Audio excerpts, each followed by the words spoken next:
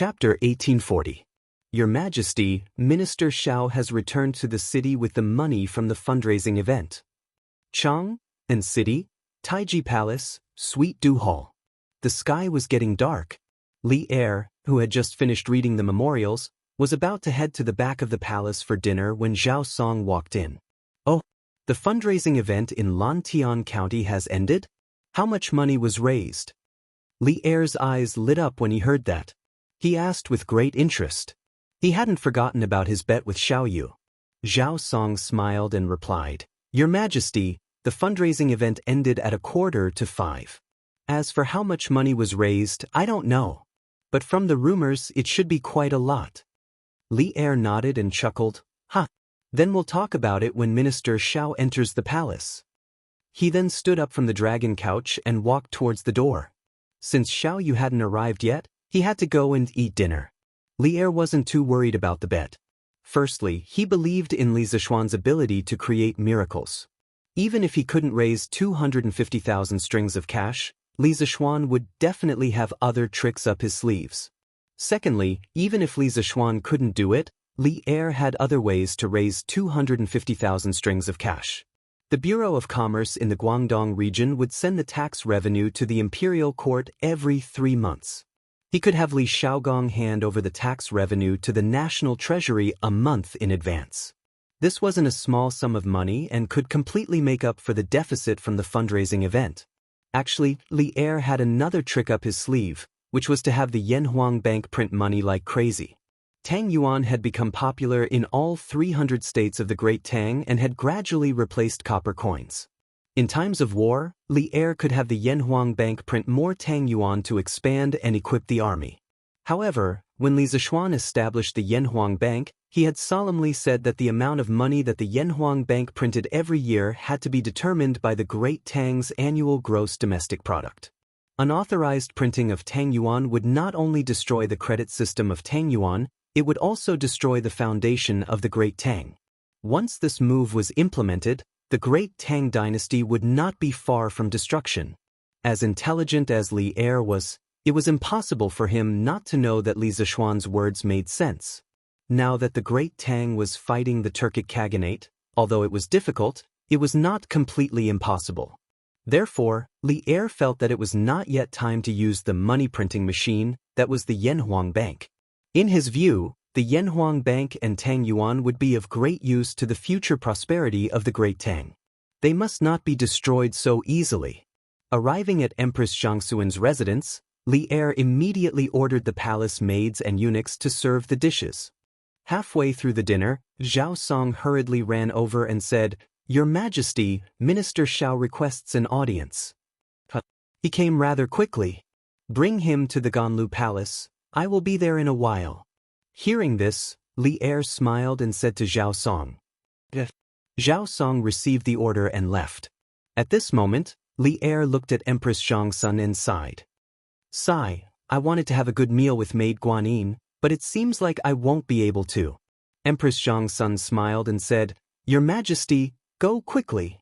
For Minister Xiao to enter the palace at this time, it must be something important. Oh, it seems like Lantian County is holding a donation gathering today. I believe that Minister Xiao must be here for this. Li Er took advantage of the gap between their conversation to eat 2 more mouthfuls of food. Then he stood up and praised, My Empress is indeed intelligent. This Xiao Yu is most likely here for the donation gathering. All right, Maid Guanyin, take your time to eat. I will be going to the front hall. Empress Zhangsun nodded. Li Er stood up and headed in the direction of Taiji Palace. Speaking of which, it wasn't easy for him to be the emperor, especially during this period when the Great Tang was preparing for the war with the Turkic Khaganate. There were many times when he couldn't even have a proper meal. It was no wonder that Li Er would become a sage in history. Attitude determined everything. This old subject greets Your Majesty. Arriving at the Ganlu Palace, Xiao Yu, who had been waiting for a while, quickly bowed and greeted. Minister Xiao, you may dispense with the formalities. Li Er waved at Xiao Yu as he walked toward the dragon couch. Since he had already guessed Xiao Yu's intention for entering the palace, Li Er sat on the dragon couch and looked at Xiao Yu. He didn't keep him in suspense and directly asked, "How is it, Minister Xiao? Has the money raised from this donation gathering been enough to fund an army of 150,000 soldiers?" Xiao Yu's eyes narrowed as he clasped his hands at Li Er and sternly said, "This donation gathering has raised a total of 428,500 string of cash, far surpassing this old subject's estimate. Your Majesty has won the bet, so this old subject congratulates your Majesty." "What? 428,500 strings of cash?" Even though Li Er had already mentally prepared himself, he still couldn't help but be taken aback by such a massive number from Xiao Yu's mouth. Just 15 minutes ago, he had been considering what to do if the money raised from this donation gathering wasn't enough, but now, happiness had come a little too suddenly. Truly so. In this donation gathering, not only did many merchants donate generously to the country, there were also many people this old subject didn't expect to participate.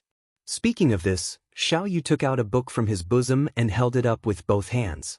He said, "This old official has brought back the 428,500 strings of coins from the fundraising event and handed it over to the officials of the Ministry of Revenue to be counted and added to the national treasury. This is the detailed account of the fundraising event. Your Majesty, please take a look." "Good. My dear subject, you've worked hard this time." Li Er's eyes lit up as he sighed with emotion. Without his instructions, Zhao Song took the account book from Xiao Yu's hands and handed it over to Li Er. Li Er reached out to take the account book and began flipping through it, ignoring Xiao Yu in the hall. Due to the lack of time, the account book wasn't arranged according to the amount of donations. It was completely based on the order of the people who had appeared at the donation gathering. Li Er recognized many of the people at the front of the list, such as Li Zishuan, Lin Wenyuan of the Flaming Yellow Chamber of Commerce, and the world's righteous merchant Feng Zhihua, whom he had personally conferred the title of World's Righteous Merchant. These people had all donated a considerable amount, with Li Zishuan taking the lead. Not only had he donated 30,000 strings of cash, but his Warm Tang Foundation had also donated 20,000 strings of cash. Altogether, they had contributed 50,000 strings of cash to the imperial court. Li Er couldn't help but be moved by this. He thought to himself, Li Zishuan might be a playboy most of the time, but when it comes to national interests and foreign wars, he's more attentive than anyone else. Li Er thought this way not only because Li Zishuan had started the donation gathering and contributed 50,000 strings of cash to the imperial court, but also because Li Zishuan had offered to forge new high-quality equipment for the expanded Black Armored Army.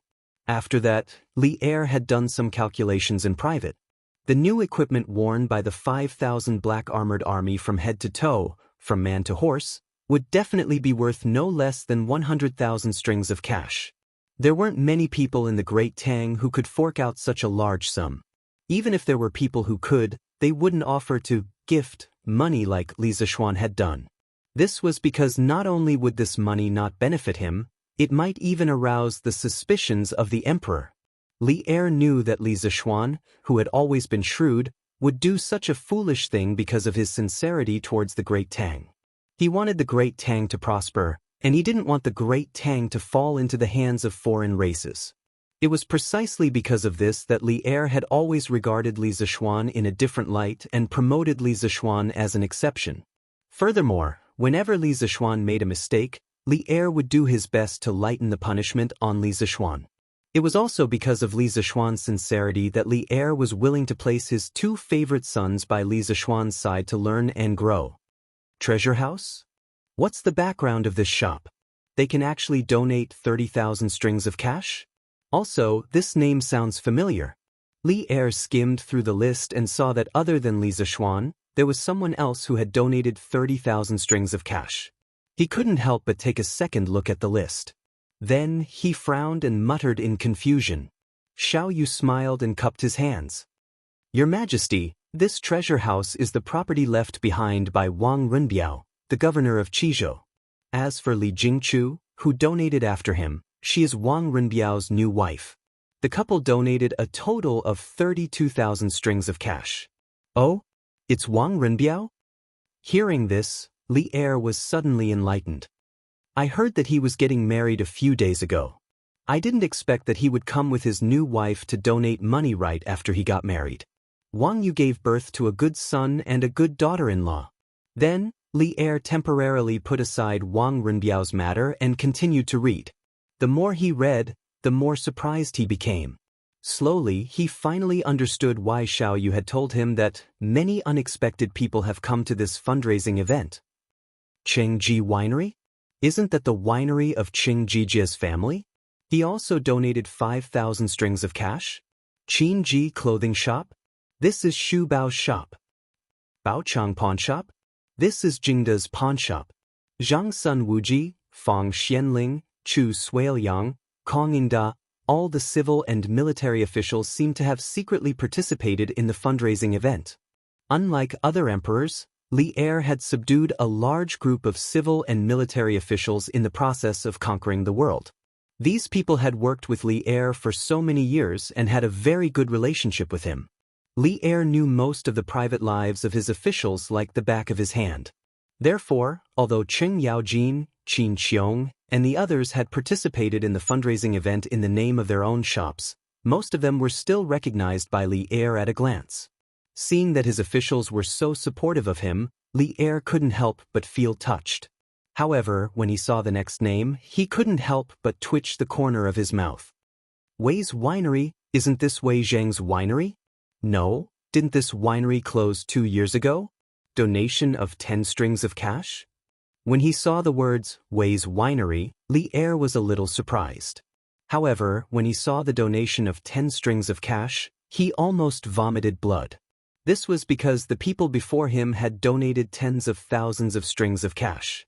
When it was Wei Zheng's turn, he only donated 10 strings of cash. This contrast was too big. Cough cough. Xuanqing's family's resources are limited.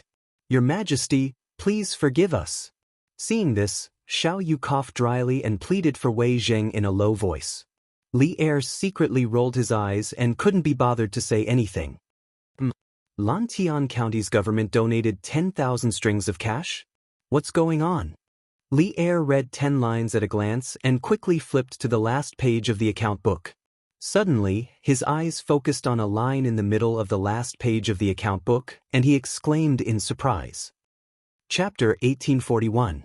Lantian County was only a middle-sized county. Among the 1,500-plus counties in the Great Tang, Lantian County was definitely not one of the wealthiest counties. Of course, this was the Lantian County of the past. The current Lantian County was filled with shops and pavilions. The crisscrossing bluestone streets had all been changed to smooth cement roads. According to rumors, the Lantian County Yamen had the intention to expand Lantian County. The entire Lantian County had undergone huge changes in less than a year. Li Er was naturally aware of these changes, but he did not know that the Lantian County Yamen had the ability to donate 10,000 strings of cash to the imperial court. 10,000 strings of cash. What kind of concept was this to a county yamen? In the entire Great Tang, the number of counties that had an annual tax income of more than 10,000 strings of cash could be counted on one hand. For example, Chang and County and Wanyan County. These two counties had the advantage of being the capital of Chang, and the taxes collected every year were the highest in the entire Great Tang, exceeding 20,000 strings of cash. But how could a middle-sized county like Lantian County casually donate 10,000 strings of cash? Where did they get so much money? More importantly, the entire Lantian County was Li Zishuan's fief. Under such circumstances, shouldn't the taxes collected by the Lantian County Yamen all go to Li Zishuan's pocket? Why did the Lantian County magistrate dare to donate 10,000 strings of cash to the imperial court on his own initiative? Could it be that this was instructed by Li Zishuan? The moment he saw the donation information on the Lantian County Yamen in the account book, many questions surfaced in Li Er's mind. In this hall, the only person who could answer his questions was Xiao Yu, who had been to the donation event. In fact, when Xiao Yu heard that county magistrate he had donated 10,000 strings of cash on behalf of the Lantian County Yamen in the afternoon, he was also in a daze. On the way back to Chang and from Lantian County, Xiao Yu had also been thinking about some questions regarding Lantian County. After cupping his hands, he said, "Your Majesty, ever since Lantian County became the fief of Marquis Yong, and the officials of the Lantian County Yamen have begun to develop businesses in the city according to Marquis Yong An's wishes. For this reason, at the beginning of this year, the Lantian County Yamen established a Department of Commerce to ensure that merchants receive fair treatment in Lantian County and to ensure that they can do business normally. However, the Department of Commerce increased the tax rate of Lantian County by 5 times. But even so, there are still merchants from all over coming to Lantian County to do business. This is because in Lantian County, merchants are the same as commoners and craftsmen. They are all commoners and there is no distinction between them. Cases regarding merchants will be handled by the Department of Commerce. Furthermore, the children of merchants can enter official schools in Lantian County and can also be admitted to Yanhuang College in the future. As a result, shops and restaurants in Lantian County sprang up like bamboo shoots after a spring rain. The business in the city is also flourishing day by day. In addition, the Department of Commerce increased the tax rate by 5 times. As a result, the monthly tax revenue of Lantian County is more than 10 times higher than before. This old subject heard from County Magistrate He of Lantian County that Marquis Yong and did not take a single cent of the tax collected by the Lantian County Yamen and left it all in the Yamen. He ordered County Magistrate He and the others to use this money to improve the livelihood of the people in the county. This is called taking from the people and using for the people. Chapter 1842. In truth, before the Song dynasty, the nomads of China basically did not have any iron smelting skills. The Xiongnu, Xianbei, Rouran, and the Turks of the Sui and Tang dynasties were all like this. They usually obtained their iron from 2 sources. One was through plundering the settled tribes, such as the people of the Central Plains. The second source was through secret transactions with special merchants, somewhat similar to modern weapons smuggling. By the Song dynasty, the northern nomads were unprecedentedly powerful. The Khitans, Jin, and Xixia could no longer be considered nomads. They had their own iron smelting skills, and Xixia had even developed the more advanced cold forging technology of the time. Cold forged armor was once the strongest armor of the time. At that time, the Chinese Empire's control over iron was also much more lax, which was why cooking was so popular. As for the Mongols after the Song dynasty, as the peak of nomads, they obtained iron through trade. At that time, there were many countries that could trade with the Mongols, so the Chinese Empire's unilateral control over the export of iron was meaningless. However, the Mongols were not good at smelting iron, but this did not stop them from plundering all sorts of people who knew how to smelt iron. Thus, the Mongols were able to grow stronger and control the Central Plains. Dugexen deduced that the assassin was not from the Turks, but from the Central Plains based on the needle-shaped weapon in his hand. This deduction was completely reasonable. In ancient times, when technology was not mature, it was not as easy to make a needle as it was in the modern era. Moreover, the needle in Dugexen's hand was not ordinary iron, but special steel. It was undoubtedly more difficult to make than the embroidery needles that the common people used. Based on this, one could basically conclude that the person who made this weapon was from the Central Plains. The situation in Taiyuan City is not as simple as you think it is. Dugexen stood with his hands clasped behind his back. He glanced at his younger brother and sighed. Zhu Xiecheng and Kong Chang'an are just 2 outsiders, while the Wang family has been operating in Taiyuan City for many years. Whether it is on the surface or in the dark, they are abnormally powerful. However, these 2 were actually able to escape the Wang family's pursuit in Taiyuan City. This is enough to show that the 2 of them are not alone in Taiyuan City. There must be other forces helping them. Big brother, who is this faction you speak of? Who dares to oppose the Wang family and His Majesty? Dugu Feng asked in confusion. Duguexen rolled his eyes. If he knew who the hidden force was, he would have led his troops to capture them long ago. Where would he find the time to chat with Dugu Feng? Dugu Feng immediately regretted his question. After a moment of awkward silence, Dugu Feng straightened his face and asked again, Big brother, when we were outside the city gates in the afternoon, why did you suggest that His Highness stay at the post house and not at the Wang family? Do you not trust Governor Wang? But even if you don't trust Governor Wang, you have to trust Princess Royal, right? She wouldn't harm your highness, would she? If he could, and really wanted to say, "My silly little brother, you're too young." It's not that I don't trust Provincial Governor Wang or the Grand Princess. It's just that the Wang clan is a 1,000-year-old clan with many assets and descendants. Even though Provincial Governor Wang is the current head of the Wang clan, it's impossible for everyone in the clan to be of one mind. Chapter 1843. Xieli's Tyranny, Heaven's Wrath and People's Resentment. At the end of July, there will be frost in midsummer on the grasslands. Inside the Tuli Yadong, Tang Jian guided Tuli Khan according to Li Er's plan. He guided Tuli Khan to unite with those tribes on the prairie who originally wanted to rebel against Xieli but did not dare to rebel because of Xieli's great power. As for how to persuade those tribes to cooperate with Tuli, the biggest trump card was the prophecy about the midsummer frost on the prairie at the end of the 7th month. After Tang Jian finished speaking, the other two people in the room were all stunned. Enai Shirtua and Tuli looked at Tang Jian as if they were looking at a madman. It was said that the weather was unpredictable. Ordinary people could not predict whether it would be sunny or rainy a few days later. Tang Jian actually told them that there would be an abnormal weather phenomenon of midsummer frost at the end of July. How could they believe this?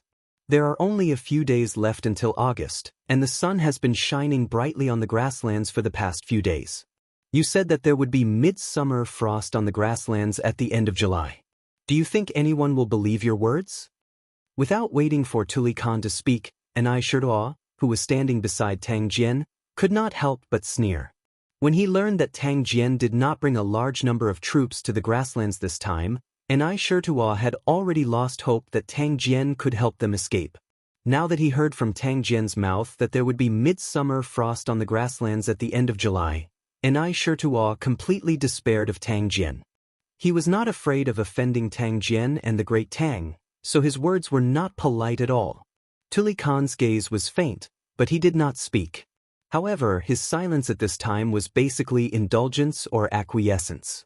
Obviously, his thoughts were the same as Enai Shirtua's, but it was inconvenient for him to say it. Tang Jian also understood that it was simply impossible for him to convince Tuli and Enai Shirtua that the prairie would have frost in midsummer with just a few words. Speaking of which, when he first heard this language from Li Er's mouth, his first reaction was the same as Tuli and Enai Shirtua's. He thought it was simply absurd.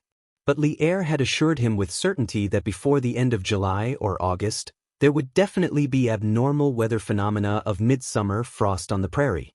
At that time, old Li nearly swore an oath. Relying on his many years of friendship with Li Er, as well as his understanding of Li Er's character, Tang Jian chose to believe in this absurd prophecy. He resolutely embarked on the long road to the grassland, and it was very likely to be a road of no return. Xieli's Tyranny, Heaven's Anger and People's Resentment. Midsummer frost on the grasslands at the end of July. Inside the Tuli Yadong, Tang Jian guided Tuli Khan according to Li Er's plan. He guided Tuli Khan to unite with those tribes on the prairie who originally wanted to rebel against Xieli but did not dare to rebel because of Xieli's great power. As for how to persuade those tribes to cooperate with Tuli, the biggest trump card was the prophecy about the midsummer frost on the prairie at the end of the 7th month. After Tang Jian finished speaking, except for him, the remaining two people in the room were all stunned. Enai Shirtua and Tuli both looked at Tang Jian as if they were looking at a madman. It was said that the weather was unpredictable. Ordinary people could not predict whether it would be sunny or rainy a few days later. Tang Jian actually told them that there would be an abnormal weather phenomenon of midsummer frost on the grasslands at the end of July. How could they believe this? There are only a few days left until August, and the sun has been shining brightly on the grasslands for the past few days. Yet, you say that midsummer frost will fall on the grasslands at the end of July? Do you think anyone will believe your words? Without waiting for Tuli Khan to speak, Enai Shirtua, who was standing next to Tang Jian, could not help but sneer. When he learned that Tang Jian did not bring a large number of troops to the grasslands this time, Enai Shirtua had already lost hope that Tang Jian could help them get out of trouble. Now, hearing from Tang Jian's mouth that midsummer frost would fall on the grasslands at the end of July, Enai Shirtua completely despaired of Tang Jian. He was no longer afraid of offending Tang Jian and the Great Tang, so his words were not polite at all. Tuli Khan's gaze was faint, but he did not speak. However, his silence at this time was basically indulgence or acquiescence. Obviously, his thoughts were the same as Aishira's, but it was inconvenient for him to say it out loud. Tang Jian also understood that it was impossible for him to make Tuli and Aishira believe that midsummer frost would fall on the grasslands with just a few words. Speaking of which, when he first heard this from Li Er, his first reaction was the same as Tuli and Aishira's, that it was simply absurd. However, Li Er had assured him that before the end of July and August, there would definitely be an abnormal phenomenon of midsummer frost on the grasslands. At that time, old Li had almost directly sworn a poisonous oath. Relying on his many years of friendship with Li Er, as well as his understanding of Li Er's character, Tang Jian chose to believe in this absurd prophecy. He resolutely embarked on the long road to the grassland, and it was very likely to be a road of no return. Xieli's tyranny, the wrath of heaven and the resentment of men. At the end of July, midsummer frost will fall on the grasslands. Inside the Tuli Yadong, Tang Jian guided Tuli Khan according to Li Er's plan. He guided Tuli Khan to unite with those tribes on the prairie who originally wanted to rebel against Xieli but did not dare to rebel because of Xieli's great power. As for how to persuade those tribes to cooperate with Tuli, the biggest trump card was the prophecy about the midsummer frost on the prairie at the end of the 7th month. After Tang Jian finished speaking, except for him, the remaining two people in the room were all stunned. Aishira and Tuli both looked at Tang Jian as if they were looking at a madman. It was said that the weather was unpredictable. Ordinary people would not be able to predict whether it would be sunny or rainy a few days later. Tang Jian actually told them that there would be an abnormal phenomenon of midsummer frost at the end of July. How could they believe this? There are only a few days left until August, and the sun has been shining brightly on the grasslands for the past few days. Yet you say that midsummer frost will fall on the grasslands at the end of July? Do you think anyone will believe your words? Without waiting for Tuli Khan to speak, Aishira, who was standing beside Tang Jian, could not help but sneer. When he learned that Tang Jian did not bring a large number of troops to the grasslands this time, Aishira had already lost hope that Tang Jian could help them escape. Now that he heard from Tang Jian's mouth that midsummer frost would fall on the grasslands at the end of July, Aishira completely despaired of Tang Jian. He was no longer afraid of offending Tang Jian and the Great Tang, so his words were not polite at all. Tuli Khan's gaze was faint, but he did not speak. However, his silence at this time was basically equivalent to connivance or acquiescence. Obviously, his thoughts were the same as Aishira's, but it was inconvenient for him to say it out loud. Tang Jian also understood that it was impossible to make Tuli and Aishira believe that midsummer frost would fall on the grasslands with just a few words from him. Speaking of which, when he first heard this from Li Er, his first reaction was the same as Tuli and Aishira's. He thought it was simply absurd. However, Li Er had assured him that before the end of July and August, there would definitely be an abnormal phenomenon of midsummer frost falling on the grasslands. At that time, old Li had almost directly made a vow. Relying on his many years of friendship with Li Er and his understanding of Li Er's character, Tang Jian chose to believe in this absurd prophecy and resolutely embarked on the long road to the grasslands. Moreover, it was very likely to be a road of no return. Xieli's tyranny, the wrath of heaven and the resentment of men. At the end of July, midsummer frost will fall on the grasslands. Inside the Tuli Yadong, Tang Jian guided Tuli Khan according to Li Er's plan. He guided him to unite with those tribes on the prairie who originally wanted to rebel against Xieli but did not dare to rebel because of Xieli's great power. As for how to persuade those tribes to cooperate with Tuli, the biggest trump card was the prophecy about the midsummer frost on the prairie at the end of the 7th month. After Tang Jian finished speaking, except for him, the remaining two people in the room were all stunned.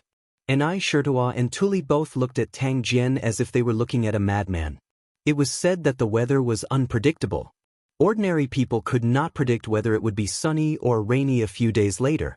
Tang Jian actually told them that there would be an abnormal phenomenon of midsummer frost falling on the grasslands at the end of July. How could they believe this? There are only a few days left until August, and the sun has been shining brightly on the grasslands for the past few days. Yet, you say that midsummer frost will fall on the grasslands at the end of July?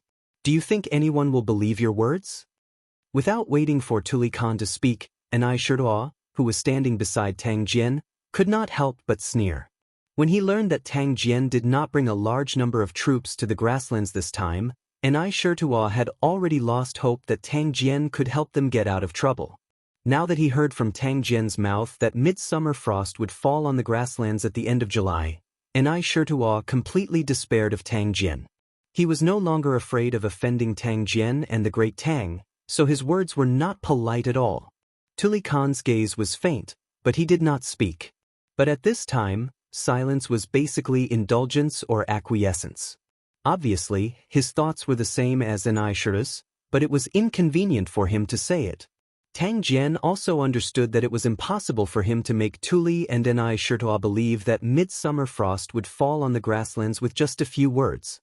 Speaking of which, when he first heard this from Li Er, his first reaction was the same as Tuli and Anai Shirtua's, that it was simply absurd. But Li Er had assured him that before the end of July and August, there would definitely be an abnormal phenomenon of midsummer frost on the grasslands. At that time, Old Li had almost directly sworn a poisonous oath. Relying on his many years of friendship with Li Er and his understanding of Li Er's character, Tang Jian chose to believe this absurd prophecy and resolutely embarked on the long road to the grasslands, and it was very likely to be a road of no return. Xieli's tyranny, heaven's wrath and people's resentment. At the end of July, midsummer frost will fall on the grasslands. Inside the Tuli Yadong, Tang Jian guided Tuli Khan according to Li Er's plan. He guided Tuli Khan to unite with those tribes on the prairie who originally wanted to rebel against Xieli but did not dare to rebel because of Xieli's great power. As for how to persuade those tribes to cooperate with Tuli, the biggest trump card was the prophecy about the midsummer frost on the prairie at the end of the 7th month. After Tang Jian finished speaking, except for him, the remaining two people in the room were all stunned. Anai Shirtua and Tuli both looked at Tang Jian as if they were looking at a madman. It was said that the weather was unpredictable. Ordinary people would not be able to predict whether it would be sunny or rainy a few days later. Tang Jian actually told them that there would be an abnormal phenomenon of midsummer frost at the end of July. How could they believe this? There are only a few days left until August, and the sun has been shining brightly on the grasslands for the past few days. Yet you say that midsummer frost will fall on the grasslands at the end of July? Do you think anyone will believe your words? Without waiting for Tuli Khan to speak, Anai Shirtua, who was standing beside Tang Jian, could not help but sneer. When he learned that Tang Jian did not bring a large number of troops to the grasslands this time, Anai Shirtua had already lost hope that Tang Jian could help them escape. Now that he heard from Tang Jian's mouth that midsummer frost would fall on the grasslands at the end of July, Anai Shirtua completely despaired of Tang Jian. He was no longer afraid of offending Tang Jian and the great Tang, so his words were not polite at all. Tuli Khan's gaze was faint, but he did not speak. However, his silence at this time was equivalent to connivance or acquiescence. Obviously, his thoughts were the same as Anai Shirtua's, but it was inconvenient for him to say it. Tang Jian also understood that it was impossible for him to make Tuli and Anai Shirtua believe that midsummer frost would fall on the grasslands with just a few words. Speaking of which, when he first heard this from Li Er, his first reaction was the same as Tuli and Anai Shirtua's, that it was simply absurd. However, Li Er had assured him that before the end of July and August, there would definitely be an abnormal phenomenon of midsummer frost on the grasslands. At that time, Old Li had almost directly sworn a poisonous oath. Relying on his many years of friendship with Li Er, as well as his understanding of Li Er's character, Tang Jian chose to believe in this absurd prophecy. He resolutely embarked on the long road to the grassland, and it was very likely to be a road of no return. Xieli's tyranny, the wrath of heaven and the resentment of men. At the end of July, midsummer frost will fall on the grasslands. In the Tuli Yadong, Tang Jian guided Tuli Khan according to the plan that Li Er had previously formulated. He had him unite with the tribes on the grasslands who originally wanted to resist Xieli but did not dare to because of Xieli's power. As for how to persuade those tribes to cooperate with Tuli, the biggest trump card was the prophecy of midsummer frost on the grasslands at the end of July.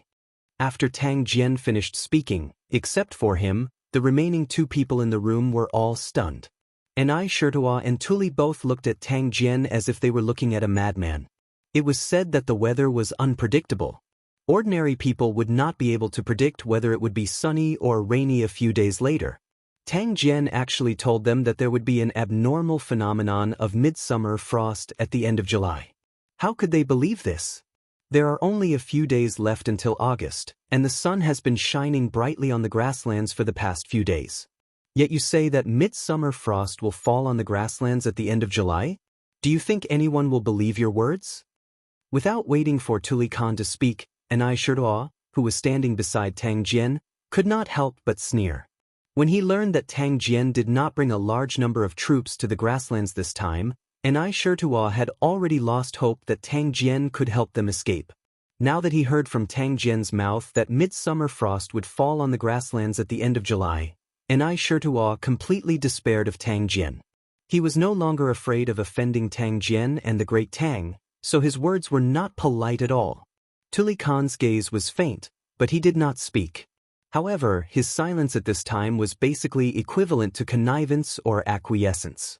Obviously, his thoughts were the same as Enai Shirtua's, but it was inconvenient for him to say it out loud. Tang Jian also understood that it was impossible to make Tuli and Enai Shirtua believe that midsummer frost would fall on the grasslands with just a few words from him. Speaking of which, when he first heard this from Li Er, his first reaction was the same as Tuli and Enai Shirtua's, that it was simply absurd. However, Li Er had assured him that there would definitely be an abnormal phenomenon of midsummer frost on the grasslands before the end of July and August. At that time, old Li had almost directly made a vow. Relying on his many years of friendship with Li Er and his understanding of Li Er's character, Tang Jian chose to believe this absurd prophecy and resolutely embarked on the long road to the grasslands. Moreover, it was very likely to be a road of no return. Chapter 1844. Was the Turks at this time superstitious? Of course, they were superstitious, and in this aspect, the Turks were not inferior to the people of the Central Plains. In modern times, many people thought that the Turks believed in Islam, but that was not the case. In China's history, the Turks during the Sui and Tang dynasties were influenced by Buddhism, Manichaeism, and Nestorianism, but most of the tribes actually practiced shamanism. Those who believed in shamanism were foreign Turks, not China's. The Turks claimed to be the descendants of the Turks. In the 10th century, when they migrated west from Central Asia, they met the Arabs who believed in shamanism. Shamanism had an unprecedented impact on them. Almost all the Turks who claimed to be the descendants of the Turks converted to the new religion, and played a major role in the history of shamanism. From then on, their religion always maintained the characteristics of shamanism in the border areas: simple martial arts, using creeds as war cries, seeing doctrines as mobilization orders, taking the territory of shamanism as their responsibility, filled with the fiery, straightforward, and confident appearance of the first generation of shamanism. But in China's history, it was impossible for the Turks to believe in shamanism, because shamanism was introduced into China around the 10th century. The Han dynasty at the same time was the Northern Song dynasty. This was common knowledge in history. At this time, the Turks mainly believed in shamanism. Shamanism had a long history, originating from the primitive fishing and hunting era. Before Genghis Khan established the Mongol Khanate, the dominant religion among the nomads in the northern grassland was shamanism. According to the records in the secret history of the Mongols, the shaman at that time made Talyui drink the cursed water and die in place of his elder brother Ajadai. As the strongest warrior in the grassland empire who controlled 80% of the Mongol army, Talyui did not resist at all. It could be seen the position of shamanism at that time. According to the teachings of shamanism, Tengri was the eternal highest god. In the thinking of the grassland people, the supreme power in the world was bestowed by the eternal highest god, Tengri. Therefore, in the grassland, from the Khan to the commoners, no one did not believe in Tengri, and no one did not hope to obtain Tengri's protection. If the abnormal weather phenomenon of midsummer frost was given a special meaning of longevity heaven's dissatisfaction with the prairie's current ruler, it was believed that even Xieli, who had millions of control warriors, would also feel a huge headache. Tang Jian's stratagem seemed absurd, but after careful consideration, they realized that this stratagem was indeed feasible. Just as he said, if the midsummer frost fell and the stratagem succeeded, Tuli's troops would be able to escape from Xieli's siege. If the stratagem failed, Tuli would not suffer too much loss, because they were already trapped in a desperate situation. The situation could not possibly get any worse. Since that is the case, then this Khan can rest assured. Inside Tusk, Tuli Khan chuckled. Then, with a concerned expression, he said, "Emissary, you must be tired from the journey. This Khan will have someone bring you to the tent to rest." Tang Jian saw that he had said what he needed to say, so he cupped his hands and said, "Thank you, Khan." Tuli Khan nodded and shouted towards the outside. Not long after, 2 maidservants came in and led the 2 maidservants into the hall. Tang Jian exited the hall. "Khan, are we really going to do as Tang Jian said?" After Tang Jian left, Enai Shuchuo could not help but ask. Tuli Khan frowned and did not speak. After a moment of silence, he said, "Now we are like caged beasts. If we don't try, how can we escape? From tomorrow onwards, you will arrange for people to spread the news among the tribes about Xieli's misconduct, longevity heaven is furious, and frost will fall at the end of July. Remember to arrange for some clever people, don't let the cat out of the bag."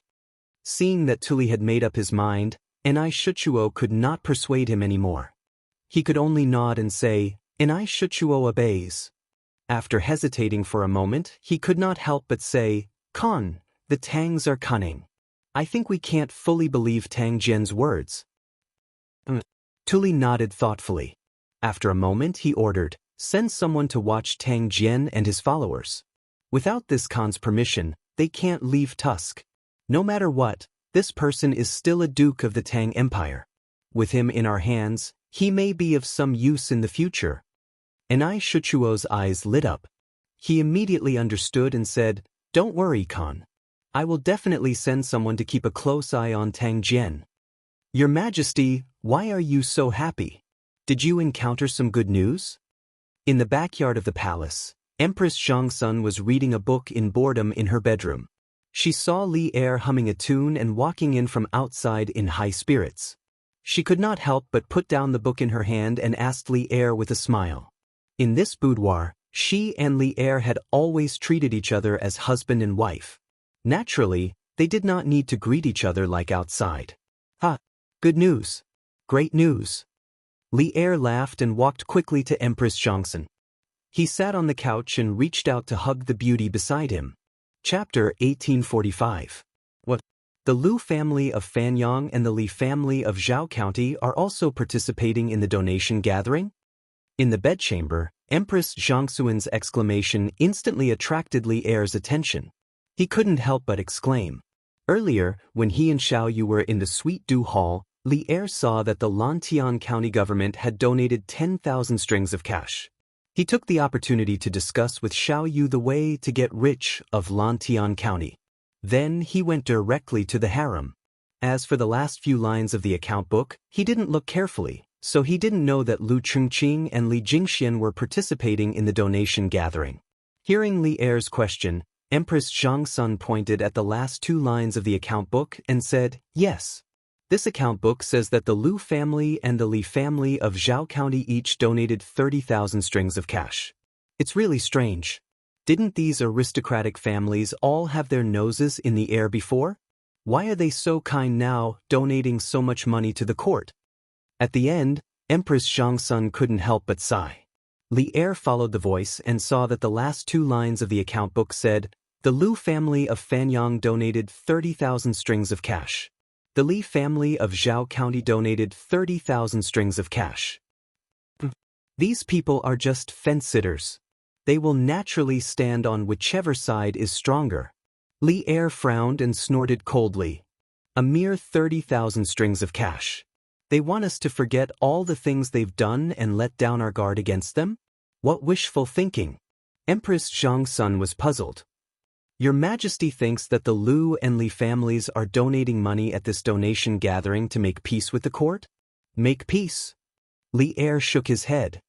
Rather than making peace, it's better to say that they want to temporarily lower our guard against these two aristocratic families.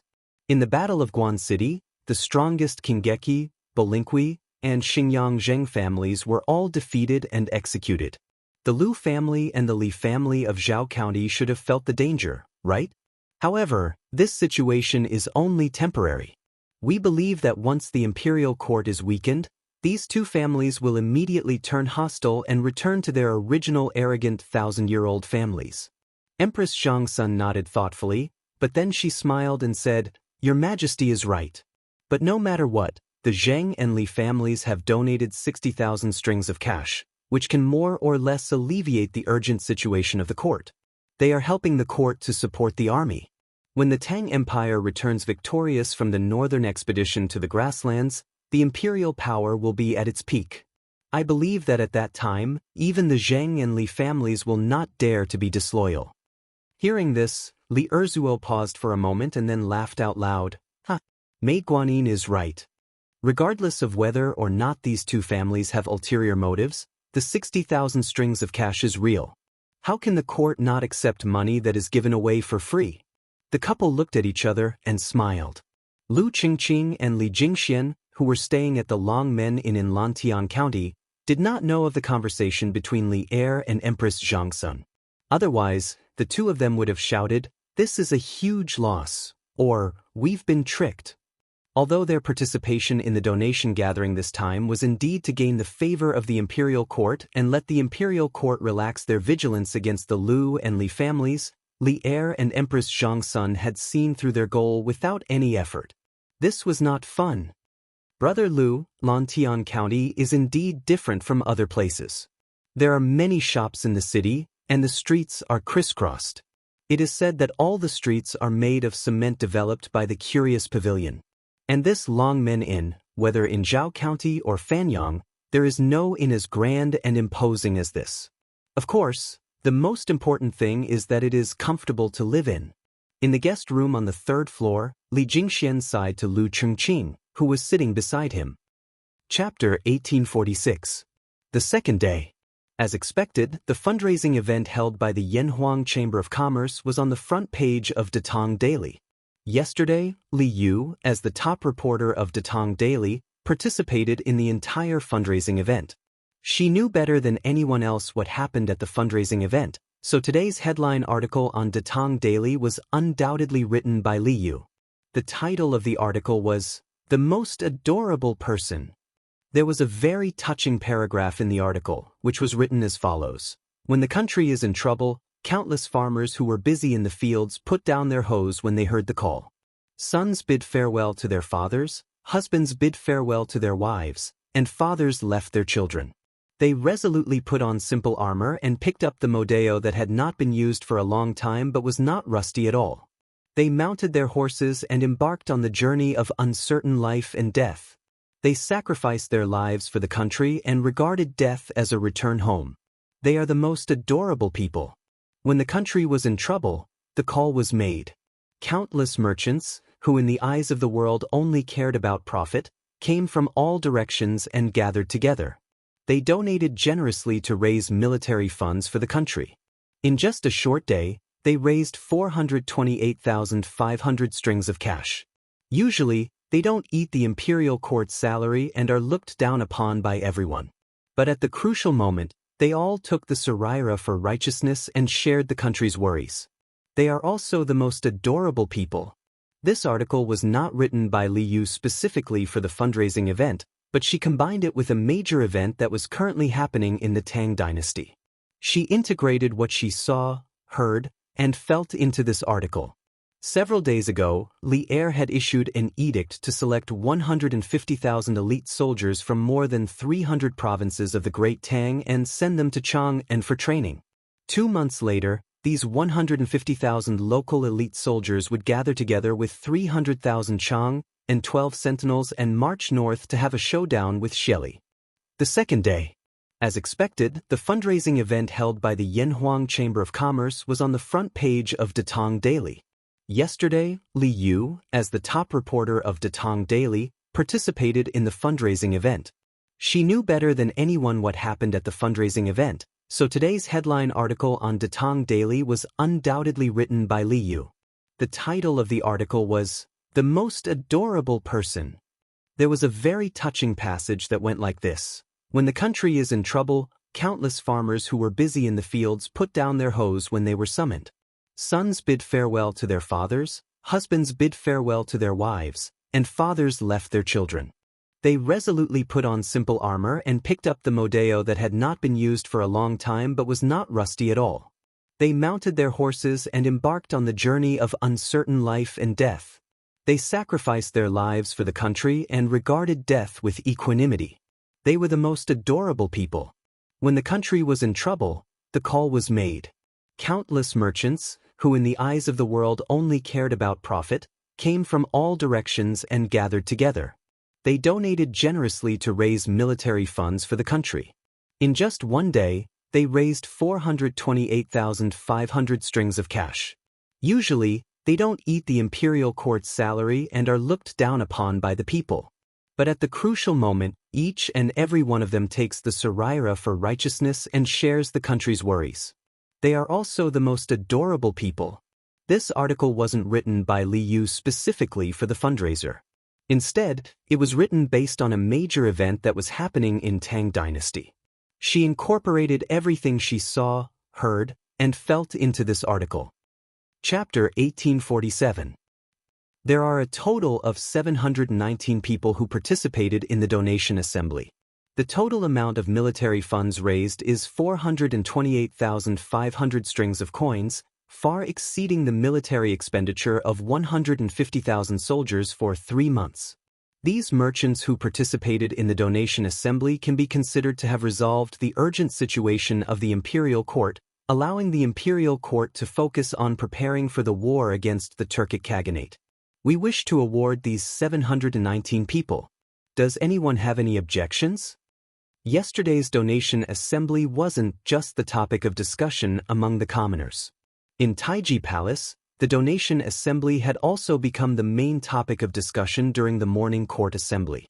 After Minister of Civil Affairs Xiao Yu reported the grand occasion of yesterday's donation assembly, Li Er, who was seated high above, slowly spoke.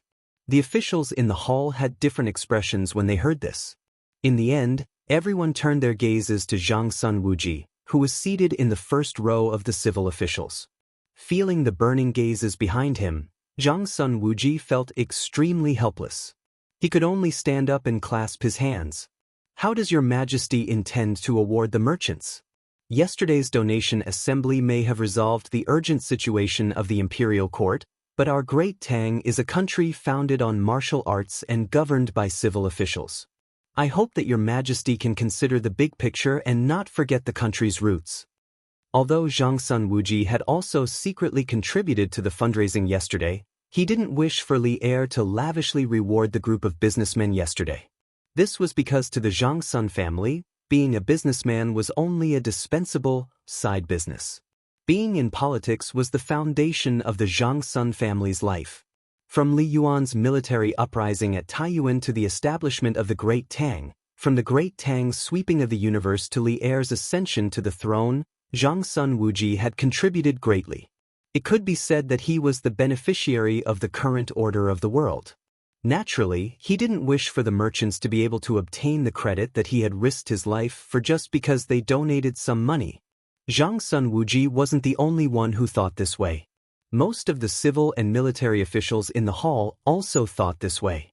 Li Er was acting out of character today. He actually said that he wanted to reward the 700 merchants who donated yesterday. How could this be tolerated?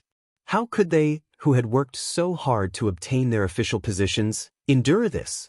Thus, they all turned their gazes to Zhang Sun Wuji. Everyone was anticipating that he, the head of the civil officials, would speak some fair words for the great Tang officials. Duke of Zhao is right. Your Majesty, please consider the big picture.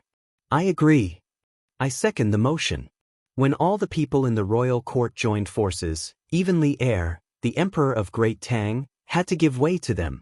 Li Er frowned slightly.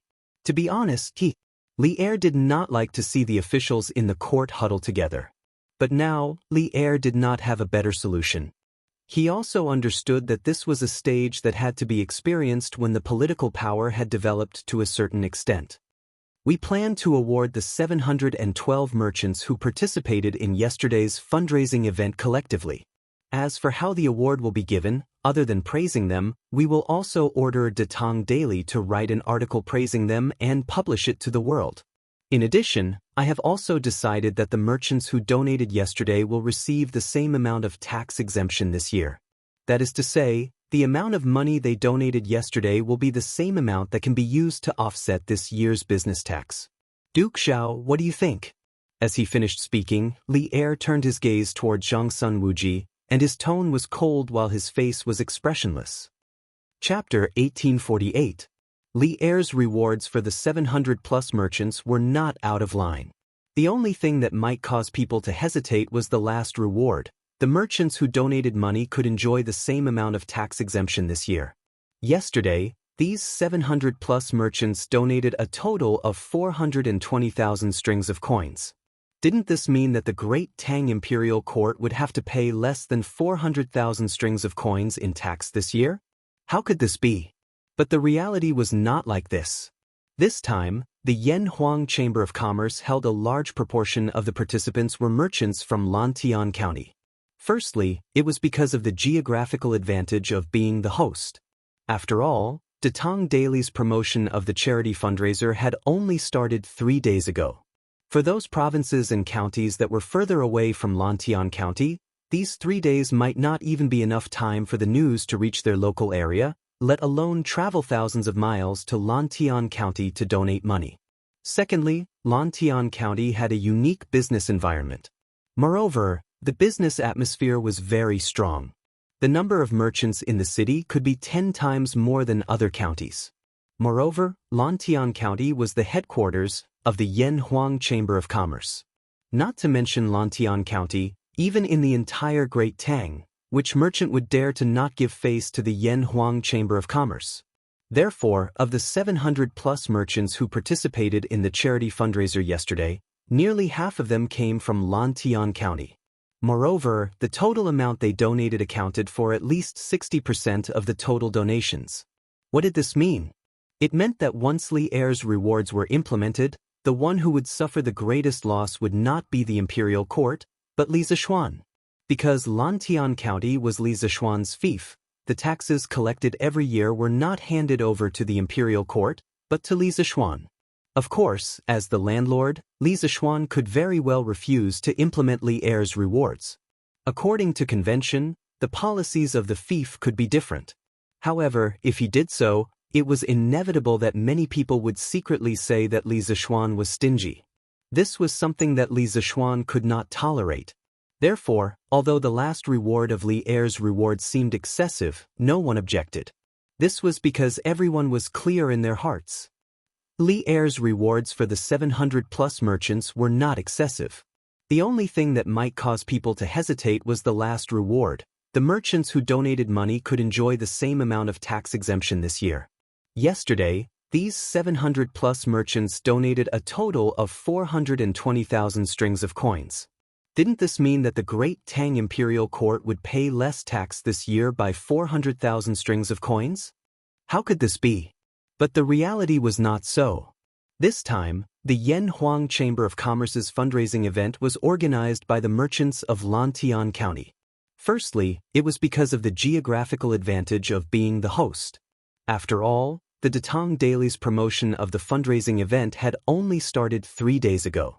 For those provinces and counties that were further away from Lantian County, these 3 days might not even be enough time for the news to spread, let alone travel thousands of miles to Lantian County to donate money. Secondly, Lantian County had a unique business environment. Moreover, the business atmosphere was very strong.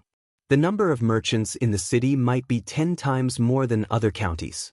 Moreover, Lantian County was the headquarters of the Yanhuang Chamber of Commerce.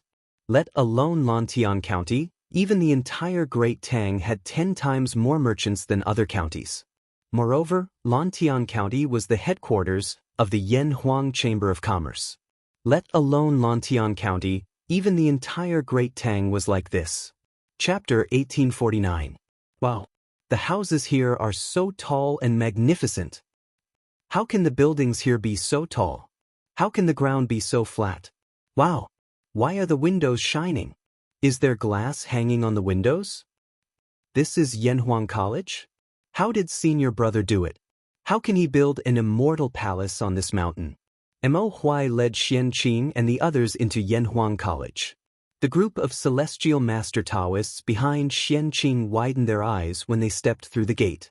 Everyone was so shocked by the magnificent scene in front of them that they could not close their mouths. Some of the younger ones could not help but exclaim softly, "Junior uncle, why is senior brother's Yanhuang College so much more magnificent than our Jingyi Temple?" The youngest Taoist, who seemed to be around 10 years old, saw that the distance between Xianqing and Mo Huai had widened.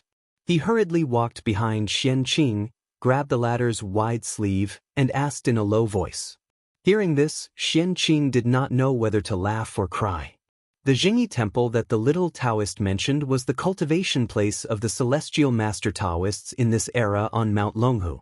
The celestial master Taoists originated from the second year of Yongyuan in the Eastern Han Dynasty, 90 AD. Zhang Daoling had been practicing alchemy and teaching in the Mount Longhu area for more than 30 years. He had left many relics and legends of his cultivation and alchemy in the Mount Longhu area. These included the alchemy stove in front of the alchemy rock, the Zhuoding pool, the sword testing stone, the Western Immortal source, the Bailu cave, the celestial master cottage, and so on. Mount Longhu also became the birthplace of Taoism. After that, through the Jin dynasty, Tang dynasty, Song dynasty, Yuan dynasty, and Ming dynasty, the celestial master Taoists had always been the center or dominant position of China's Taoism.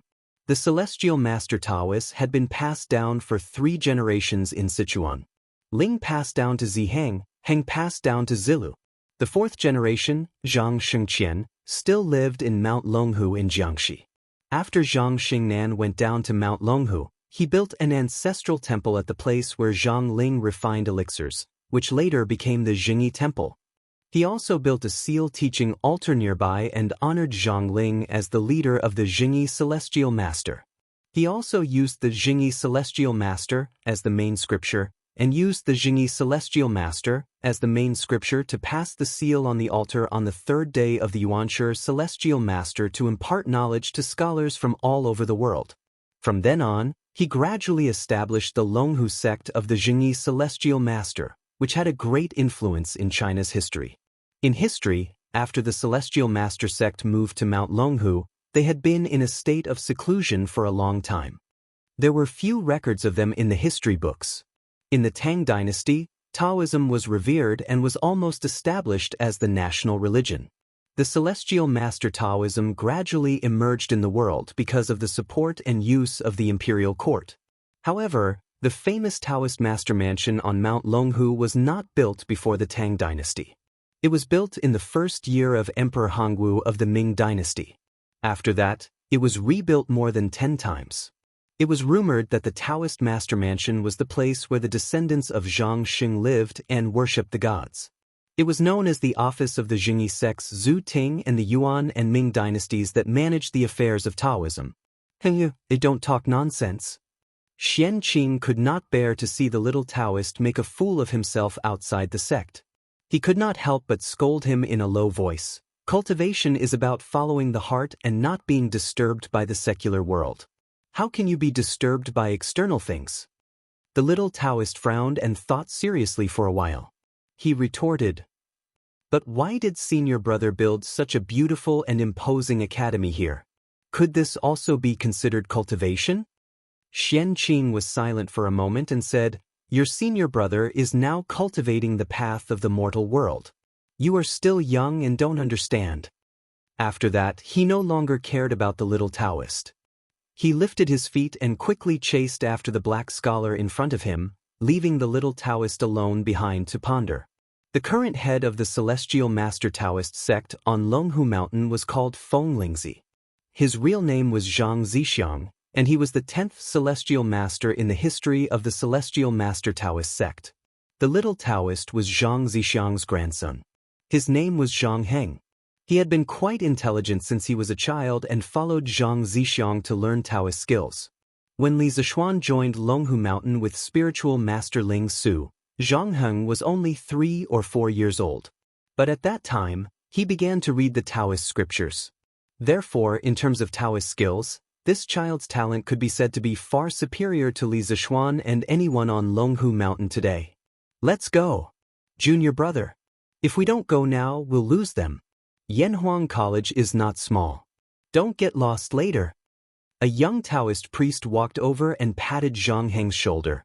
He was amused by Zhang Heng's words. Although Zhang Heng was the grandson of the current head of the Celestial Master Taoist sect, he did not receive any special treatment in the sect. The disciples in the sect had always treated this clever junior brother as their own younger brother. This time, Feng Lingzi selected a group of elite disciples to follow Xian Qing down the mountain to experience the world. Because of Zhang Heng's outstanding talent, and because this little guy had always wanted to go down the mountain to see the world, Feng Lingzi let him go down the mountain with him. Oh! Zhang Heng nodded his head and quickly followed her. In the conference room on the first floor of Guanghua Building, Yen Silu, Mo Huai, Wang Ji, and the other higher-ups of the academy sat down with the disciples of the Celestial Master Taoist sect brought by Xian Qing. After exchanging greetings, the door of the conference room was pushed open from the outside. Li Gang walked in with the help of Hu Jingjing. The person standing behind them was actually Sun Simiao. Li Gang's body was not as healthy as before. He usually lived in the courtyard of Yunshan. Although he often came to the academy when he was free, the number of times he came was getting less and less. Xian Qing and the others suddenly visited Yunshan today. Li Gang hurried over after hearing the news. Sun Simiao and Hu Jingjing happened to be doing a routine physical examination for Li Gang at that time, so they came together. Taoist Master Xian Qing, long time no see. How have you been?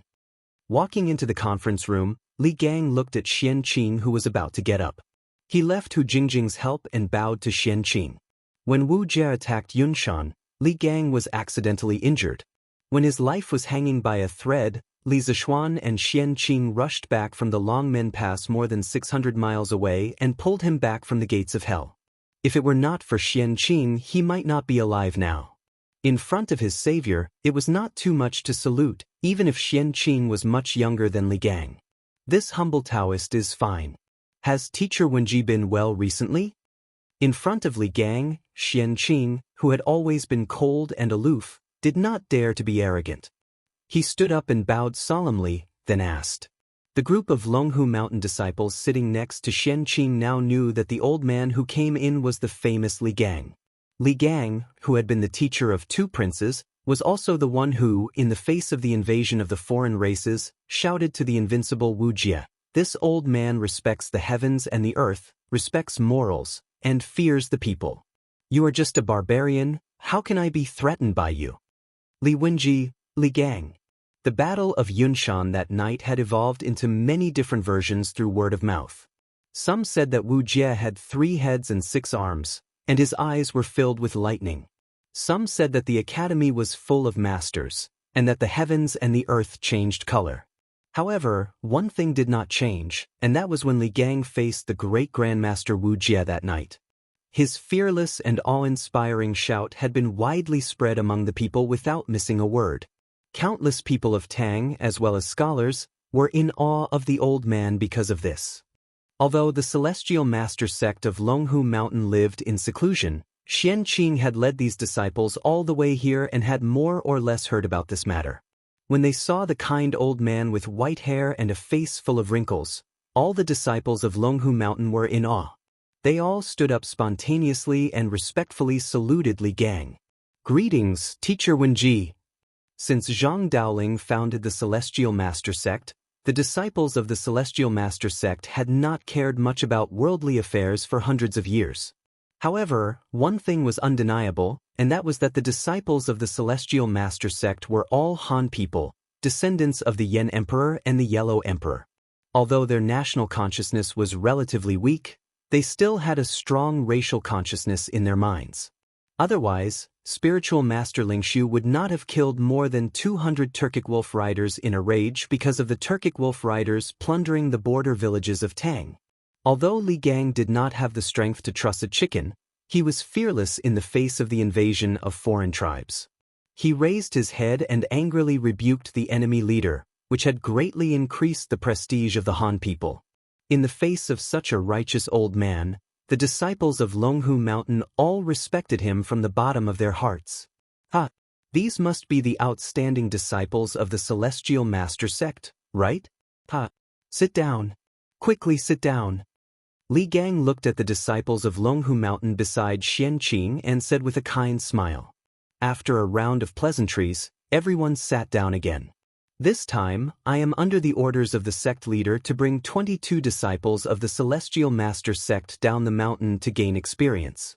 Since the Celestial Master sect has not been in contact with the secular world for many years, I'm afraid that I will cause a lot of trouble for you in the future. After everyone was seated, Xianqing cupped his hands in greeting to Li Gang, Yan Silu, and the others. It was rare for him to say such polite words. However, these words sounded incomparably stiff coming from his mouth. It was likely that Feng Lingzi had taught him to say such words before leaving. Hearing this, Li Gang waved his hand and said, Taoist Master Xianqing's words are too polite. Not to mention that the Celestial Master sect is the sect of the Yamacho. If it wasn't for Taoist Master Xianqing's help last time, I'm afraid that I would be dead by now. This time, the Celestial Master sect's disciples are going down the mountain to gain experience, so the academy should receive them. What's more, Taoist Master Sun's medical center and medical school are short of manpower now. The Celestial Master sect is the orthodox Taoism in the world, and its disciples must have dabbled in divination. If you can help, it will be the fortune of the joint medical center of Yanhuang College and Tang Empire. I should thank you instead. Sun Simiao also nodded at this time and said, Mr. Wenji is right. Now, whether it is the joint medical center of Tang Empire or the medical school of the academy, they are in urgent need of medical masters with superb medical skills. And to be honest, I have been writing a medical book these years. It is a medical book that integrates some of the diseases and treatment prescriptions that I have encountered in my travels over the years. It is a medical book that will be passed down to the future generations. But recently, I have been entangled with the affairs of the medical center and the academy. It is really difficult for me to concentrate all my energy on writing a medical book. Although the Celestial Master sect of Longhu Mountain is good at Taoism and martial arts, its medical skills are still the best in the world. If I can get your help, I will definitely be relieved a lot. And I can finish writing this medical book a few years earlier. The medical book that Sun Simiao was talking about was the half-finished prescriptions for 1,000 gold that Li Zishuan had seen in the courtyard where he lived. Since he was tricked into Yanhuang College by Li Zishuan, although Sun Simiao felt that he was getting closer and closer to his ideal, the progress of writing this medical book was getting slower and slower because the burden on him was getting heavier and heavier. Unlike Xianqing, who was born in a famous sect, Sun Simiao was also a cultivator, but his medical skills were summed up from countless practice experiences. Strictly speaking, Sun Simiao could only be regarded as a casual cultivator because he did not belong to any sect. But even so, none of the disciples of the Celestial Master sect present dared to despise Sun Simiao, because Sun Simiao had practiced medicine for decades and saved countless people. He had a great reputation among the people. He was a person who devoted all his energy and all his passion to the medical career and deserved everyone's respect. Taoist Sun is writing a medical book? I wonder if it is convenient for us to have a look? Hearing this, Xianqing's eyes lit up and he asked aloud. In his life, Xianqing had devoted 99% of his energy to the Tao of the Sword, so in the Celestial Master sect, he had the title of Sword Maniac. In terms of understanding of the Tao of the Sword, even spiritual master spirit Su could not compare with him. And the other 1% of Xianqing's energy was devoted to the Tao of the medicine. Although it was only 1%, Xianqing's Tao heart was extremely pure. For such a dedicated and pure person, even if he only devoted 1% of his energy, it was still stronger than ordinary people who devoted 100% of their energy. His attainments in the Tao of the medicine were currently second only to Sun Simiao, but far inferior to spiritual master Spirit Su. Therefore, when he heard that Sun Simiao was writing a medical book recently, Xianqing was immediately interested. Because in terms of medical experience, 10 of him could not compare with Sun Simiao, who had saved countless people. And this medical book that gathered Sun Simiao's years of medical experience would definitely be of great help to improve his medical skills. Since Taoist Xianqing is interested, why not? After Mr. Konggui has settled you down, Taoist Xianqing can directly come to my courtyard to have a look. Seeing that Xianqing was interested in his medical book, Sun Simiao was not unhappy, nor did he want to hide it. He smiled calmly and said, he had been practicing medicine for half his life, and his ambition was to cure the suffering people of the world who were suffering from the pain of illness. However, he also understood that it was impossible to achieve this goal by himself. Therefore, he had agreed to join the Imperial Medical Bureau with Li Er, and this year, he had been bewitched by Li Zishuan to join the Yanhuang Academy and the Tang Alliance Medical Center. His goal was to impart his medical skills to more people who had the same ambition as him. Xianqing's eyes flashed, and he cupped his hands and said, Senior, Xianqing admires you for your noble character and unquestionable integrity. Sun Simiao smiled and did not take it seriously. At this time, Yen Silu said, Taoist Xianqing led 22 disciples of the Celestial Master sect down the mountain this time. It happens that there are a few vacant courtyards on Yunshan Mountain. Yamacho is not in the academy at this time, so I will make a decision on behalf of the Yamacho to let your disciples temporarily live in the 12th, 13th, 14th, 15th, and 16th courtyards on Yunshan Mountain. In this way, Taoist Xianqing and your disciples can go to the medical center and the Tang United Medical Center easily. What do you think, Taoist Xianqing? Xianqing did not have any special requirements for the residence of his disciples. Hearing this, he nodded and said, I will follow Mr. Konggui's arrangement. Chapter 1850. This courtyard is so unique. The porcelain white tiles are as smooth as mirrors, the walls are as hard as rocks, the clear and empty windows, and the soft and comfortable couch. Even the toilet is as white as jade, and there is no stench at all. Also, I heard that this thing is an electric lamp, which is driven by electricity and can make the night as bright as day. Everything in Yunshan is so magical. Youngest uncle said that senior brother cultivates the mortal Taoism, but what kind of mortal Taoism can make senior brother create such a magical Yunshan? In the conference room on the first floor of Guanghua Building, the people of Yanhuang College and the disciples of the Celestial Master Taoism led by Xianqing had a brief meeting. After that, Yen Silu ordered people to bring Xianqing and the others to the courtyard. After all, they came to Yunshan from Longhu Mountain this time with luggage. Only after settling down could they have time to do other things.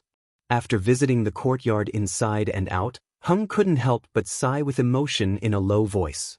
Yen Silu assigned a total of 5 courtyards to the disciples of the Celestial Master sect. Of course, the interior of the courtyards were all renovated, and they could move in directly. Hung and Xianqing were assigned to 1 courtyard, and the other 21 disciples of the Celestial Master sect were assigned to the other 4 courtyards. Each courtyard had about 5 people living in it, and 1 courtyard had 6 people living in it. This arrangement was not because Heng was a disciple of the head, but because Xianqing, as a teacher, was usually cold and strict. Ordinary disciples did not dare to live with him, of course, except for Heng. The disciples of the Celestial Master Taoism were generally afraid of Xianqing, but Heng was not afraid of him since he was young. On the contrary, he was particularly close to Xianqing. Perhaps, it was because they were the same kind of people. Fortunately, the interior of the Cloud Mountain courtyard was extremely spacious. Even if a dozen or so people lived in each building, it wouldn't seem crowded. Otherwise, wouldn't Li Zishuan have innocently ended up with the infamy of abusing his fellow disciples? Uncle, what is the mortal Taoism? Why haven't I heard of it after reading the Taoist canon? Heng really couldn't hold back his curiosity, or maybe Heng didn't want to suppress his thoughts at all. He went upstairs and opened the door of Xianqing's bedroom, asking Xianqing, who was sitting cross-legged on the bed. Read the Taoist canon thoroughly. If these words were said by other children of the same age, Xianqing would only think that this person was really arrogant. This was because there were more than 1,000 scrolls in the Taoist collection. How could a young boy read through all of them? But the person who said this was Zhang Heng, so Xianqing naturally didn't find it strange at all. It was just that he didn't know how to answer Zhang Heng's question. It was hard for Xianqing to tell what Li Zixuan was cultivating now. After a long silence, Xianqing closed his eyes and said faintly, "I'm not sure what Li Zixuan was cultivating now. I'm not sure about the secular world path either. You should go back and ask the sect leader." Heng was disappointed that he didn't get the answer he wanted from Xianqing. He frowned and replied, "Oh, but grandfather is far away in Mount Longhu. If you want to ask, you can only wait until you return to the sect. However, if this matter is not discussed clearly, it will affect my Tao heart and hinder my cultivation. I hope that martial uncle can enlighten me." Obviously, Heng felt that it was not that Xianqing didn't know, but that he was hiding something from him. Hearing this, Xianqing still said faintly, "I can't help you with this matter. Either you go back and ask the sect leader, or you find a chance to ask your senior brother directly." Xianqing was obsessed with swordsmanship all his life and didn't care about the secular world. How could he explain clearly what the secular world path was? Heng really asked the wrong person this question. Seeing that Xianqing insisted on not telling him, Heng had no choice but to leave. But when he turned around and left, he couldn't help but murmur, "The secular world sect is truly miraculous. It actually allowed senior brother to create such uncanny workmanship. There's even electricity and electric lamps. Senior brother seems to know some truths of the human world that we don't, which prompted him to create all these miraculous things on Cloud Mountain. Also, when I was in the academy just now, I heard the words that the teachers in the academy talked about the most. What is the secular world path? Could it be that Gong Shui was the way of the mortal world that martial uncle mentioned? It would be great if I have the opportunity to read the classics of the Academy's secular world path." Heng's low murmur naturally couldn't escape Xianqing's sharp ears. He suddenly opened his eyes and looked at Heng's back. A trace of worry flashed in his eyes. Who would have thought that someone as cold as Xianqing, who usually didn't care about anything except swordsmanship, would show a worried look at this time? If Feng Lingzi, the sect leader of the Celestial Master sect who was familiar with him, saw this, he would be shocked. But if Feng Lingzi knew the cause and effect of this matter, he would have a different feeling. After a night's rest, everyone should be almost recovered, right? In a wing room of the courier house in Taiyuan, 32 students gathered together. This wing room, which was originally relatively spacious, seemed a little crowded at this time. Li Tai looked around at everyone and asked aloud. These days, they had been rushing all the way and were tired. Although everyone ate well and slept well along the way, the long journey inevitably consumed a lot of their energy. Now that they had arrived at their first destination, Taiyuan, they didn't need to hurry for a short time. So this morning, Li Tai and Mo Chue deliberately didn't wake everyone up early as usual, which made the teachers and students of the academy sleep in. Although we haven't fully recovered, after a whole night's rest, we are much more energetic now. We all know that time is tight. Qingke, you can assign tasks to everyone. Qin Huayu knew why Li Tai asked this question, so he stepped forward and cooperated. As the representative of the teachers of the academy, Mo Chue also said, "Huayu is right. Time is tight on this trip to the north, and the tasks are heavy. All of us are shouldering the heavy responsibility of the Yamacho and the teachers of the academy. Since everyone has rested enough, let's officially begin the mission today. Qingge, you arrange it." The teachers and students of the academy remembered the earnest requests of Li Gang, Mo Huai, and Yen Silla before they left, and also remembered that their Yamacho was in the army, contributing to the imperial court's war against the Turks, so they couldn't help but nod in agreement. Seeing this, Li Tai breathed a sigh of relief and said with a straight face, "Good. Since that's the case, let's begin the mission today. In the morning, the members of the first group will follow me to the provincial governor's mansion to participate in the selection of the telegraph relay station. We must finalize the specific location of the telegraph relay station before noon.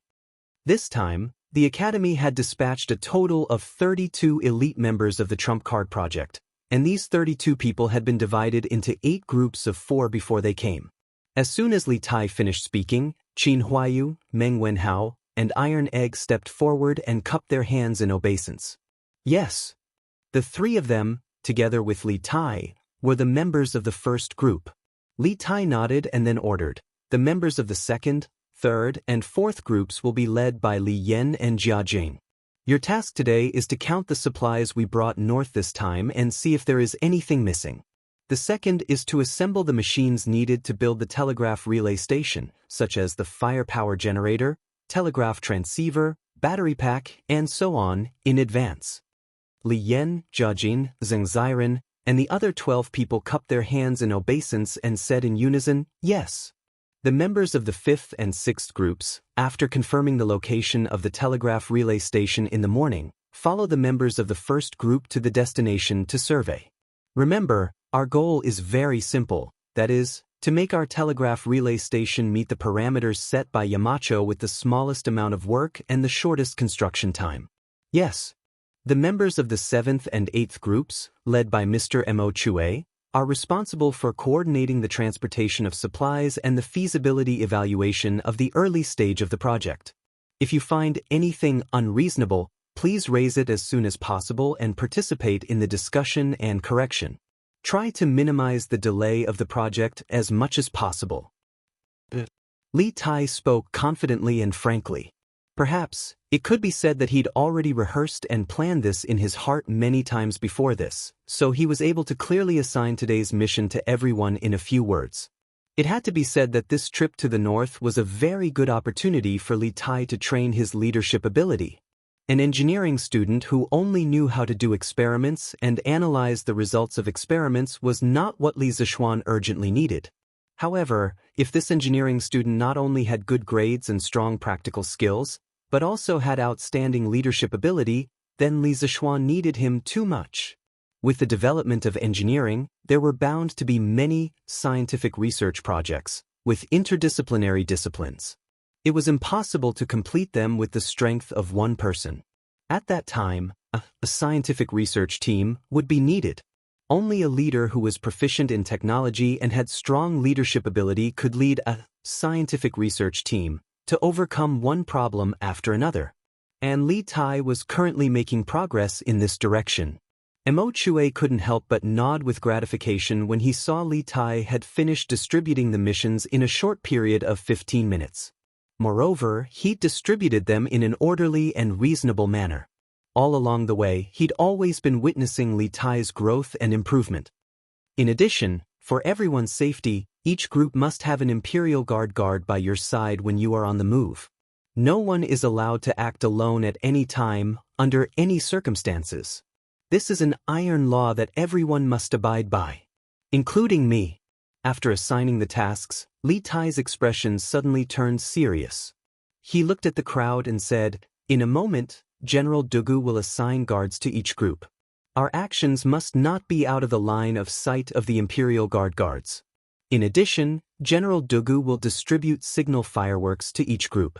If there is an emergency in the city, you must immediately use the fireworks to signal for help." In order to arouse everyone's vigilance, Li Tai emphasized, "This is not alarmist talk, nor is it making a mountain out of a molehill. This is for the sake of the Academy's mission and for everyone's safety. Please remember that the war between the Great Tang and the Turks is imminent. Taiyuan City may not be as safe as before." Chapter 1851. With the war between the Great Tang and the Turks imminent, Taiyuan City might not be as safe as it was in the past. This short sentence instantly made the originally tense atmosphere a little more dignified. Everyone present was an elite student or teacher of Yanhuang College, so they were naturally no fools. They could all sense the danger lurking in Li Tai's words. "Qingke, be at ease. Everyone understands the severity of the situation. We will be careful in all matters." Meng Wenhao said. The others agreed, "That's right. We will be careful in all matters." Li Tai turned to Mo Chue, asking with his eyes if there was anything he needed to add. Mo Chue lightly shook his head. Li Tai took in a deep breath and said, "Okay. Everyone, begin to move out according to the tasks you've been assigned. Remember, safety comes first." When he had left Cloud Mountain, Li Gang, Yen Silu, and the other esteemed teachers of the academy had repeatedly urged him to ensure that all the teachers and students returned safely. As the commander of this operation, Li Tai felt an immense pressure on his shoulders. This was especially true after Duga Xian and Duga Fing had informed Li Tai of the treacherous situation in Taiyuan City yesterday. Li Tai had sensed a thick sense of danger, so he had repeatedly emphasized the importance of safety to the members of the academy. Since he was the commander of this northern expedition, he had the responsibility and obligation to ensure that everyone in the academy returned safely. Yes. Everyone clasped their hands and then left to carry out their respective tasks. As Li Tai walked out of his room, Dugexen walked over and clasped his hands to Li Tai. "Your Highness, this general has followed your orders and divided the Imperial Army into 8 teams to protect the 8 teams of the Academy. In the future, no matter where the teachers and students of the Academy go in Taiyuan City, the Imperial Army will follow. We will not give the enemy a chance to strike." This morning, the teachers and students of the academy had all slept in. Only Li Tai and Mo Chue had woken up early to discuss with Duga Xian and the other generals about the arrangements and deployment for the safety of the teachers and students of the academy. Li Tai nodded and clasped his hands. "Very good. Thank you for your trouble, General Dugu." Li Tai knew that the 2 brothers of the Dugu clan had a close personal relationship with Li Zishuan, so he had always been very courteous to these 2. Moreover, the safety of the 32 teachers and students of the academy all depended on Dugu Xian and Dugu Feiying, so Li Tai had no choice but to treat Dugu Xian with respect. "Your Highness, this is this general's duty." Dugu Xian clasped his hands and hesitated for a moment before saying, "Taiyuan City is currently in a state of chaos. Your Highness, with your precious status, is putting yourself in danger. For the next few days, to ensure your Highness' safety, this general will have to stay by your Highness' side and protect you. No matter where your Highness goes, this general will have to stay by your Highness' side and protect you. I hope your Highness can grant my wish." The members of the royal family had been subjected to all sorts of restrictions since young, so the members of the royal family did not like restrictions when they grew up.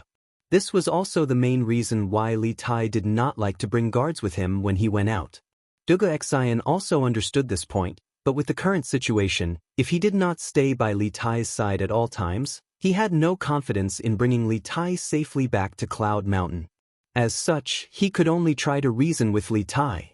Li Tai frowned. He did not like restrictions. If someone stayed by his side 24 hours a day to protect him, he would feel uncomfortable all over. However, seeing the faint pleading look in Duga Xian's eyes, Li Tai hesitated for a moment before nodding. "All right then. I'll have to trouble General Dugu for the next few days. I'll treat it as giving face to the Yamacho," Li Tai secretly added in his heart. If it were anyone else who asked to stay by his side and protect him at all times, he would definitely reject without hesitation and send that person away. It was not that he did not care about his life or was not afraid of death, but that no one would like to have someone by their side at all times unless it was a matter of life and death. However, this person was Dugexen, Li Zishuan's good friend, so it was a different story. Chapter 1852. In the history of China, there were many famous temples in Taiyuan, such as Yongzhou Temple, Chongshan, White Horse Temple, Longquan Temple, Kaihua Temple, Jingyin Temple, Temple, Mingxiu Temple, Qianfu Temple, Fuguang Temple, Puguang Temple, Tongzi Temple, and so on. However, most of these temples were built after the Tang Dynasty, or to be precise, after the Zhenguan Temple. What Wang Liaoyuan said was completely true. In this era, only the Puguang Temple and the Tongzi Temple remained intact in Taiyuan City. You said that the Tongzi Temple is located at the top of Longshan, which is very high and has been abandoned. Does that mean that there are no monks living in the Tongzi Temple now? And there are no incense offerings? Li Tai frowned when he heard Wang Liaoyuan's explanation. However, after hearing Wang Liaoyuan's introduction of the Tongzi Temple, Li Tai's eyes suddenly lit up. Li Tai knew that there were no tall pagodas in the Puguang Temple, which did not meet the requirements of building a telegraph relay station. Even if there were, the abbot of the temple would definitely not allow Li Tai to bring people in to build a telegraph relay station. This was because the process of building a telegraph relay station, as well as the guards and logistics, would greatly affect the lives of the monks in the temple and the pilgrims who came to the temple to pray. After all, after the telegraph relay station was built, it would not be left alone. First, the technical staff would be responsible for the daily maintenance, and second, the army would be stationed there to protect the telegraph relay station from being destroyed by people with bad intentions. Although Li Tai was a prince and bore the emperor's orders, this action was related to the iron rice bowl of many monks in the temple. The other party would definitely not give in. Even if Li Er was here, he would not dare to do anything to those monks who disobeyed the emperor's orders. Otherwise, it would cause a huge public uproar. Therefore, compared to the Puguang Temple, the Tongzi Temple was undoubtedly a more perfect location. It could meet the requirements of building a telegraph relay station, and it would not involve the complicated demolition problem. Yes, as far as I know, the Tongzi Temple was abandoned in the late Sui dynasty. The monks in the temple were nowhere to be found, but the buildings in the temple were not damaged much in the war. It was just that no one took care of it for a long time, so there was a lot of dust. Wang Liaoyuan nodded and replied. Hearing this, Li Tai could no longer hide his excitement. He stood up and said, "That's great. Governor Wang, please send someone to bring this prince to the boy temple to take a look."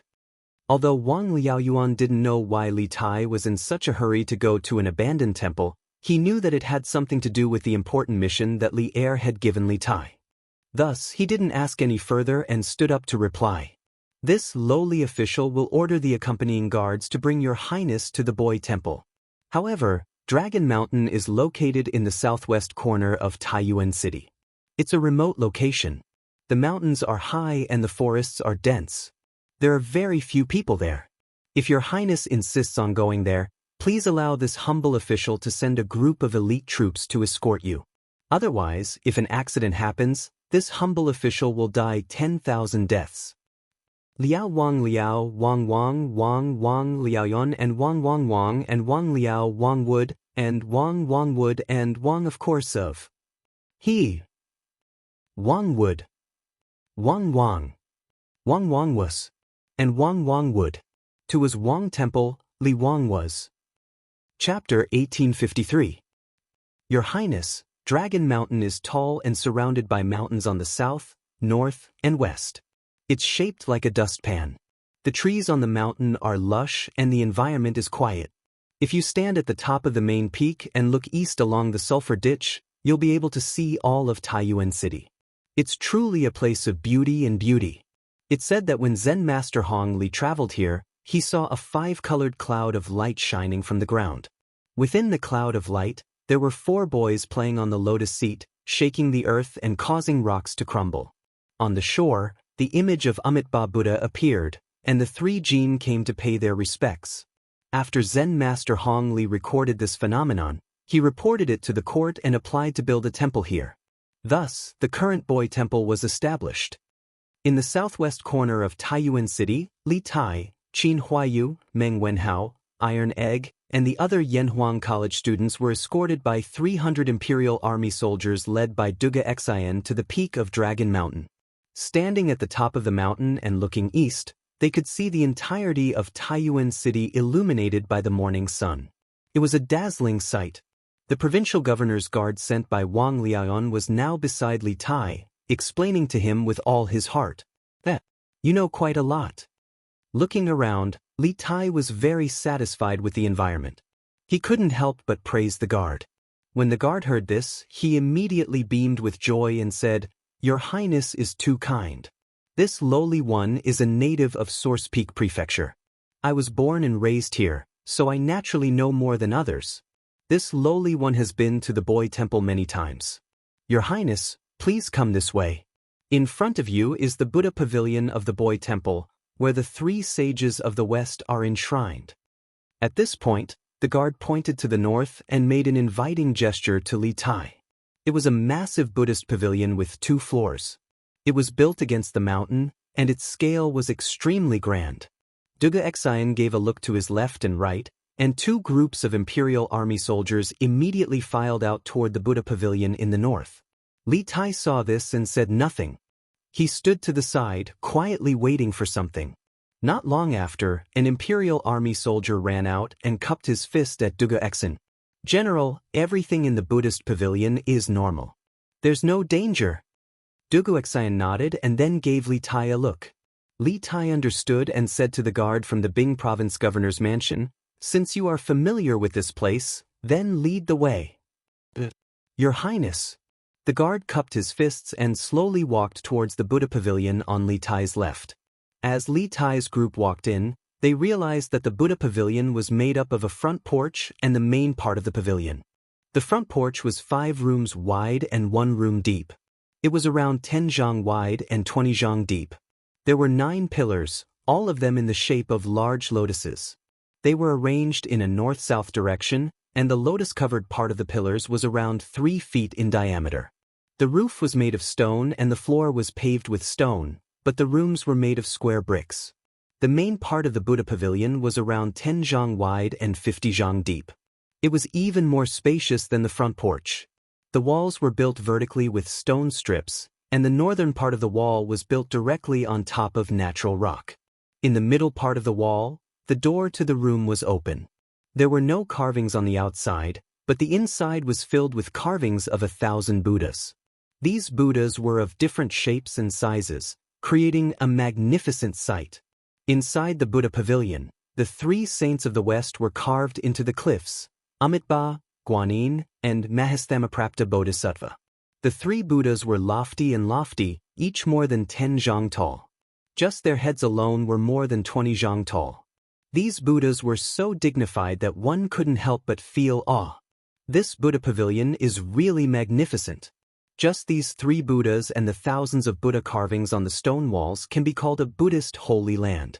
It's a pity that it was abandoned and ruined because of the war in the Central Plains. After walking around the Buddha pavilion, Qin Huayu couldn't help but sigh. Qin Huayu's mother was a Buddhist, and the Qin family had even built a Buddhist hall in the backyard. Under the influence of what he saw and heard, Qin Huayu more or less had a good impression of Buddhism, which was why he sighed. Hearing this, the others couldn't help but nod. In all fairness, although this boy's temple was a little dilapidated on the surface, the majestic buildings, Buddhas, and exquisite carvings in the temple all showed its former glory and how much effort the founder of the temple had put in. Could its intrinsic artistic value be covered by the dust in the temple? Whether it was dilapidated or glorious, now that we can use this Buddhist temple, we can be considered to have made the best use of it. Because he had spent a long time hanging out with Li Zixuan, a disciple of the Celestial Master Taoist sect, Li Tai was not interested in Buddhism. Hearing Qin Huayu and the others sigh, he said somewhat disapprovingly, "Qin Ke, are you planning to choose here?" Hearing Li Tai's words, Meng Wenhao's heart moved and he asked aloud. When Li Tai assigned the task in the morning, he thought that it would take a lot of time to choose the location of the telegram relay station. However, he never expected that after just a trip to Dragon Mountain, Li Tai had the intention of finalizing the location. Wasn't this too smooth? However, although he was surprised, Meng Wenhao did not let down his guard. He did not say anything about the telegram relay station, because there was an outsider here, the guard of the Bingzhou provincial governor's mansion. It was related to the success or failure of the academy's mission and the safety of the academy's teachers and students. Every one of them had to be extremely cautious. More or less. However, before I decide, I have to confirm some things. Li Tai nodded and responded to Meng Wenhao. Then, he said to the guard of the Bingzhou provincial governor's mansion, "Is there another floor above this Buddhist pavilion? What's the floor above for?" The guard quickly replied, "Your Highness, I have been to the floor above. It's just a few meditation rooms. There's nothing special about it. It should be habitable after some tidying up."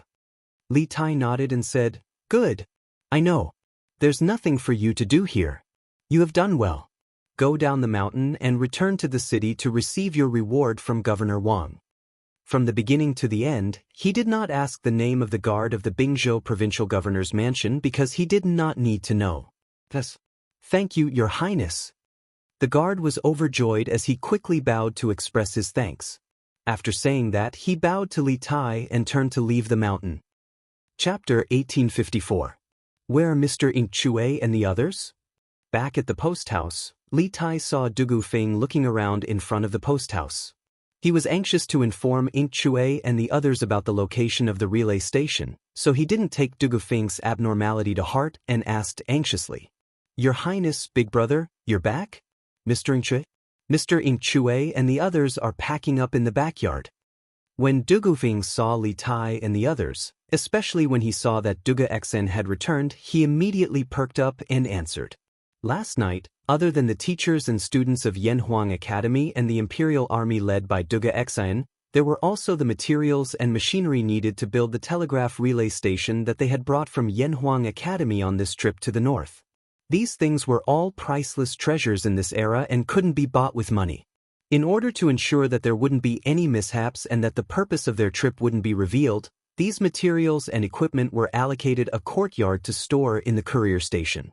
Furthermore, there were specialized Imperial Army guards guarding it day and night. This prince will go take a look." Li Tai nodded in response. After saying that, he directly walked into the courier station.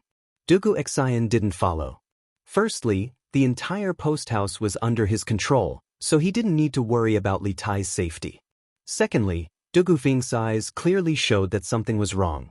This was something that Dugu Xian, who had been his brother for many years, could easily tell. "What's wrong?" After Li Tai entered the post house, Dugu Xen looked at Dugu Feng and asked calmly. Dugu Feng said anxiously, "Big brother, Provincial Governor Wang sent someone to the Wang family's ancestral home just now. He said that someone found the whereabouts of Zhu Xiecheng and Kong Chang'an. The Wang family has already sent people over." Dugu Xen was shocked and said, "What? The Wang family found the whereabouts of those two?" Dugu Feng scratched his head and said, "Yes. Provincial Governor Wang's people just came to inform me. I also wanted to go over just now, but I remembered that Big Brother told me not to track down the whereabouts of these two people, so I didn't go." "Big Brother, are we really not going to take a look?" Yesterday, after Dugu Xian had led his army into the city, after learning about the current situation in the city, he had formulated a strategy of biding his time and not making any moves.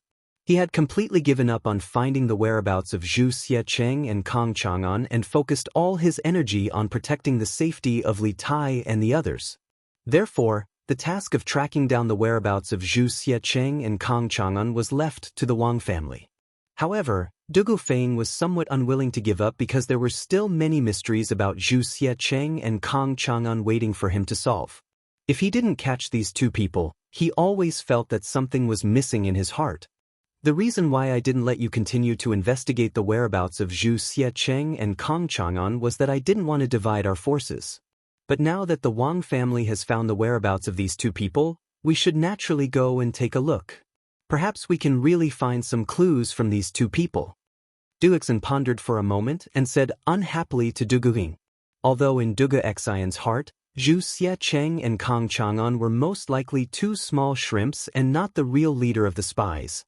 Now that the Wang family had helped them find these two people, there was no need for him to waste any more troops. Moreover, if these two people really did know something, then this trip would definitely not be a loss.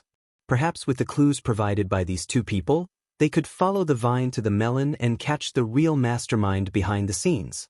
Good. The people sent by the Wang family told me that Zhu Xiecheng and Kong Chang'an are hiding in the basement of the 5th house on the east side of Shuren Square in the south of the city. I'll bring people there now." Seeing that Dugu Xen had agreed to go and check on the two criminals, Dugu Feng immediately said excitedly. Dugu Xen frowned because he suddenly realized that something seemed to be wrong, so he interrupted Dugu Feng and said, "You and the rest of the brothers stay here to protect His Highness. I'll go and take a look alone." Dugu Feng was unwilling and wanted to refute, but Dugu Xen glared at him sternly, so he could only reply in a muffled voice, "Yes. Big brother." Dugu Xen nodded and asked an imperial guard to bring him a mount. He rode alone and sped toward the south of the city. "Commander, these two people are Zhu Shiqing and Kong Chang'an, whom the master is looking for. They were hiding in the cellar in the backyard. However, when I brought people here, the master of the house had already disappeared." In the backyard of the fifth house on the east side of Shuren Square in the south of Taiyuan City, a thin young man dressed in black cupped his fists and bowed to another tall man dressed in black with a round collar. "Grand Commander!" This tall man in black with a round collar was Wang Chengwu, the Grand Commander of the Wang clan's Shadow Guards. He could be considered a legend among the Wang clan's Shadow Guards. At the age of 30, he had already reached the Grandmaster realm. With such talent, he could easily serve as a general in the Great Tang. "Bai Qing, tell me, how did you find them?" Wang Chengwu's eyes were like lightning. He glanced at Zhu Xiecheng and Kong Chang'an, who were tied up like dumplings, and then turned his eyes back to the thin man in black in front of him and asked in a deep voice. This Bai Qing was from the second division of the Wang family's Shadow Guards, which was under the control of the second branch. Yesterday, the Wang family had sent out all their forces to look for the suspects, but they still could not find them. However, this Bai Qing easily found them, which made Wang Chengwu suspicious. Bai Qing's eyes flashed, and he hurriedly bowed and said, "Commander, I was patrolling Shuren Square this morning and saw that the door of this house was wide open. It was very unusual, so I went in to take a look and found that there was no one in the house. I was about to leave when I suddenly heard a noise from the backyard, so I went to the backyard to check. I didn't expect that there were people hiding in the basement of the backyard. After questioning, I found that these two people were wanted by the head of the family. I was worried that I couldn't deal with them alone, so I hurriedly sent someone back to the family to send a message to you." This guy's explanation could be said to be watertight, but Wang Chengwu looked at him suspiciously. After a moment of silence, Wang Chengwu waved his hand and said, "Take these two people back, and then go to the courier station to bring the accountant of the Chu Ironware shop back to the ancestral house. Verify their identities." 4 warriors in golden armor came out of the crowd and dragged Zhu Xiecheng and Kong Chang'an, who were tied up on the ground. Wang Chengwu waved his hand and said, "Let's go back to the ancestral house." A group of people immediately took Zhu Xiecheng and Kong Chang'an out of the house. Bai Qing followed behind, and a trace of excitement and greed flashed in his eyes. He muttered to himself, "The head of the family gathered all the forces to arrest these two people, which means that these two people are very important, and the one who caught them is me, Bai Qing. I'm rich, I'm rich. Ha! The head of the family will definitely reward me a lot this time." In fact, the situation was not like what Bai Qing said just now. Bai Qing was indeed ordered to patrol Xuanren Mill in the morning, but just as he walked into the gate of Xuanren Mill, an arrow was aimed at his face. Although Bai Qing had some martial arts, he could not dodge this sudden arrow with his kung fu. Just as Bai Qing closed his eyes and shouted in his heart, "I'm going to die," the arrow did not pierce his head. Instead, it was an inch away from his ear. With a bang, it was deeply nailed to the wall. Bai Qing was still in shock, but after the person who assassinated him shot the arrow, he did not do anything else. He turned his head to look at the arrow nailed to the wall and saw a piece of cloth tied to the arrow shaft. His heart moved, and he quickly went forward to take the arrow from the wall. He opened the cloth and saw the words written on it. "The person being chased by the Wang family is hiding in the basement of the backyard of the 5th house in the east of Xuanren Mill." After seeing this line of small words, Bai Qing subconsciously did not believe it. He thought that this was a prank by some bored person, but after thinking about it carefully, he felt that something was wrong. Which bored person could shoot an arrow into a wall more than 2 inches deep? Then he thought of the fact that Wang Yu had mobilized the entire Wang family's power to search for Zhu Xiecheng and Kong Chang'an in Taiyuan City. If he caught these two people, he would definitely receive a lot of rewards from the family. Even his position among the Wang family's secret guards would be raised to a higher level because of this. Thinking of this, Bai Qing put away the cloth with the words and secretly went to the 5th house in the east of Xuanren Mill alone. Because he did not want others to share the credit with him, he did not plan to call any of his companions. But unexpectedly, he really did find Zhu Xiecheng and Kong Chang'an in the basement of the backyard of the house. Bai Qing could not help but be overjoyed. Thus, the scene just now happened. Obviously, the arrow just now was not meant to assassinate him, but someone had sent him a message. As for why Bai Qing lied to Wang Qinggu, the reason was because of benefits. If he told the truth that someone had sent him a message to point out Zhu Xiecheng and Kang Chang'an's hiding place, and that was why he caught the two people, then it would seem that he did not play any role in this matter. In order to show more of his credit, he could only say that he had found Zhu Xiecheng and Kang Chang'an's hiding place by himself. On the other side, he was experiencing a real assassination. Duguexin rode alone from the center of the city to Xuanren Mill. When he was 3 houses away from Xuanren Mill, suddenly, dozens of arrows with cold light shot toward him from the surrounding walls of the houses. Duguexin was a martial arts master at the grandmaster level, and his perception of danger was far more sensitive than Bai Qing's. The moment before the arrows were shot, he felt a sense of danger, and his heart skipped a beat. In the face of dozens of arrows, Duguexin pulled out the sword at his waist. With the help of Li Zixuan, he had learned the 9 strategies beyond the sword's arrow-breaking style. There was a flash of sword light in the air, and the dozens of arrows were all broken by Duguexin. Ding ding ding.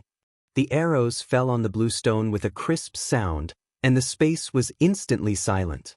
Who are you, scoundrel? How dare you commit murder in Taiyuan City? Come out. Duguexin had already dismounted. He stood with his sword in hand, glanced around, and shouted in a deep voice. Chapter 1855. Taiyuan City, on the streets outside Wenchang Square, was dead silent. Duguexin, alone with his sword, was holding his breath as he faced off against the air. Just a moment ago, dozens of glowing arrows had been shot at him from the walls around him. If he had not been a grandmaster, and if it had not been for the exquisite swordsmanship of 9 strategies beyond the swords, that volley of arrows would have been enough to injure him. Due to the sudden attack from the dark, Duguexin had focused all his attention on his swordsmanship and survival, so he had not paid attention to the enemy's specific location. Now that the enemy's attack had slowed down, Duguexin finally had time to observe his surroundings. However, at this moment, there was no one around him. If it had not been for the dozens of broken arrows lying on the ground, Duguexin would have thought that the frightening scene he had just experienced was an illusion. An expert. There was definitely a martial arts expert among the enemy, and there was more than one. When Duguexin had blocked the volley of arrows, he had clearly felt that a few of the arrows carried a huge amount of true qi. The person who had shot the arrows was definitely at the peak of qi transforming stage or above. Moreover, other than the few extremely powerful true qi arrows, the other assassins who had shot the arrows were all above the qi transforming stage. How did such a powerful assassination team sneak into Taiyuan City? And why did they choose to attack him at this time? At this moment, many questions flashed through Duguexin's mind. Since he had only gone to the south of the city to see if Zhu Xiecheng and Kang Chang'an had been captured, he had not brought any guards with him when he came out of the courier station. At this moment, he was alone, but he was still fearless. Whoosh whoosh whoosh. Duguexin happened to be standing at the intersection of 2 streets. His upper left, upper right, lower left, and lower right were all surrounded by the walls of the square. Just as Duguexin held his breath and was on full alert, dozens of masked men in black suddenly popped their heads out from the top of the walls of the square. In response to Duguexin's shout, they did not say anything. Instead, they responded with another volley of arrows. 9 strategies beyond the swords, arrow-breaking style. Duguexin had not been on guard earlier, and that volley of arrows had not hurt him. Now that he was on guard, how could he be afraid of the black-clothed assassin using the same trick again? He snorted coldly, and then the tip of the sword in his hand trembled, pointing it at the arrows that were shooting towards him. The speed of his sword was too fast, and ordinary people could only see the countless blurry sword shadows in the air. Then, a series of ding-ding-ding sounds could be heard, and the dozens of arrows all fell on the blue stone floor. Compared to his previous response, Duguexin's response this time was even more composed and casual. Obviously, under his full defense, these dozens of black-clothed experts could not hurt him. The arrow-breaking form of the Dugu 9 swords was a supreme sword technique that could break all kinds of hidden weapons. However, Duguxen had only just begun to learn it. If he had mastered the Dugu 9 swords, not only would he be able to resolve the danger he was in, he would also be able to deflect the enemy's arrow and use it to injure the enemy. But even so, it was more than enough for Dugu Xan at the moment. This arrow-breaking form could not only break the enemy's most threatening volley of arrows, but more importantly, the Dugu 9 swords was more focused on the intent than the form. Defeating a move without a move did not consume much of one's vital energy. Therefore, even if these black-clothed experts were to shoot at him with their bows for 2 hours, Dugu Xen was still confident that he could block them with the arrow-breaking form. This was Taiyuan City. Not only were there patrolling officers, there were also guards stationed in the city. As long as he delayed these black-clothed men for 15 minutes, he would definitely be able to wait for reinforcements. Therefore, Duguxen was not worried about his own safety. Unless these black-clothed experts had other tricks up their sleeves. The target is difficult to deal with. Scatter the smoke. On the eastern wall, a black-clothed masked man put away his longbow and quickly took out a small pouch made of fine gray cloth from his bosom. This man spoke in Turkic, and Duguxen could not understand him. From the looks of it, this man should be the leader of this group of masked men. Obviously, after witnessing Dugu Xian's exquisite swordsmanship and superb martial arts realm, he understood that it would be difficult to hurt Dugu Xian with the volley of arrows that they had used to assassinate Dugu Xian. Today's assassination had to be done quickly. Therefore, he had to change his strategy and abandon the bow to use poison. Since they were all masked, they would not be poisoned even if they used the smoke. In the blink of an eye, after the leader of the masked men gave the order, the black-clothed men on the walls around Dugu Xen took out powder wrapped in fine gray cloth from their bosoms and threw it in Dugu Xian's direction. All of this happened too quickly, and Dugu Xen was caught off guard. He could tell that these black-clothed men were not throwing hidden weapons at him, but it was definitely not something good either. It was very likely that it was some kind of medicine that could make him lose his ability to fight. 22 small pouches opened up above Dugu Xian's head, and the white powder in the pouches poured down. Dugu Xian's Dugu 9 swords, arrow-breaking style, could defend against a sky full of arrows, but how could it defend against a sky full of powder? Dugu Xen immediately held his breath and retreated like lightning. He was facing the east, so he was retreating to the west. Unfortunately, the east wind was blowing in Taiyuan City.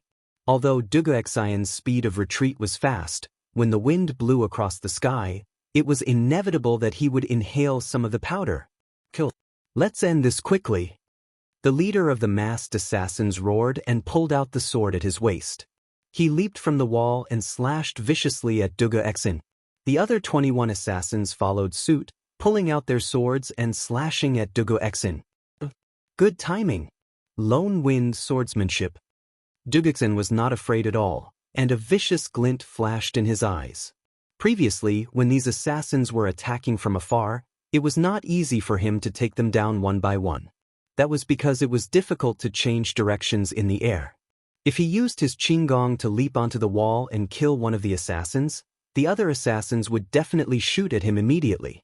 At that time, not only would it be difficult for him to change his position in the air, but it would also be difficult for him to use 9 swords, arrow-breaking style. Now that these assassins had given up on long-range attacks and switched to close combat, it was exactly what Dugu Xian wanted. In terms of close combat, he had mastered both the lone wind swordsmanship and the lone wind swordsmanship. He was not afraid of these black-clothed assassins at all. Dugu Xen leaped into the air and spun in midair. A blinding sword aura shot up like a dazzling silver dragon. Pure and arrogant sword intent filled the entire alley. Immediately after, the dazzling sword aura clashed with the 22 sharp swords that were coming from all directions. Ding, ding, ding. An ear-piercing sound of metal clanging instantly resounded through this area of the residential area. As it was almost 7 in the morning, those who were supposed to go out to work had already gone to work, and those who were supposed to go to the market had already gone to buy things. Therefore, there were not many pedestrians in the alley. However, the ear-piercing sound of metal had inevitably alarmed many of the residents. Some of the more daring onlookers were making their way over. What a futile struggle. At that moment, the leader of the masked assassins could not help but snort coldly. Duguxin could not help but be startled because the leader of the assassins was speaking in Han Chinese. "You are Han Chinese?" Duguxin could not help but exclaim in surprise. However, when he opened his mouth, he could not help but inhale some of the powder in the air. After realizing that something was wrong, Duguxin quickly shut his mouth. At that moment, the leader of the assassins snorted coldly. His aura suddenly changed, and his true qi surged. The long sword in his hand was filled with sword qi, and it let out a loud sword hum. Then, he suddenly disappeared from where he was. His entire body had suddenly disappeared. Duguxin was instantly alarmed. He instinctively used his footwork and leaned his body slightly to the right by 3 inches. At the same time, a long sword glowing with a faint blue light appeared on his left side without warning. It brushed past his belt and stabbed forward viciously. Clearly, the leader of the assassins who had disappeared had launched a fatal attack from behind. If Duguxin had not subconsciously leaned his body to the right just now, that sword would have pierced through his entire body. A Grandmaster expert. This was the first time Duguxin had faced the leader of the assassins head-on. However, it was this exchange that made him realize that he had underestimated his opponent's strength. This leader of the assassins in black was actually a Grandmaster expert. Moreover, it seemed that he was a Grandmaster expert who specialized in assassination. At this moment, Duguxin suddenly felt a little dizzy. He understood that it was the effect of the powder that the other party had scattered.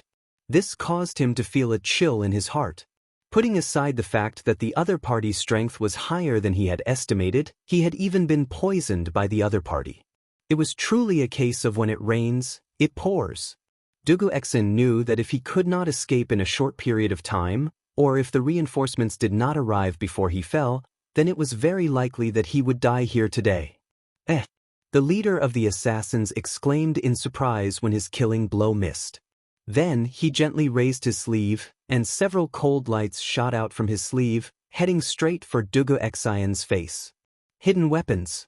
This leader of the assassins, as a Grandmaster expert, actually carried hidden weapons with him. This really refreshed Duguxin's 3 views. Generally, martial artists who had stepped into the Grandmaster realm had their own pride. Under normal circumstances, they disdained to use underhanded means such as hidden weapons and poison.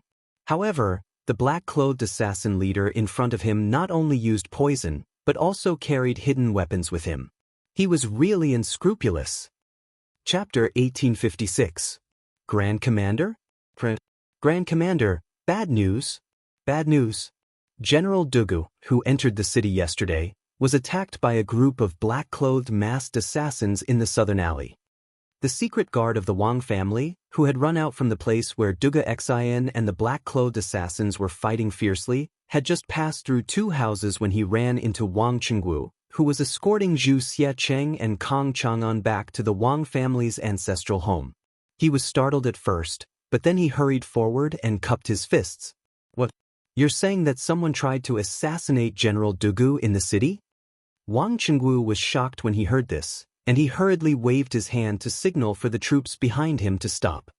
He then looked at the shadow guard and asked in a low voice. The shadow guard panted as he said, "Yes, Grand Commander." There were more than 20 of them, and General Dugu was alone. When this subordinate arrived, General Dugu seemed to be on the verge of collapsing. "Should we go?" "Hu Daliang by Qing, take 10 of your brothers and bring Zhu Xiecheng and Kong Chang'an back to the ancestral home. The rest of you, follow me." Without waiting for the guard to finish speaking, Wang Chengwu bellowed and ordered his subordinates. "Grand Commander." A round-faced man with a full beard and Bai Qing hurriedly responded in unison. With that, the 2 of them called over 10 Wang family shadow guards and brought Zhu Xiecheng and Kong Chang'an back to the Wang family ancestral home. Wang Chengwu waved his hand, and the remaining 10 or so Wang family shadow guards followed him. Under the lead of the shadow guard who had reported earlier, they galloped wildly in the direction of the battle between Duguxin and the black-clothed men. As Wang Yu's trusted aide, Wang Chengwu naturally understood Wang Yu's current attitude toward the imperial court and the imperial family. He also knew why the Wang family's forces, both on the surface and in the shadows, had mobilized in full force yesterday to search for two businessmen who had nothing to do with the Wang family. It was precisely because of this that Wang Chengwu had made the decision to rescue Duge Xian without any hesitation the moment he heard that someone had tried to assassinate him. Putting aside the fact that the Wang clan had mobilized all its forces yesterday mainly because Duge Xian's younger brother, Duge Feng, had personally come to Wang Yu's door to ask for help, given the current relationship between the Wang clan and the imperial court, Wang Yu could not possibly sit by and watch as the commander of the imperial army was assassinated in the Wang clan's headquarters, Source Peak City, was assassinated by an unknown group of people. If something were to happen to Duge Xinjin in Source Peak City, the Wang family and the officials of Source Peak City would face endless trouble. Therefore, there was no need to report this matter to Wang Yu. Wang Chengwu could guess Wang Yu's attitude. Most importantly, there was no time for him to return to the ancestral home and report the situation to Wang Yu. On the other side, at the post house. After Li Tai returned, he immediately gathered everyone in the academy and informed them of everything he had seen on Dragon Mountain in the morning, as well as his decision to set the location of the telegram relay station at Dragon Mountain Boy Temple. After understanding the general topography of Dragon Mountain Boy Temple, the academy's teachers and students, including Mo Chue, unanimously agreed that the telegram relay station should be built on Dragon Mountain. At that moment, Li Tai led the members of Team 5 and Team 6 with measuring tools and prepared to go up the mountain for a field survey. Mo Chue also followed. He also wanted to see the terrain and discuss with Li Tai the future construction plan. After leaving the post house, Li Tai did not see Dugu Xian. There was only Dugu Feiying and the imperial army guarding the door. Li Tai couldn't help but frown. He went up to Dugu Feiying and asked, "General Feng, where is General Dugu Xian? Didn't he come back with me just now?" Dugu Xian had already told Li Tai about Zhu Xiecheng and Kong Chang'an before entering the city yesterday, so Dugu Feiying had nothing to hide. He told the truth. "Your Highness, I just received news that the Wang family shadow guards found Zhu Xiecheng and Kong Chang'an's whereabouts at Xuanren Square in the southeast of the city and were preparing to capture them. After my brother heard about it, he went alone to check it out. He should be back soon." Zhu Xiecheng? Kong Chang'an? I heard that the Wang family had been looking for these two for almost an entire day yesterday, but they couldn't find their whereabouts. How did they suddenly find them today? Hearing this, Li Tai frowned and muttered to himself suspiciously. Now that the situation in Source Peak City was treacherous, Li Tai had become paranoid. He subconsciously felt that something was wrong, but as for what was wrong, he couldn't put his finger on it. Dugu Feng's ears were sharp, so he naturally heard Li Tai's muttering. However, he could only pretend that he didn't hear it, because he couldn't answer this question. "Did you just say that General Duge Xian went alone?" Suddenly, Li Tai raised his voice and asked Dugu Feng. There was a faint nervousness in his expression. Duge Xian was the strongest fighting force in the Imperial Army, and he was also the brain of the Imperial Army. If something happened to him, it would be almost impossible for the people from the Academy to complete their mission and return safely to the Academy. Therefore, Li Tai couldn't help but feel nervous when it came to Duge Xian's safety. Dugu Feng chuckled and said, "Your Highness, you don't have to worry. My brother is now a master. No one in Taiyuan City can hurt him." As Dugu Xian's younger brother, Dugu Feng had full confidence in Dugu Xian's personal strength. Chapter 1857. Scorching Sun Saber Technique. The newcomer was none other than Wang Chengwu, who had just rushed over to help. When he saw the black-clothed man completely disregard him and insist on killing Duge Xian first, Wang Chengwu was greatly alarmed and immediately used his trump card. Wang Chengwu held a large saber with both hands and spun it rapidly in the air. The scorching saber aura directly blasted away the other men in black who wanted to stop him. At the same time, his speed instantly doubled. He was originally about 30 meters away from Duge Xian and the leader of the men in black, but in the blink of an eye, the distance between them was less than 10 meters. What a fast speed! Feeling the biting cold murderous intent behind him, the leader of the men in black frowned slightly. He could not help but be secretly surprised by Wang Chengwu's extreme speed. Even when he was in his best condition, he could not reach such a fast speed, let alone when he was fighting with Dugu Xian earlier. Not only did he expend a lot of vital energy, but he also suffered some minor injuries. At this time, he had to make a choice. Should he continue to swing his sword to kill Dugu Xian, or turn around to block Wang Qingwu's swift and domineering saber? If he continued to kill Dugu Xian, by the time he stabbed his sword into Dugu Xian's throat, Wang Qingwu's saber would be close to his back. He would not be able to block it in time and would be seriously injured or even killed. If he gave up on Dugu Xian and turned around to block Wang Qingwu's attack, he was confident that he could withstand Wang Qingwu's saber. However, if he did so, Dugu Xian would be temporarily spared from death, and there would be many more variables in this assassination attempt. It was a difficult choice, but there was not much time left for the leader of the men in black to consider, because Wang Qingwu's saber was about to arrive. Concentrate all your strength and kill Dugu Xian first. At this critical moment, the leader of the black-clothed men did not hesitate. Almost instantly, he made a decision. He turned around at lightning speed and quickly formed a sword move to meet Wang Qingwu, who was flying towards him. At the same time, he shouted to the rest of the black-clothed men around him when he was attacked. Only children could make choices. Of course, adults would want all of them. The leader of the men in black did not want to die, but he did not want Dugu Xian to live either. Therefore, while turning around to block Wang Qingwu, he decisively ordered the rest of the assassins to surround and kill Dugu Xian. Although Dugu Xian was a master at this time, he was not only severely poisoned, but also seriously injured. Any warrior in the Qi-forming realm could easily kill him, not to mention that there were at least a dozen assassins in the Qi realm around Dugu Xian. Under the joint attack, Dugu Xian would die. Therefore, the leader of the black-clothed men did not hesitate to turn around and block Wang Qingwu. You don't know your own strength.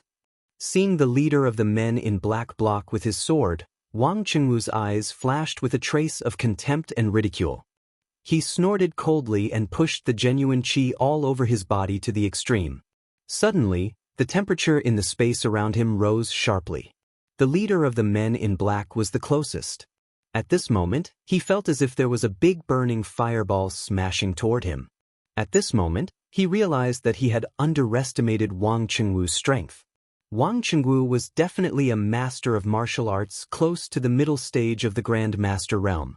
The leader of the men in black wanted to change his move and turn around to escape, but it was too late. Everyone only heard a loud bang.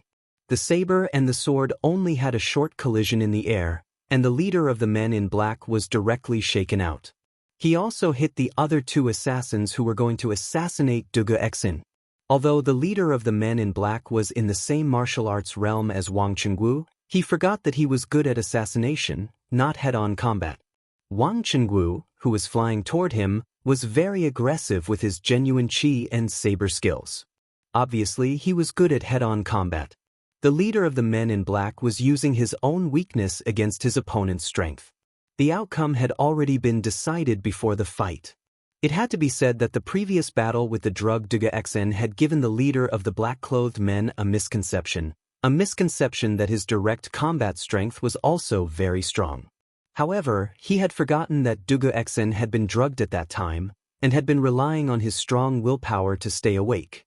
His strength was also much weaker than before, and there was no way he could beat Dugu Xian at his peak. Protect General Dugu. Try to keep one of these assassins alive. Wang Qingwu, who had shown his great power with one strike, did not stop. He swung his saber diagonally and split the two assassins who were surrounding him. He let out a loud cry and then rushed forward like lightning, trying to save Dugu Xian, who was struggling under the siege of the men in black. Seeing this, the dozen or so shadow guards of the Wang family hurriedly drew their weapons and joined the fray. Although the overall strength of these people was slightly inferior to the assassins, as the Wang family shadow guards, they had all undergone many years of rigorous training. In terms of combat experience and tactical coordination, they were completely superior to these black-clothed men. Thus, the Wang family's shadow guards and the men in black were locked in a stalemate. On Wang Qingwu's side, this guy relied on his extraordinary strength to take care of the two assassins blocking his way and finally met up with Dugu Xian. As for the leader of the black-clothed men, the assassin, he didn't dare to face Wang Chengwu head-on. He could only use his own movement skills to constantly harass and assassinate Wang Chengwu and Duge Exin. The scales of victory were slowly tipping in Duge Xian's favor. "General Dugu, how are you?" Wang Chengwu asked Duge Exin, who was barely standing behind him, during a break in the battle. "I'm fine." Duge Xian's sword was planted on the ground as he struggled to support his body. At this moment, not only did he want to sleep, but his eyelids were also struggling. He also felt that his vision was turning dark, and his physical strength was rapidly depleting. He was poisoned. "General Dugu, hang in there. I'll open a bloody path for you," Wang Chengwu said to Duge Exin as he focused and held the broadsword in his hand. He was trying to determine where the leader of the men in black would appear in the next moment. He was going to give him a fatal blow. As the saying went, capture the ringleader first to capture the bandits. As long as he captured or killed the leader of the assassins in black, the rest of the assassins would scatter like birds and the danger of Duge Exin would naturally be resolved. Obviously, Wang Chengwu could see that Duge Exin was not in a good condition. He had to end the battle as soon as possible and bring him back for treatment. Otherwise, even if he did not die under the enemy's sword, he would die from the poison later. "Sneaky bastard, let's see where you can hide this time." Suddenly, Wang Chengwu's eyes flashed. He quickly infused his true qi into his broadsword. Then he disappeared from the spot like a flash of lightning. His entire body was covered in a blazing radiance as he slashed at Duge Xian's right rear. Chapter 1858. What? General Dugu was attacked by a group of assassins in the southern part of the city? The shopkeeper of the Chu ironware shop, Kong Chanyan, was ambushed by 3 black-clothed men on his way back? At the same time, in the Wang clan's ancestral home, after listening to Bai Qing's report, Wang Yu abruptly stood up from his seat, his face ashen. The Wang clan had been in Taiyuan for many years, but this was the first time someone had slapped them in the face. This subordinate is incompetent. Patriarch, please punish me." Bai Qing and the other Wang clan covert guards got down on one knee and bowed. "Where's Cheng Wu?" Wang Yu walked up to Bai Qing with his hands behind his back and asked coldly. "Patriarch, the Grand Commander received the news and went to the southern part of the city to rescue General Dugu. We brought Zhu Xiecheng and Kong Chang'an's corpses back first." Bai Qing replied in full detail. "Quickly bring people to the southern part of the city." Wang Yu was silent for a moment, then he ordered, "In addition, bring people to the provincial governor's residence and inform Provincial Governor Wang." Wang Yu knew very well that this was not the time to hold these people accountable. The most important thing now was to ensure Duge Xian's safety. If something happened to Duge Xin, then the Wang family would not be able to clear their name even if they jumped into the Yellow River. Zhu Xiecheng and Kong Chang'an had been found and escorted back by the Wang clan, but one of them had been killed right under the eyes of the Wang clan guards. Logically speaking, the Wang clan had to bear the main responsibility. And if something happened to Duge Xian, the commander of the imperial army, in Taiyuan City, the Wang clan would not be able to escape responsibility. After all, who told the Wang clan to be the local tyrant of Taiyuan City? Yes, Patriarch. Bai Qing and the others left with the order. Inside the room, Wang Yu paced around the hall with his hands behind his back. Princess Tong An, who was sitting to the side, frowned and said, Duge Xin was attacked, and the key suspect they were looking for was ambushed. Who are these people? How dare they commit murder in public in Taiyuan City? And even make a move against our Wang clan? Wang Yu paused and sighed. No matter where they come from, since they dared to behave so atrociously in Taiyuan City, this old man will definitely ferret them out. Moreover, I'm afraid that this group of people's goal isn't so simple. Their true goal should be...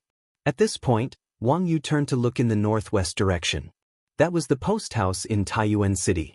Li Tai and the other Yanhuang College teachers and students were staying there. Princess Tong naturally understood what Wang Yu was trying to say. Her heart sank slightly as she revealed a worried expression. The other party wants to harm Qingke? In this way, I'm afraid we won't be able to return to Sui province for the time being. Speaking of which, she and Li Tai had returned to their ancestral home from Qizhou. Originally, they had planned to settle Wang Renbiao's matter and then immediately return to Suizhou. However, Li Tai was her grandnephew. Whether it was due to emotion or reason, whether it was public or private, she had to look after Li Tai. After all, this was Taiyuan, the territory of her husband's family. We definitely can't return to Suizhou for the time being. Nothing must happen to King Wei and the others in Taiyuan City. Right now, he had to see if Jianghu could save Duga Xn and capture one or two of them alive. From the looks of it, we are in the open while the enemy is in the dark. Moreover, the enemy knows everything about us like the back of his hand. We must grasp the enemy's situation as soon as possible. Wang Yu sternly said, his eyes blazing. As the saying went, know thyself and know thy enemy, and thou shalt be victorious in every battle.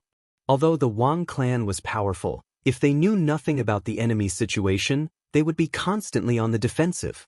This was something that Wang Yu did not wish to see. Princess Tong, and silently nodded.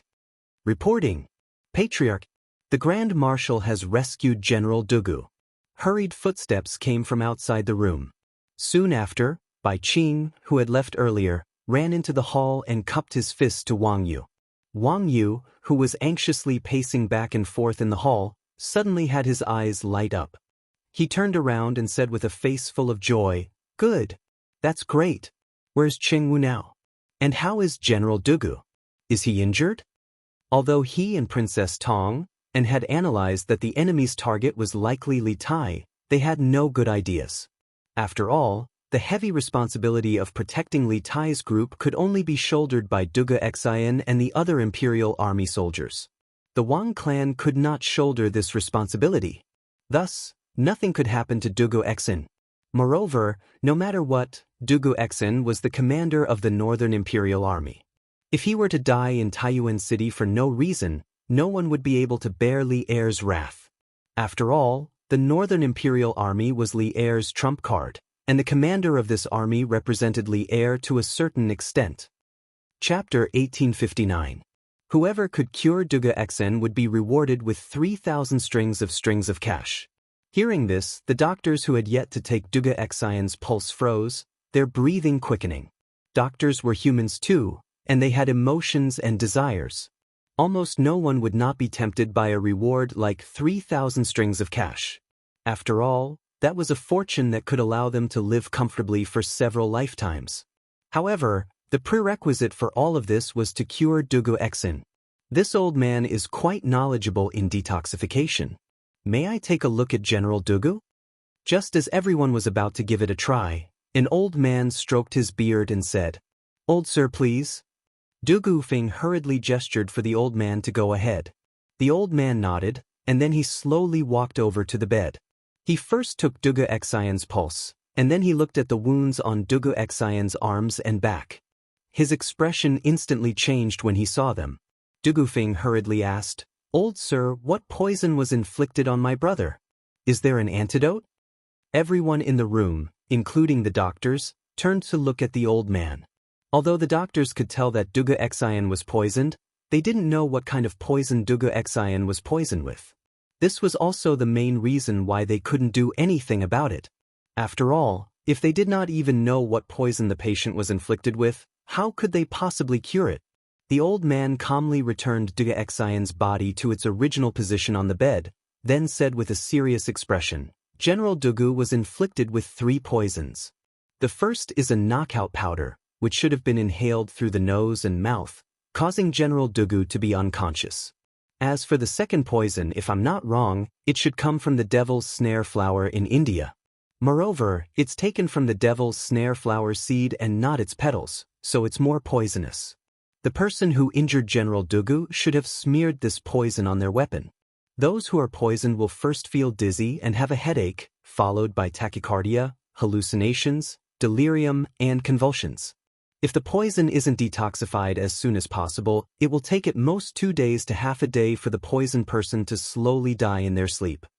The third poison is the strong poison hook kiss, which should have been smeared on the weapon. The victim will first feel dizzy, then have their heartbeat slow down and then speed up. Their limbs will also feel cold.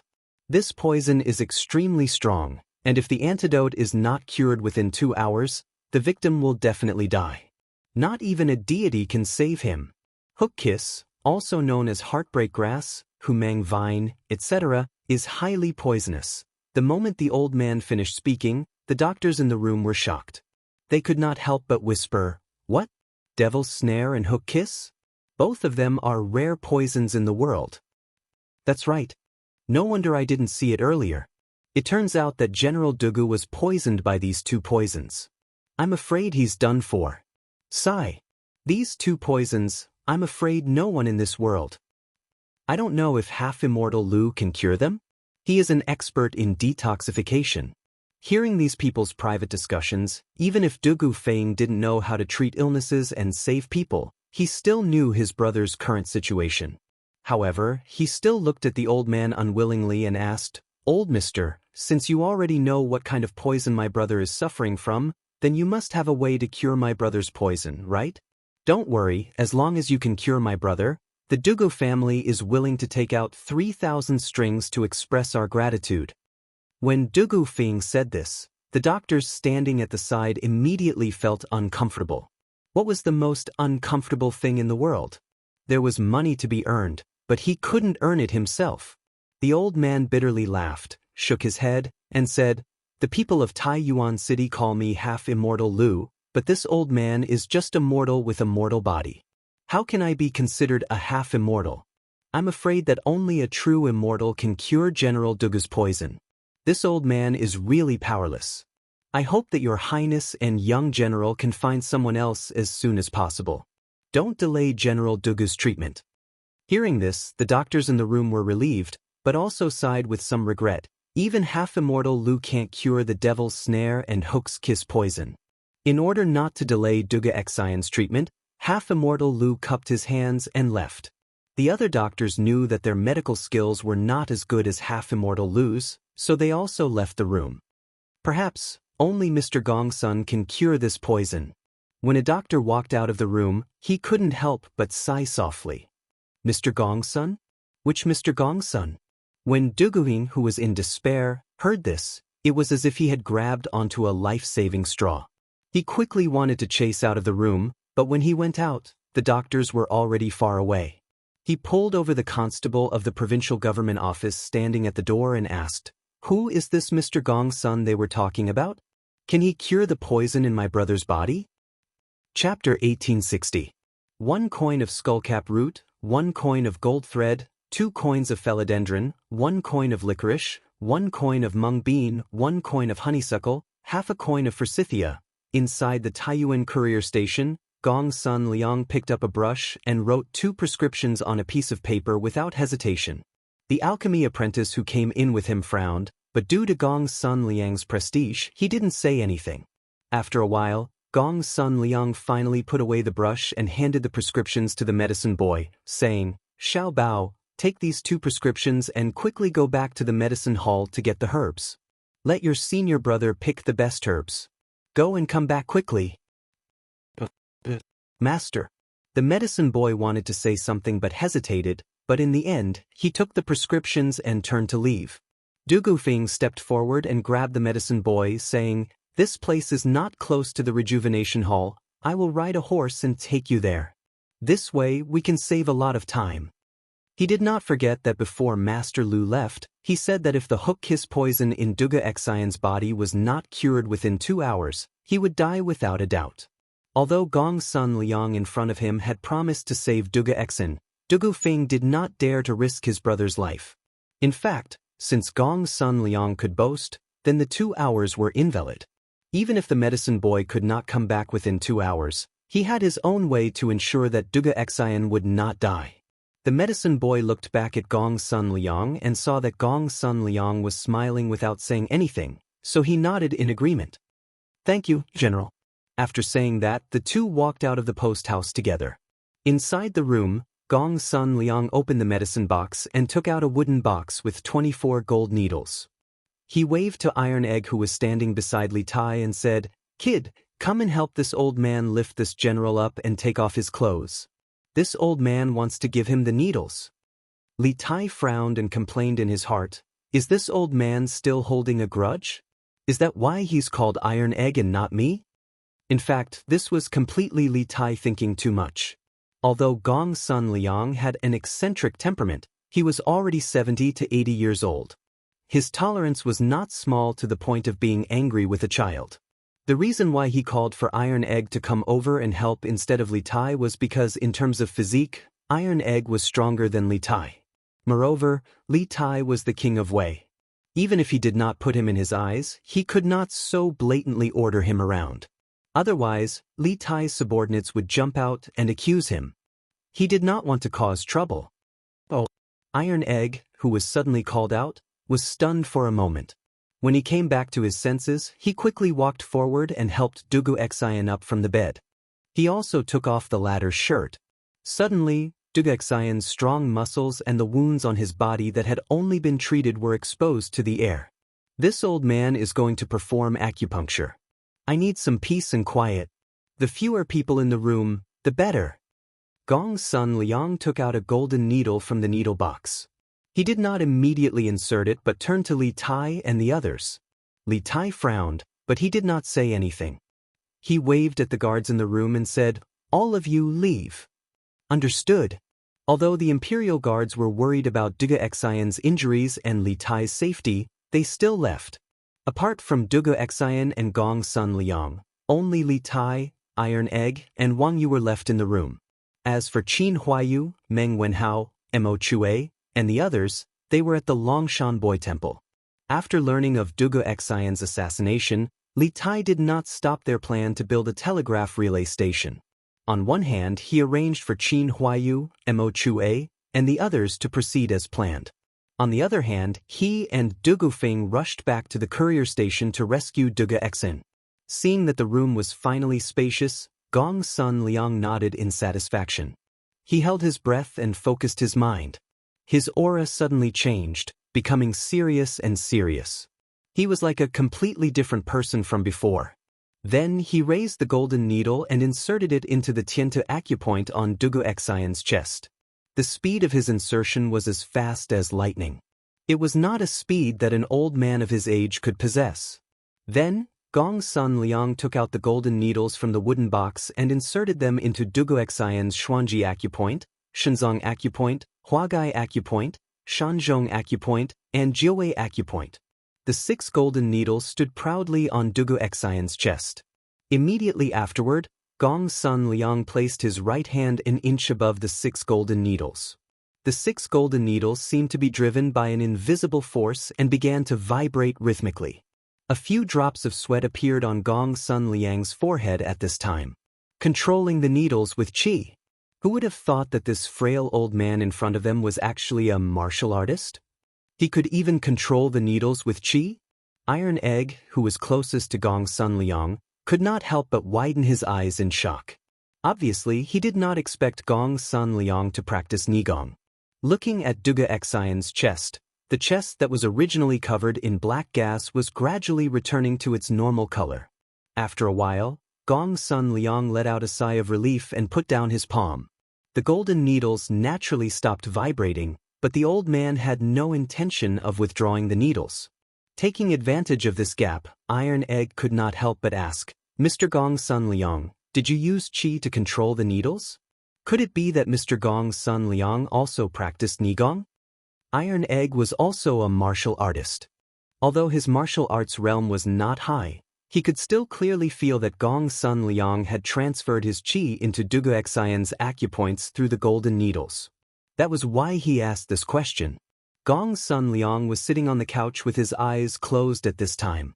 When he heard Iron Egg's question, he opened his eyes and looked at Iron Egg with interest. Then he smiled and said, "Oh, I didn't know that you were also a martial artist. Moreover, your eyesight and knowledge are good. At such a young age, you actually know how to control the needles with qi. Who is your master?" Although Gong's son Liang did not directly answer Iron Egg's question, he tacitly agreed with Iron Egg's guess. Hearing this, Li Tai, who was standing to the side, widened his eyes in shock.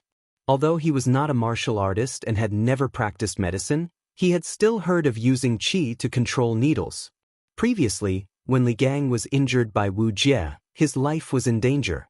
It was Sun Simiao, Li Zishuan, and Xian Qing, these three top medical masters, who worked together to control the needles with qi, that pulled Li Gang back from the gates of hell. Li Tai never expected that on this trip to Taiyuan, he would meet a master like Sun Simiao who could control needles with qi. At this moment, Li Tai didn't dare underestimate Gong's son Liang in the slightest. Iron Egg thought for a moment and answered truthfully, "My master is the current Marquis of Yong, and Li Zishuan, who is also the Yamacho of Yanhuang College. My master and Taoist son of the college both know how to control needles with qi, and I have seen both of them before, so I could recognize them." Gong's son Liang let out a long "oh." It was unknown whether he had really heard of Li Zishuan or was pretending to have heard of him. After a moment he asked, "The Taoist son you are talking about, is it Sun Simiao? He actually went to Yanhuang College?" Li Tai couldn't help but say at this time, "Taoist's son is naturally the doctor's son that everyone praises. He is now in the medical school of our college. In addition to doctor's son, our medical school has many masters with superb medical skills. Even many respected doctors from the Imperial Medical Department have joined our medical school. In time, our medical school will definitely be able to cultivate many students with superb medical skills." As a student of Yanhuang College, naturally he was proud of Yanhuang College. Moreover, Li Tai had another intention in saying this, which was to make Gong's son Liang interested in Yanhuang College. If he could directly attract Gong's son Liang to join Yanhuang College, that would be even better. He believed that Li Zishuan would definitely remember his merit. After all, although the words of this old man in front of him were not very pleasing, he still had some real skills. Yanhuang College. Gong's son Liang smacked his lips and didn't say anything more. After adjusting his breath for a moment, he stood up and said to Wang Yu, "This old man just used a golden needle to protect the general's heart meridian to ensure that the poison won't enter his lungs in a short period of time. The poison of datura is relatively mild in nature, but it is like a gangrene attached to the bone and is extremely difficult to eradicate. The poison of hook kiss is extremely poisonous, like a flood or a fierce beast. These two poisons, under normal circumstances, are difficult to achieve the effect of fighting poison with poison. However, the two medicines this old man prescribed are used to induce the two poisons in the general's body and balance the power of the two poisons so that they can be used to fight poison with poison. After Xiaobao brings the herbs here, boil the medicine near the post house and then feed it to the general. This old man will administer the needles from the side to ensure that the two poisons will not harm the general's heart meridian." Hearing this, whether it was Wang Yu, Li Tai, or Iron Egg, all of them gasped. Under normal circumstances, when a patient was poisoned, the first thing a doctor would do was to detoxify the patient. However, this old man in front of them not only did not detoxify Duga-Exin, but also directly used the power of the medicinal stone to induce the poison to act up in advance for fear that it would take too long for the poison to take effect.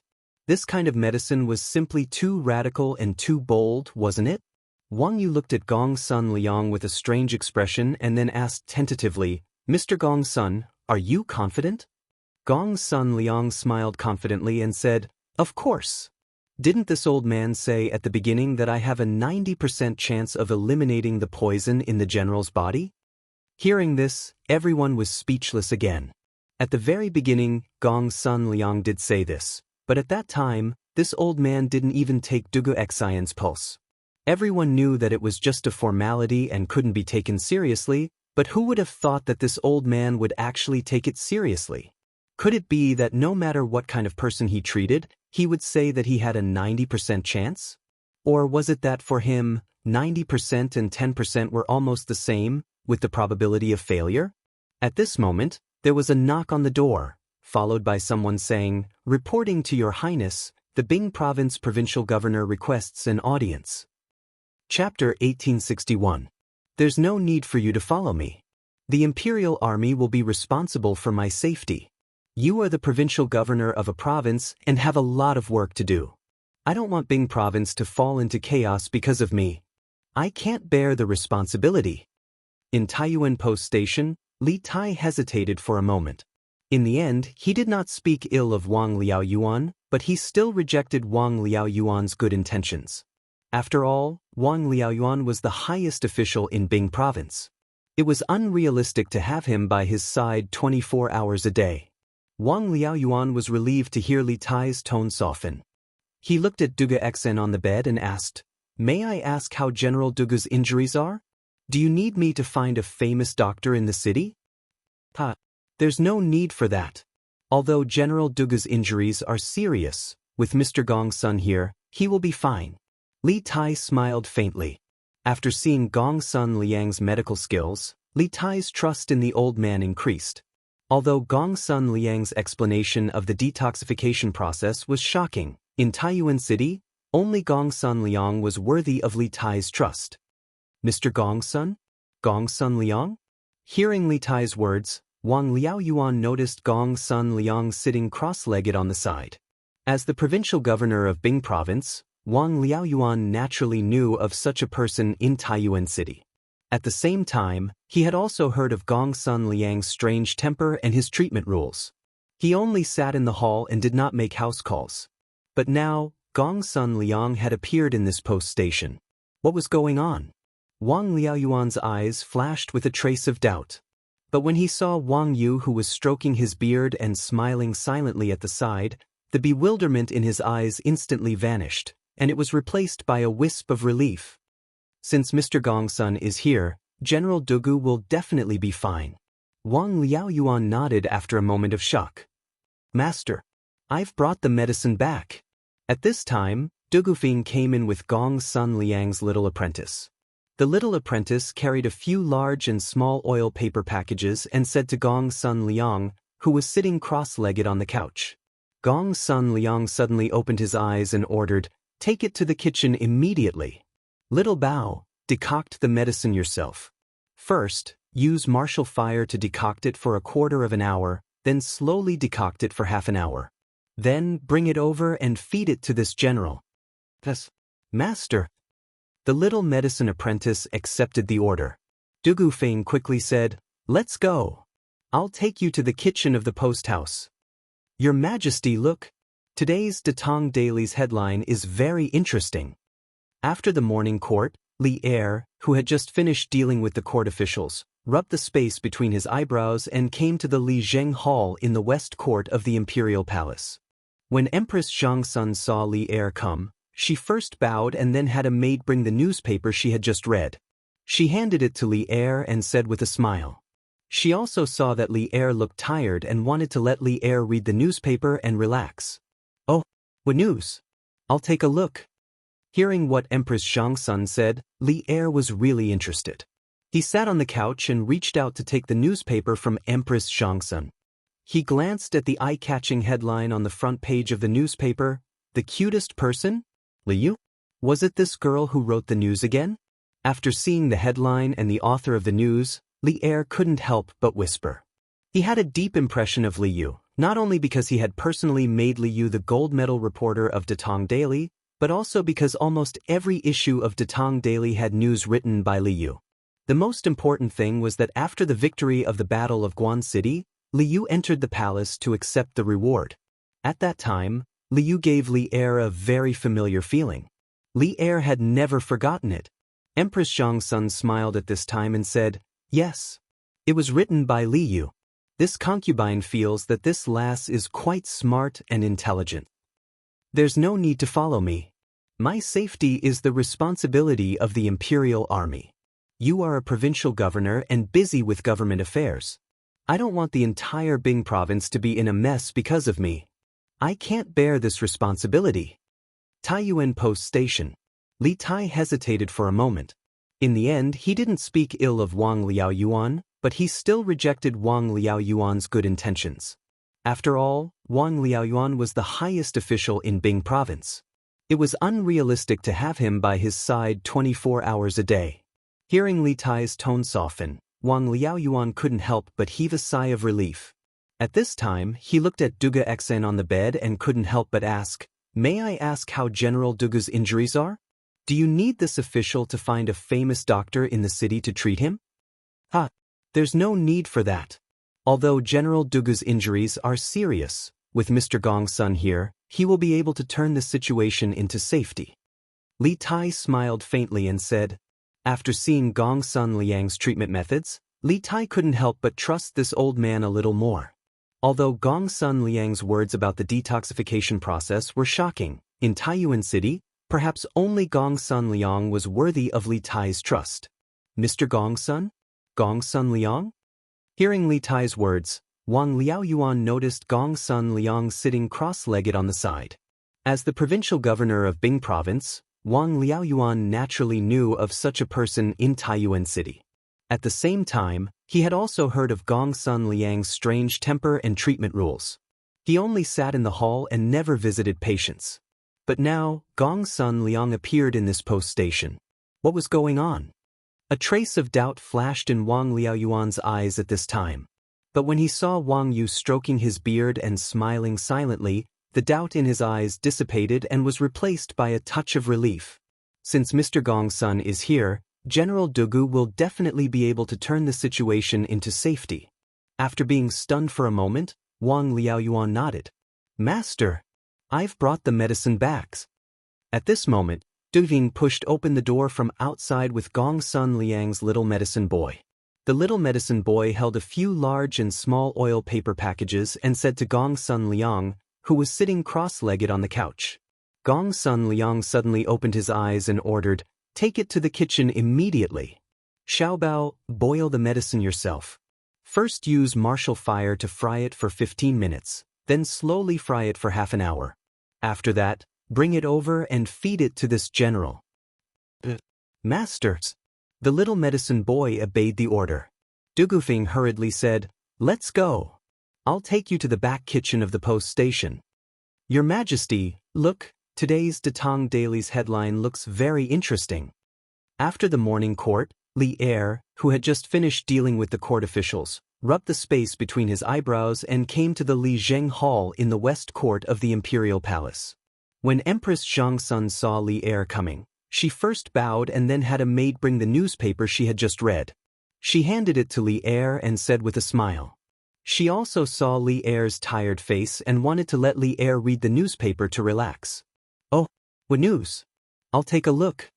Hearing Empress Zhangsun's words, Li Er was really interested. He sat on the couch and reached out to take the newspaper handed over by Empress Zhangsun. His eyes swept over the eye-catching headline on the front page of the newspaper, the cutest person? Liu? Was it this girl who wrote the news again? After seeing the headline and the author of the news, Li Er couldn't help but whisper. He had a deep impression of Li Yu, not only because he had personally made Li Yu the gold medal reporter of Datong Daily, but also because almost every issue of Datong Daily had news written by Li Yu. The most important thing was that after the victory of the Battle of Guan City, Li Yu entered the palace to accept the reward.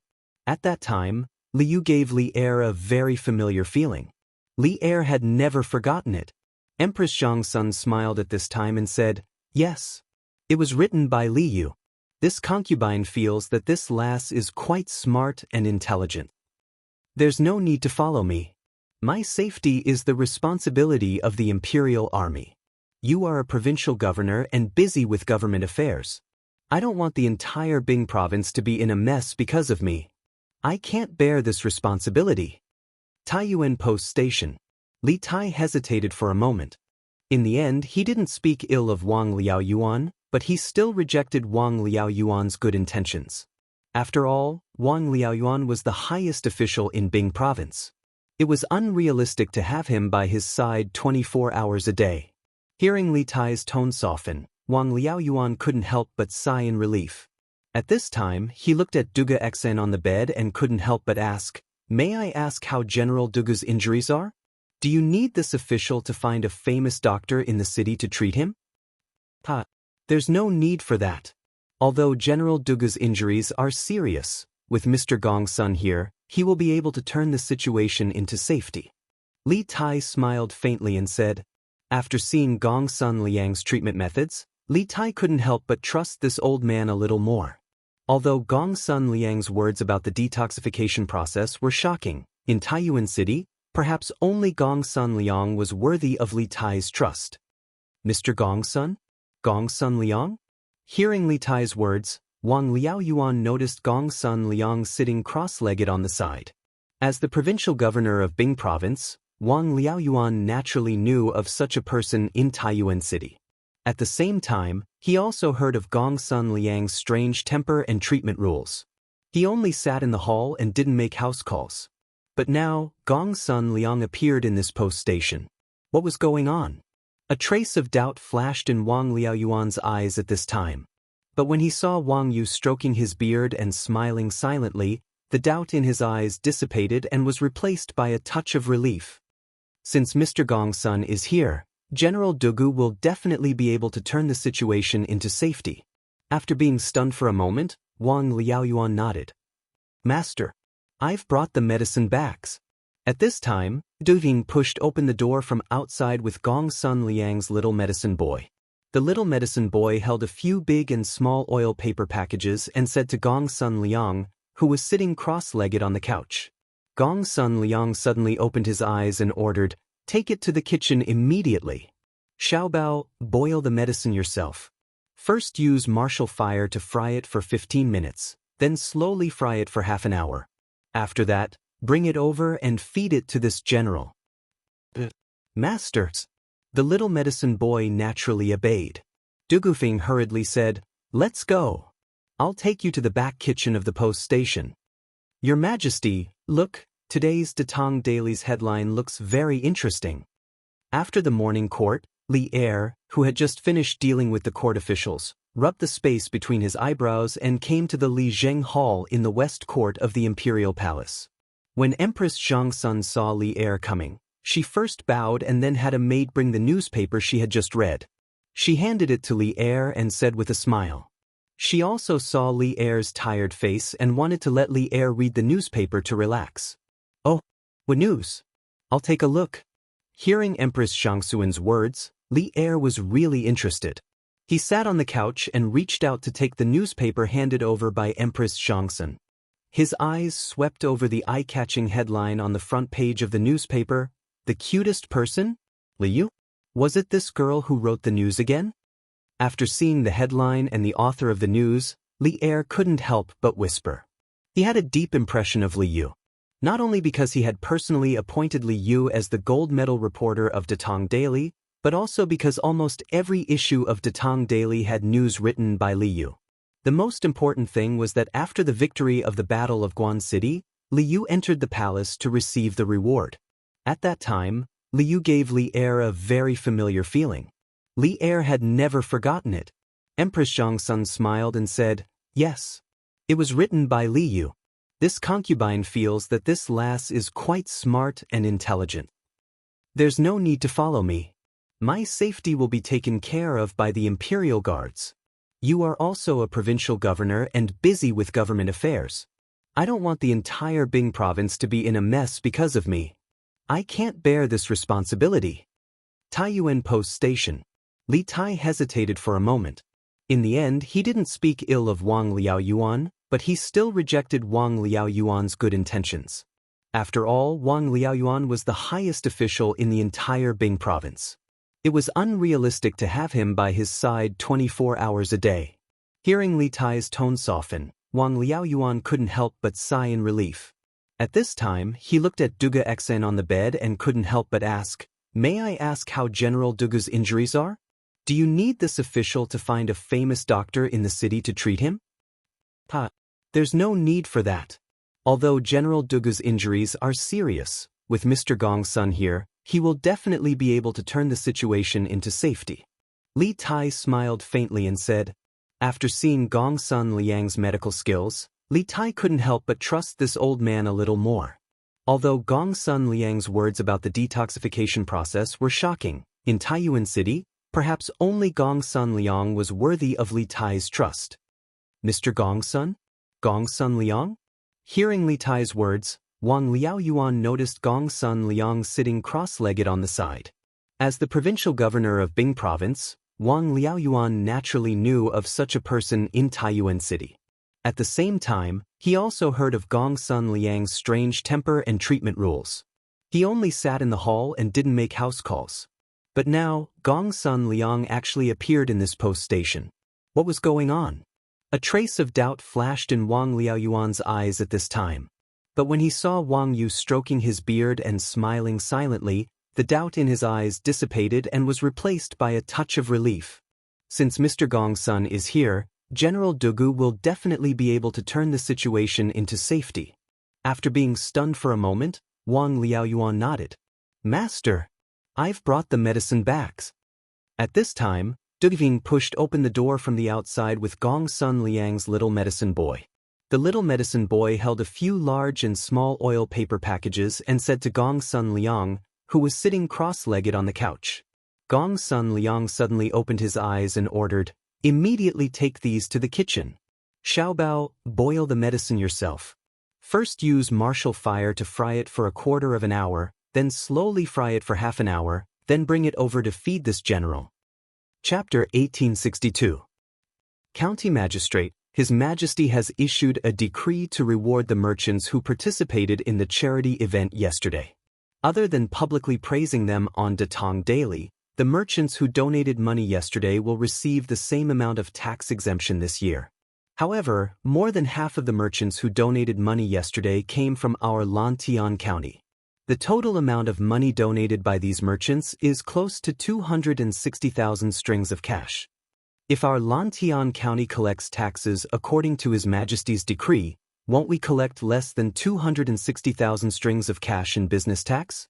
The county office's treasury is already not abundant, and we even donated 10,000 strings of cash yesterday. After that, the county office still has to expand the city and assist Yunshan in laying electric wires for the county. Now that His Majesty has issued a decree, the business tax collected by our county office will be reduced sharply in the future. What should we do? In the back hall of the Lantian County office, County Deputy Meng held a notice in his hand as he worriedly spoke to County Magistrate He.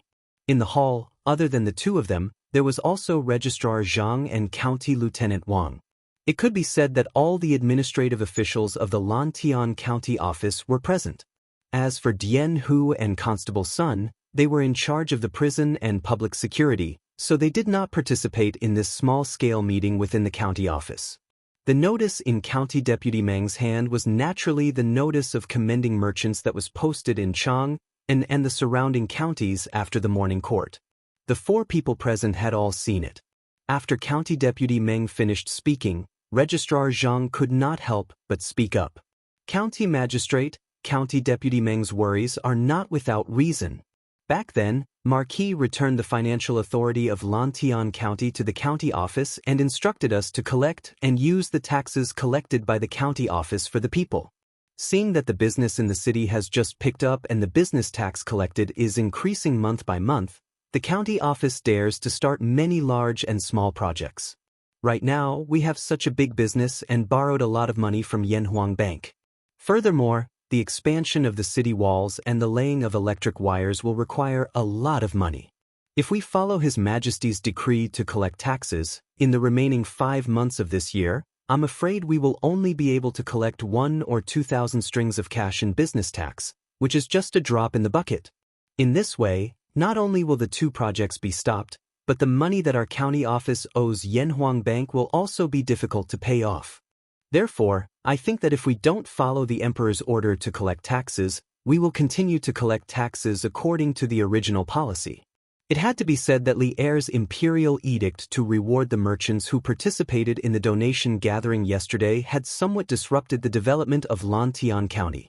If the tax reduction decree was implemented according to the imperial edict, Lantian County would suffer a huge financial loss. First of all, there were currently more than 600 merchants in Lantian County. However, there were more than 300 merchants who participated in the fundraising event yesterday. Overall, the merchants who were willing to participate in the fundraising event at least proved that their shops were on the right track and were even making a lot of profits. These merchants were currently the largest taxpayers in Lantian County. The reason why the other 300-plus merchants did not participate in the fundraiser was that, apart from a few people who were naturally stingy, most of the merchants had just moved to Lantian County. Their shops had already established themselves in Lantian County. In other words, They were not making any profits or were making very little profits, causing them to be short on cash. These merchants were the ones that Lantian County's county government needed to support. At present, they could not contribute much to Lantian County's tax revenue. If they were to collect taxes according to Li Er's tax reduction decree, the financial situation of Lantian County's county government in the next few months could be imagined. In addition, the tax collection rate in Lantian County was 1 out of 6, while the tax collection rate in the other provinces and counties in Tang Dynasty was 1 out of 30. This would lead to a problem. 2 merchants had participated in the fundraising event yesterday and donated 1,000 strings of coins. However, one of them was from Lantian County while the other was from another county. According to Li Er's edict, the 2 of them would receive a tax exemption of 1,000 strings of coins for the rest of the year. This might not seem like a problem, but if one were to combine it with the different tax collection rates in Lantian County and outside of Lantian County, there would be a huge problem. According to the tax collection rate of 1 out of 30 for most provinces and counties in Tang Dynasty, as long as the merchant from another county who donated 1,000 strings of coins did not make a total profit of more than 30,000 strings of coins for the remaining 5 months of the year, he would not have to pay any additional tax to the imperial court. In other words, only when he made a total profit of 30,000 strings of coins in 5 months would he be able to use up the tax exemption of 1,000 strings of coins that he received from the fundraising event. But in reality, there were very few merchants in the entire Tang Dynasty who could make a profit of 30,000 strings of coins in 5 months. In other words, even though the merchant from another county who donated 1,000 strings of coins received a tax exemption of 1,000 strings of coins, he would not be able to use up this tax exemption because his profits in 5 months were likely to be only 10,000 strings of coins or less. In this way, the imperial court's actual loss of tax from this merchant was only 1 out of 30 of 10,000 strings of coins, which was around 300 strings of coins or less. But the Lantian County merchant who donated 1,000 strings of coins was different. According to the tax collection rate of 1 out of 6 in Lantian County, as long as his total profit in the next 5 months of the year could reach 6,000 strings of coins, he would be able to use up the entire tax exemption of 1,000 strings of coins. At this time, the Lantian County's official loss of business tax from this merchant was a solid 1,000 strings of string of coins, without any discount. Chapter 1863. In some TV series, there was often such a scene. When the male lead, female lead, was seriously injured and unconscious, it was difficult to feed the medicine. Therefore, the female lead, male lead, would first pack the medicine into her mouth, and then feed the male lead, female lead, the medicine mouth to mouth. Putting aside the need of the plot for the time being, from a pure medical point of view, did this method have a scientific basis? Obviously not. Not to mention that when a person was lying down, it was very easy to reflux and accidentally inhale the liquid into the trachea. Even if the medicine was fed mouth to mouth, it would not change this reality. In addition, feeding medicine to a patient in a coma, no matter what position, lying down or sitting, was an extremely dangerous behavior in itself. In modern medicine, coma refers to the complete loss of consciousness. It is a serious vision of a person who has completely lost awareness of things. It is a high degree of mental breakdown due to the serious suppression of the higher nerves for various reasons. The cause must be found as soon as possible, and effective measures must be taken in time to save the patient. Generally, coma is divided into 2 types, shallow coma and deep coma. Shallow coma refers to the patient losing consciousness, but the pharyngeal reflex, corneal reflex, and pupil reflex still exist. The patient will still have a painful expression and slight movement in response to strong stimuli such as compression of the eye socket and stimulation of the nerves of the eye socket. In deep coma, the patient does not respond to various stimuli. The clinical symptoms are muscle relaxation, incontinence, and so on. It is impossible for such a patient in a deep coma to spontaneously swallow. Once the liquid is poured into the mouth, because the patient does not have the basic swallowing reflex, the liquid will not squirm along the esophagus to reach the stomach. Instead, a large amount of liquid will gather in the throat, making it very easy to reflux and accidentally inhale due to choking. In other words, These things will mistakenly enter the trachea and reach the lungs, resulting in aspiration pneumonia. In this case, a lung infection is often life-threatening. Therefore, in modern hospitals, as long as the patient's swallowing reflex is not good, such as the neurological department's medulla oblongata paralysis, the doctor will consider feeding the patient with a gastric tube and nasal feeding diet as well as medicine and water. They will not risk the patient's life. Although Gong Sun Liang did not know the professional terms such as swallowing reflex and advanced nerves, nor did he know that there was such an alternative method of feeding drugs through a nasogastric tube, it did not mean that one's personal problem-solving ability would be limited even if one's knowledge was limited by the age when one reached the peak of one's expertise in a certain field. When he first examined Duga Xian's injuries, Gong Sun Liang had not only checked Duga Xian's pulse, but also checked Duga Xian's eyelids, mouth, and other parts of his body. He wanted to confirm whether Duga Xian was still conscious and whether he could swallow medicine on his own. It was because he was certain that the unconscious Duga Xian still had a certain level of consciousness that Gong Sun Liang gave him the prescription and dared to let the little medicine boy decoct and feed the medicine to Duga Xian. "All right, little treasure. I won't feed him for now. Take the bowl of medicine and wait at the side." Under the care of the little medicine boy, Duga Xian barely managed to drink half a bowl of medicine. If he was fed any more, the medicine would all flow out. Seeing this, Gong Sun Liang spoke up to stop him. In his opinion, half a bowl of medicinal soup was enough for the two poisons in Duga Xian's body to take effect. "Yes, master." The little medicine boy did not hesitate. After wiping the medicine from the corner of Duga Xian's mouth with a handkerchief, he decisively took the bowl of medicine and stood aside. Chapter 1864. Your Majesty, His Highness King of Wei has sent an urgent report. In the hall of Ganlu, Li Er, who had received spiritual comfort from Empress Zhangsun, was reviewing memorials. A young eunuch from the imperial astronomer urgently requested an audience. After the young eunuch entered the hall, he held a slip of paper in his hands and bowed to Li Er to report. An urgent report from Azure Sparrow? Li Er raised an eyebrow, a bad premonition rising in his heart. He hurriedly said to the young eunuch, "What urgent report? Quickly bring it up for us to see." "Your Majesty." The young eunuch raised the slip of paper over his head. Zhao Song hurriedly walked over, took the slip of paper, and then quickly walked forward and handed it to Li Er. "What? Duga Xian was assassinated in Taiyuan City?" After taking the slip of paper from Zhao Song and reading its contents, Li Er's face suddenly paled and he cried out in alarm. His voice was thick with anger and disbelief.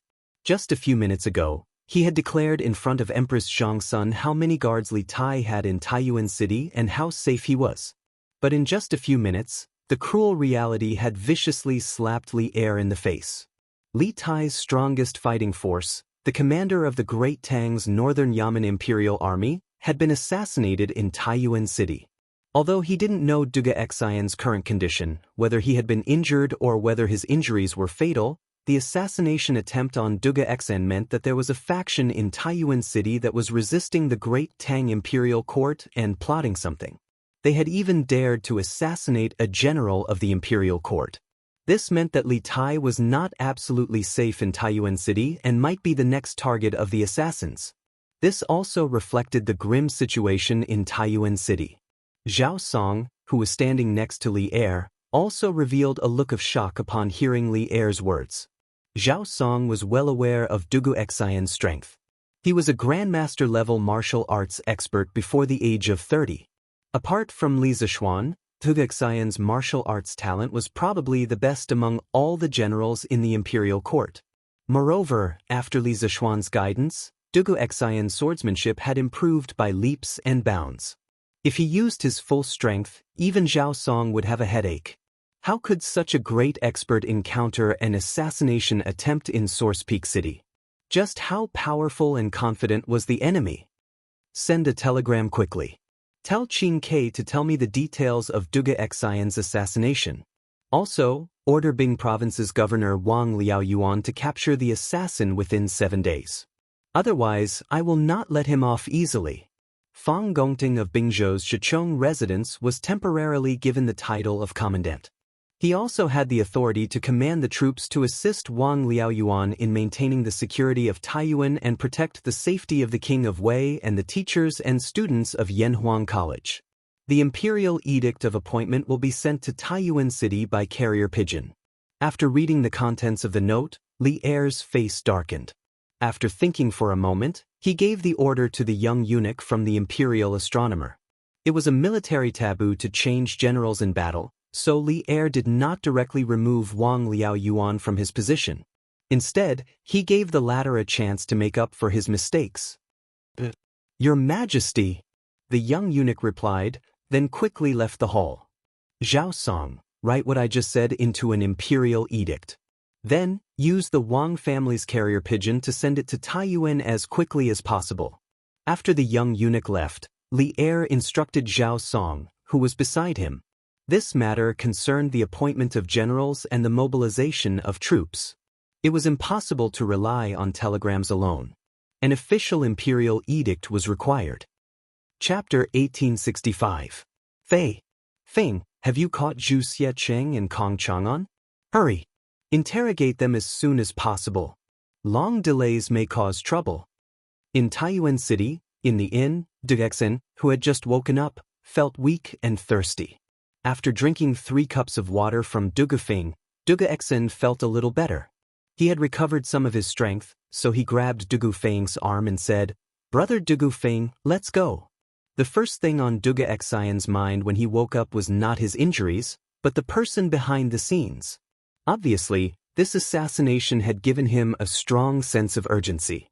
Since the hidden force dared to jump out and assassinate him directly, it meant that the other party's layout in Taiyuan City was basically complete. Their next target was probably Li Tai and the students and teachers of Yanhuang College. Therefore, he had to catch them before they made their next move. Otherwise, Li Tai would be in danger. "Big brother, we did catch Zhu Xiecheng and Kong Chang'an, but on the way back, Kong Chang'an was killed. Du Exen was killed before he reached Xuanren Square, so he did not know that the Wang family's shadow guards were also attacked on the way back. Therefore, Du Gufeng hurriedly explained. What? Kong Chang'an was killed? Cough cough. When Du Exen heard this, he almost jumped out of bed, if his body's condition allowed it. Perhaps because he was too agitated, his breathing became unstable, and he began to cough. Du Gufeng hurriedly stepped forward and patted Du Exen's back.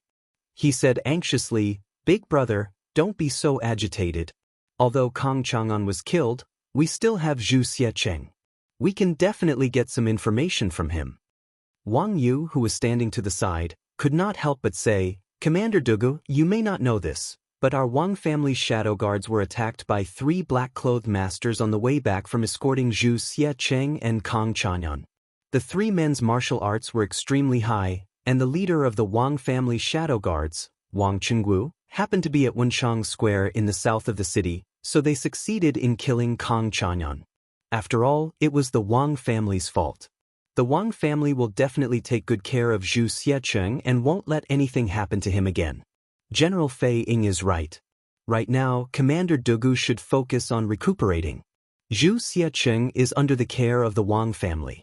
It won't be too late to interrogate him after he recovers." Du Exen, who was lying on the bed, felt a jolt in his heart when he heard that. He struggled to wave his hand at Wang Yu and said, "Patriarch Wang, you're exaggerating. The Wang clan isn't at fault here.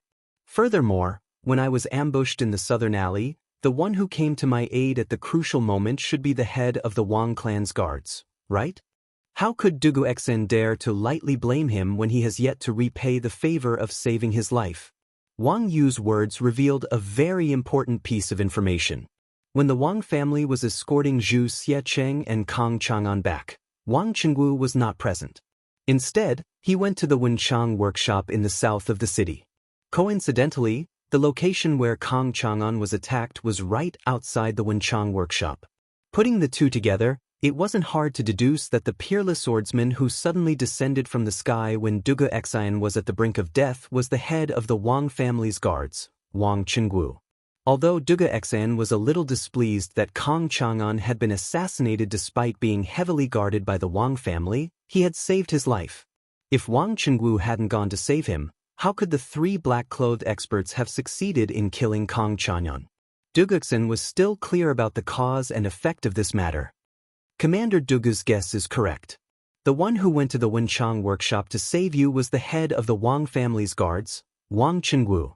The Wang family has lived in Taiyuan for generations. Although they don't have the responsibility of guarding the city like the government, they still don't allow anyone to behave atrociously at their doorstep. Therefore, it is the Wang family's duty to save Commander Dugu. Commander Dugu, you don't have to be so polite. In the face of Duga Xian's thanks, Wang Yu spoke with a righteous expression. Wang Liaoan, who was standing at the side, suddenly felt a little ashamed. Speaking of which, maintaining the law and order of Taiyuan City should be the responsibility of the provincial government or the county government. Duga Xian had been assassinated in the city, and the person who had saved him wasn't someone from the government, but the head of the Wang family's guards. This made the government lose face. Fortunately, Constable Feng from the provincial government had brought people to the scene at the last moment and had more or less contributed some effort. Otherwise, Wang Liaoyuan's expression would have been even uglier. No matter whether it is the Wang family's duty or just following orders, to me, Duga Xan, it is still a life-saving grace. How can this life-saving grace just be taken lightly? When I'm feeling better, I will personally visit Brother Chengwu to thank him. Duga Xan shook his head and insisted. Without waiting for Wang Yu to say anything, he changed the topic and said in a low voice, "But the most important thing right now is to interrogate Zhu Xiaqing as soon as possible." Among the assassins that appeared in the city today, the strongest one was a grandmaster. Their origins are probably not simple. We have to find out their identities and hiding places as soon as possible. Otherwise, we will always be in a passive position. Li Tai, who had been standing at the side for a long time, spoke up at this time. "General Dugu, don't worry about your injuries. Leave the matter of tracking down the assassins to us." But Duga Xan wanted to say something else, but Li Tai firmly cut him off. "No buts. This is my order. Dr. Gongsun said earlier that General Dugu needs to rest more for the next few days, and you can't use force. I'm still waiting for General Dugu to recover as soon as possible so that you can lead the Imperial Army to protect me. General Dugu, please don't disappoint me. During this time, the Imperial Army will be led by General Fei Ying." It was rare for Li Tai to be so forceful. His resolute words left Duga Xan with no room to refute. After that, Li Tai turned to look at Wang Yu, Wang Liaoyuan, and the others and said solemnly, "General Dugu still needs to recuperate. We won't disturb him. In addition, my father has just sent an imperial edict through the telegraph. Everyone, please follow me to receive the edict." When they heard that Li Er had sent an imperial edict, everyone in the room couldn't help but look solemn. Wang Yu's heart was as clear as a mirror. After all, Li Tai had suddenly left the room just now because the telegraph had rung. It must have been a telegram from the palace. Moreover, when Li Tai had replied to the telegram, he must have reported what had happened in Taiyuan City to Li Er. Therefore, Li Er's imperial edict must have had something to do with Duga Xian's assassination. "Yes, sir." Everyone in the room, except for Duga Xan, who was lying on the bed, cupped their hands in acknowledgement and followed Li Tai out the door. After a while, the crowd arrived at a side hall. Li Tai stood in front of the crowd and took out a piece of paper from his bosom. He faced the crowd and read it aloud. "Father has ordered Bing Province's provincial governor, Wang Liaoyuan, to investigate Duga Xian's assassination with all his might. The murderer must be caught within 7 days. Otherwise, he will be severely punished. Fang Gongting of Bing Province's Zhichong residence will be temporarily promoted to the rank of commandant. He will also temporarily have the authority to command the army to assist Wang Liaoyuan in maintaining the security of Taiyuan City. He will also protect the safety of Yanhuang College's teachers and students." The content of the imperial edict was very short. It was so short that it didn't seem like an imperial edict at all. There were no pleasantries or anything difficult to understand. It was more like Li Er was giving orders in front of everyone. Although this was only an imperial edict in the form of a telegram, no one could tell if it was real or fake. Whatever Li Tai said was the truth. However, no one questioned the authenticity of the imperial edict. This was because the person who announced the imperial edict was Li Tai, Li Er's favorite son. It was impossible for Li Tai to lie about this matter. This was because lying about this kind of thing could be easily exposed. Moreover, once exposed, his political career was basically over. Moreover, Li Tai had no reason to lie about this. There was no benefit to lying to him. Your subject, Wang Liaoyuan, obeys the imperial edict. Listening to the imperial edict, Wang Liaoyuan couldn't help but feel relieved that Li Er didn't dismiss him directly. Instead, he wanted him to make up for his mistakes. However, the 7-day deadline made him nervous again. He was afraid that he wouldn't be able to sleep in the next 7 days.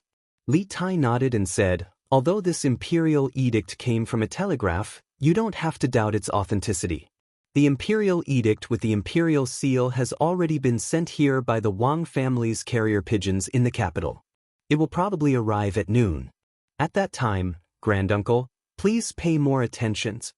The cultivation of carrier pigeons couldn't be done overnight. The imperial court couldn't cultivate a batch of carrier pigeons to cover every province and county in the Tang Empire. Not only the imperial court couldn't do it, but even a 1,000-year-old clan like the Wang family couldn't do it. At present, the Wang family could only cultivate some carrier pigeons to send messages to the ancestral home in Taiyuan. Wang Yu nodded and said, Your Highness, don't worry. Once the Wang family receives the imperial edict, it will be sent here immediately. In addition, when Provincial Governor Wang needs any help in tracking down the assassin, please don't hesitate to ask me. The Wang family will do our best to help. Thank you. Wang Liaoyuan clasped his hands and thanked Wang Yu gratefully. He was a distant collateral descendant of the Wang family, so he didn't receive much help from the Wang family in his official career. Especially after he became the provincial governor of a province, he took the initiative to reduce his contact with the Wang family to avoid suspicion. However, Wang Yu was willing to spare no effort to help him in this matter, which made him very touched. Li Tai said in a clear voice, Good. In that case, I hope that all of you can work together to catch the assassin hiding in the city as soon as possible. The first thing is to interrogate Zhu Zeqing and see what we can get out of him. Wang Liaoyuan clasped his hands and said, I will do as you command. I will send people to the Wang family to detain Zhu Zeqing in the prison of the government office and immediately interrogate him. We will set up a heavy guard and won't let anything happen to him. Li Tai shook his head and said, There is no need to set up a heavy guard. I think that we shouldn't have too much hope for Zhu Zeqing. The reason why the assassin only killed Kong Chang'an and let Zhu Zeqing go means that they are not afraid of Zhu Zeqing falling into our hands. In other words, Zhu Zeqing probably doesn't have the information we want. So, for this person, we just need to interrogate him briefly. At the very least, he should know Kong Chang'an's identity. Let's not waste too much time and energy on this person. Calm and wise. While everyone was clamoring to interrogate Zhu Zeqing and try to get information about the assassin from him, Li Tai remained absolutely calm. It had to be said that Li Tai was much calmer than before. The people present were not stupid. After hearing Li Tai's words, they all reacted. Indeed, according to the description of the Wang family's secret guards, after the 3 black-clothed masters killed Kong Chang'an, they had the strength to kill Zhu Zeqing as well. But why didn't they do that? The only possibility was that Zhu Zeqing was just an abandoned pawn that they had pushed out. An abandoned pawn that was useless and didn't know anything about their identities. Your Highness is right. I am ashamed that I almost fell into their trap. Wang Liaoyuan clasped his hands and said, ashamed. After a pause, he continued, After I transfer Zhu Zeqing to the prison, I will personally go to the Bing province camp and pass on the emperor's decree to Fang Zicheng. Then, I will ask Fang Zicheng to immediately mobilize the troops to protect your Highness and the others, as well as to track down the assassin in the city. Although Li Tai hadn't stamped the imperial edict of appointment and mobilization of troops, Li Tai had just said that the imperial edict would soon be transported to Taiyuan City. Wang Liaoyuan and Wang Yu had no choice but to believe it. Fang Gongting wouldn't dare to doubt it either, because they had already learned from the mistakes of the past. When Li Zishuan mobilized troops from Taiyuan City to stop Wuxia, he also mobilized troops in the same way. Therefore, in Wang Liaoyuan's opinion, this imperial edict in the form of a telegram could definitely allow Fang Gongting to mobilize the troops in advance. Let's move out immediately. This time, Li Tai didn't reject Wang Liaoyuan's request to have the provincial government's troops protect the academy. Because by now, he also felt the seriousness of the situation. Your Highness, please excuse us. Wang Liaoyuan and Wang Yu cupped their hands and left. Suddenly, only Li Tai, Iron Egg, and Du Gufeng were left in the studio. Li Tai then turned to Iron Egg and said, Iron Egg, you are good at martial arts. Go to Dragon Mountain for me. These men in black are so arrogant and vicious. I'm worried that they will harm Mr. Mo Chue and the others. Immediately lead a group of Imperial Guards to Dragon Mountain Boy Temple. Iron Egg hesitated for a moment, then shook his head and said, No.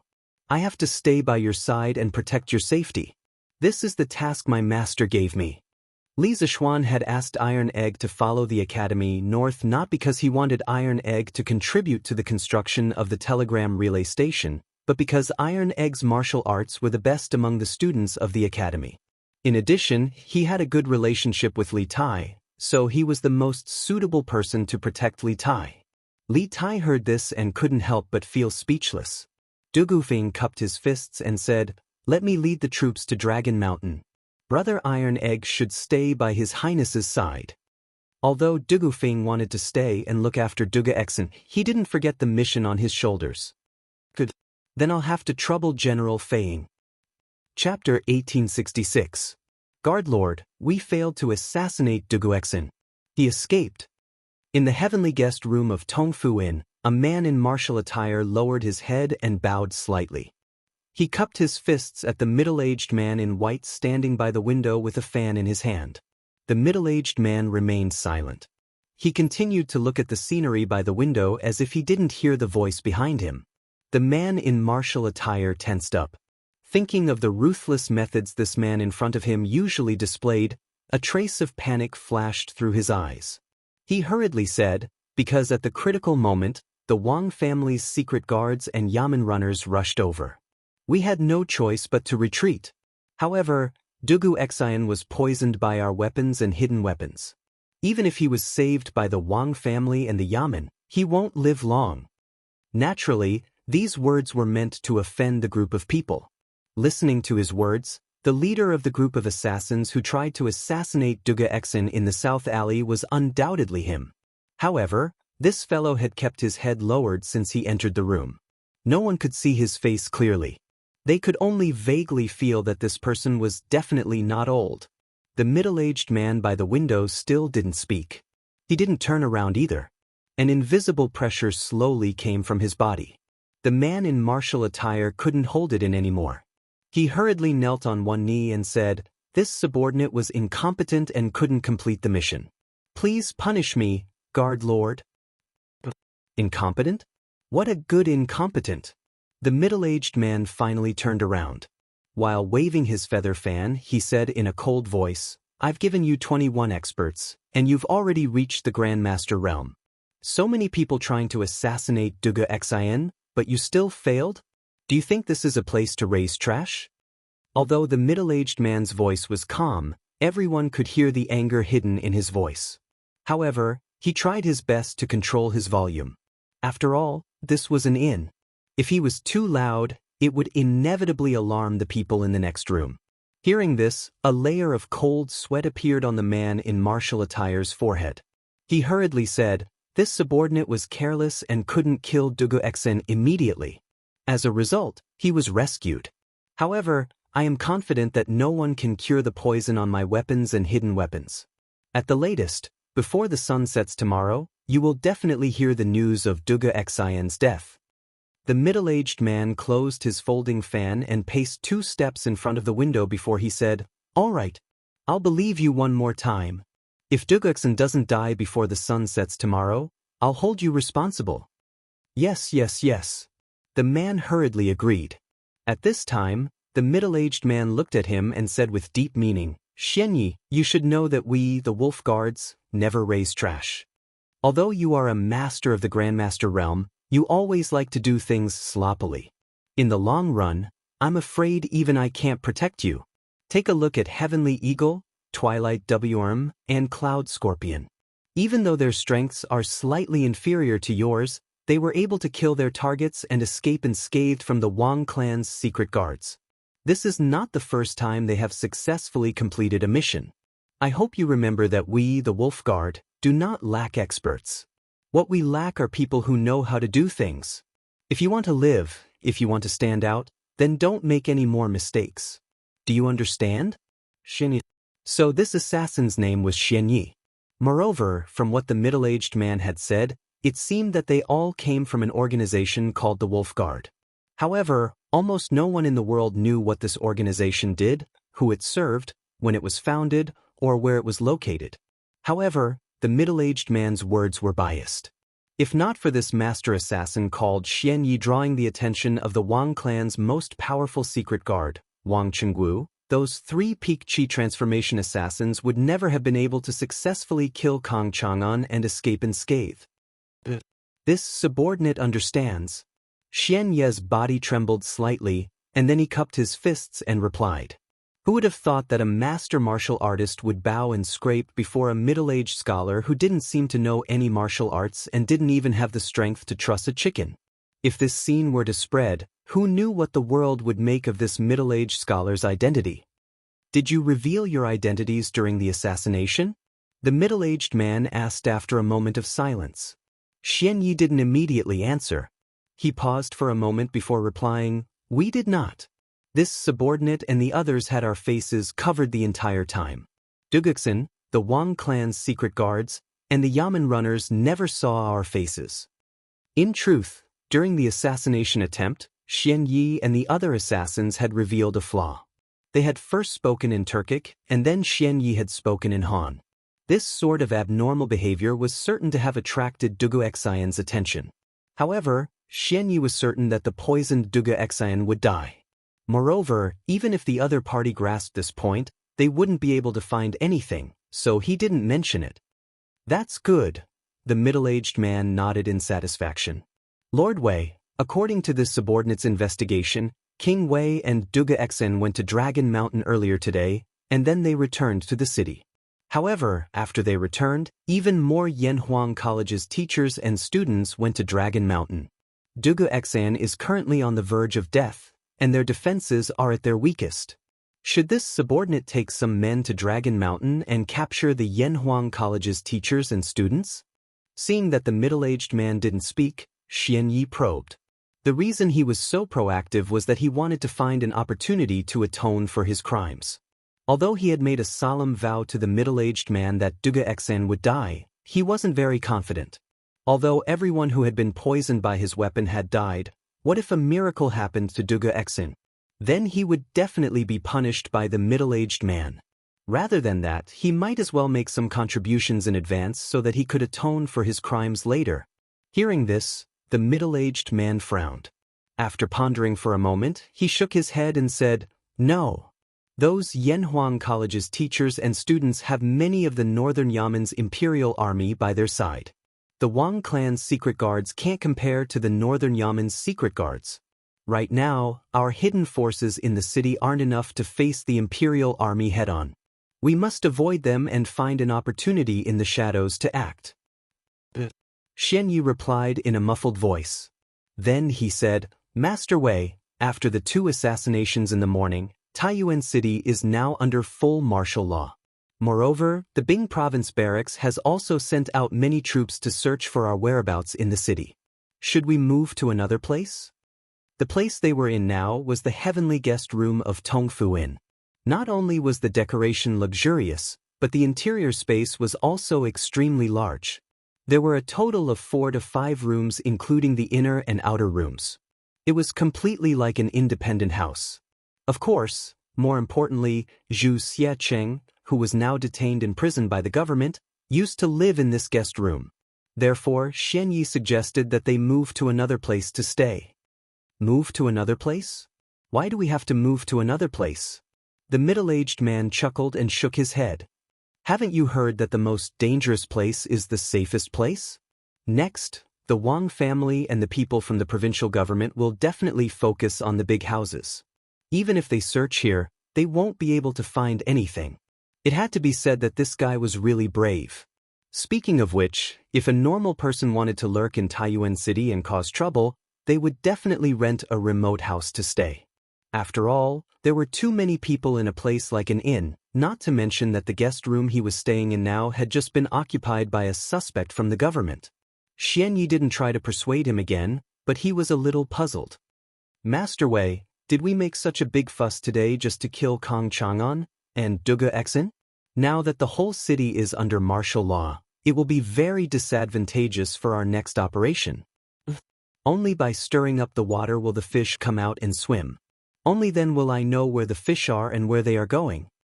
The middle-aged man waved his feather fan lightly and smiled confidently. Kong Chang'an's identity is not as simple as it seems.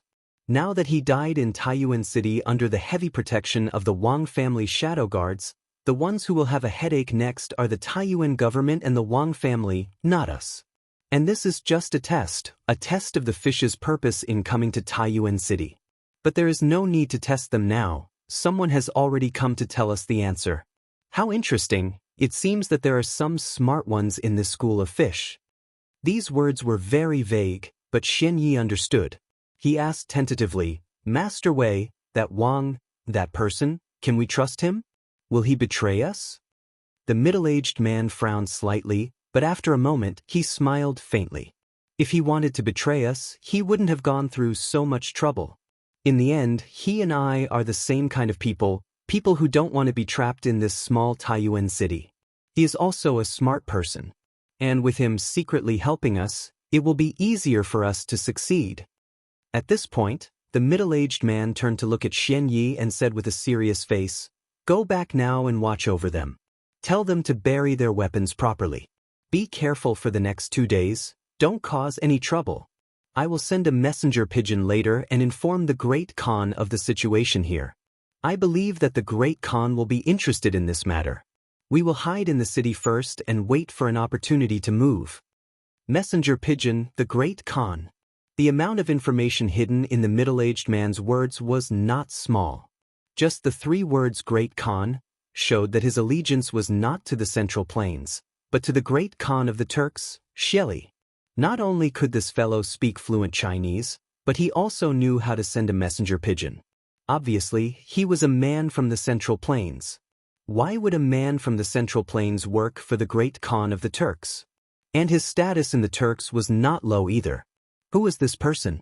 There were too many mysteries in this, waiting for Li Tai and the rest to solve.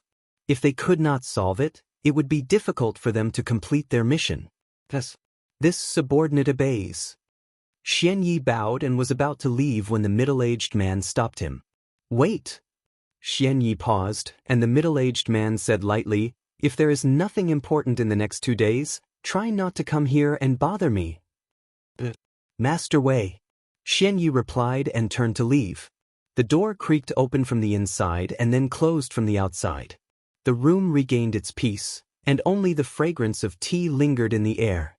Creak. After some time, the door was pushed open from the outside again, and a tall man with eyes as bright and spirited as a nighthawk walked in and ran straight into the room. Master Wei, we just received news that the post house has invited all the famous doctors in the city, including half-immortal Lu from Taiyuan City and Gong Sunliang from Huichun Hall in the north of the city. It is said that the 2 of them are famous miracle doctors around Taiyuan, and they are only slightly inferior to miracle Dr. Sun Simiao. Therefore, this subordinate estimates that Duguexin might not die. When he saw the middle-aged man sitting on the couch and sipping tea, the tall man quickly bowed and cupped his fists. All right, I got it. The middle-aged man unhurriedly swallowed the tea in his mouth, then put down the teacup and said lightly, Xianyi is an idiot. He has good skills, but he can't do anything right. He is far inferior to you 3 brothers. When the tall man heard that, a hint of joy flashed across his eyes. He quickly lowered his head and cupped his fists. Master Wei, you flatter us. It is our honor to serve Master Wei and Khan. We will do our best to serve Master Wei. Good. The middle-aged man nodded in satisfaction and said, Sky Eagle, when this matter is over, I will promote you to be the deputy leader of the Wolf Guards. When I help Khan take over the Central Plains and become the state preceptor, the position of Master Wei will be yours. When that time comes, you will live a life of riches and honor and rest with the country. The tall man was immediately mesmerized by the beautiful future described by the man in front of him, but he came to his senses a moment later and quickly said, Sky Eagle doesn't dare. There will always be only one Master Wei of the Wolf Guards. Sky Eagle doesn't dare to overstep. The middle-aged man's eyes showed a hint of admiration. He smiled and said, All right, you can leave now. While you're at it, tell Xianyi this news and let him receive 30 lashes. Tell him that he failed this mission and couldn't kill Dugu Exin. I will let him live for now. If he fails again next time, he won't be so lucky. Actually, it didn't matter to him whether Dugu Exin died or not. What was important was to kill Kong Chang'an. However, it was a good choice for him to use this as a warning to his subordinates. Yes, Master Wei. The tall man's lips curled slightly, then he cupped his fists and left. What? There was an assassin in Taiyuan City, and Dugu Exin was injured? In the west court of the Imperial Palace, Li Er was in a dilemma for a long time. He first let Empress Zhang Sun mentally prepare herself before telling her the information he had just received. When Empress Zhang Sun heard this, her heart jumped to her throat. She suddenly stood up and said with a face full of shock, Doesn't that mean that Qin Ke is now in great danger in Taiyuan City? At this moment, Empress Zhang Sun almost fainted from fright. In her mind, she couldn't help but think of that dream again. That dream was so real that it made her want to suffocate. Although she tried her best to change it, the reality was developing step by step towards that dream. She could only watch from the side and was powerless to do anything. Chapter 1867. Maid Guanyin, don't panic. Li Er helped Empress Zhang Sun back to her seat and softly said, Taiyuan isn't the border. Even if there are villains plotting in the city, they won't be able to do much. The gates of Taiyuan City are tightly shut, and the Imperial Army and provincial soldiers are protecting it. Qin Ke will definitely be fine. Unless the enemy leads an army to attack the city, but how could that be possible?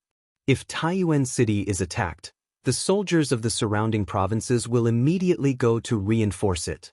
Moreover, yesterday, we sent Li Junxian to lead a group of 100 elite cavalry to Taiyuan.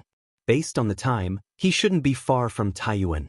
With him here, no one will be able to touch Qin Ke. Maid Guanyin, don't worry. Yesterday, when Li Er had sent a telegram to Li Tai, he had also summoned Li Junxian and had him lead a group of 100 elite cavalry to Taiyuan City to protect Li Tai. If they moved quickly enough, they should be able to reach Taiyuan City before nightfall today. The 100 cavalry was Li Er's most elite and secret force, and each of them was a 1 in 10,000 elite. The commander of the 100 cavalry, Li Junxian, was skilled in both martial and civil matters, and he was also resourceful. As a spy, Li Junxian had played a significant role in vanquishing the Heavenly Dragon sect. With him at Li Tai's side, Li Er could not be worried about Li Tai's safety. 100 cavalry? Li Junxian? Empress Zhang Sun felt a little better after hearing Li Er's gentle words of comfort, and her breathing gradually stabilized. She sat up straight and looked at Li Er. Is your Majesty's words true? Is Li Junxian really about to reach Taiyuan with 100 cavalry? It was clear that Empress Zhang Sun had heard of Li Junxian and was very confident in his abilities. Li Er patted Empress Zhang Sun on the back and chuckled. How could this be false? Besides, when have we ever lied to you? Just relax and don't let your imagination run wild. We promise you that nothing will happen to Qin Ke.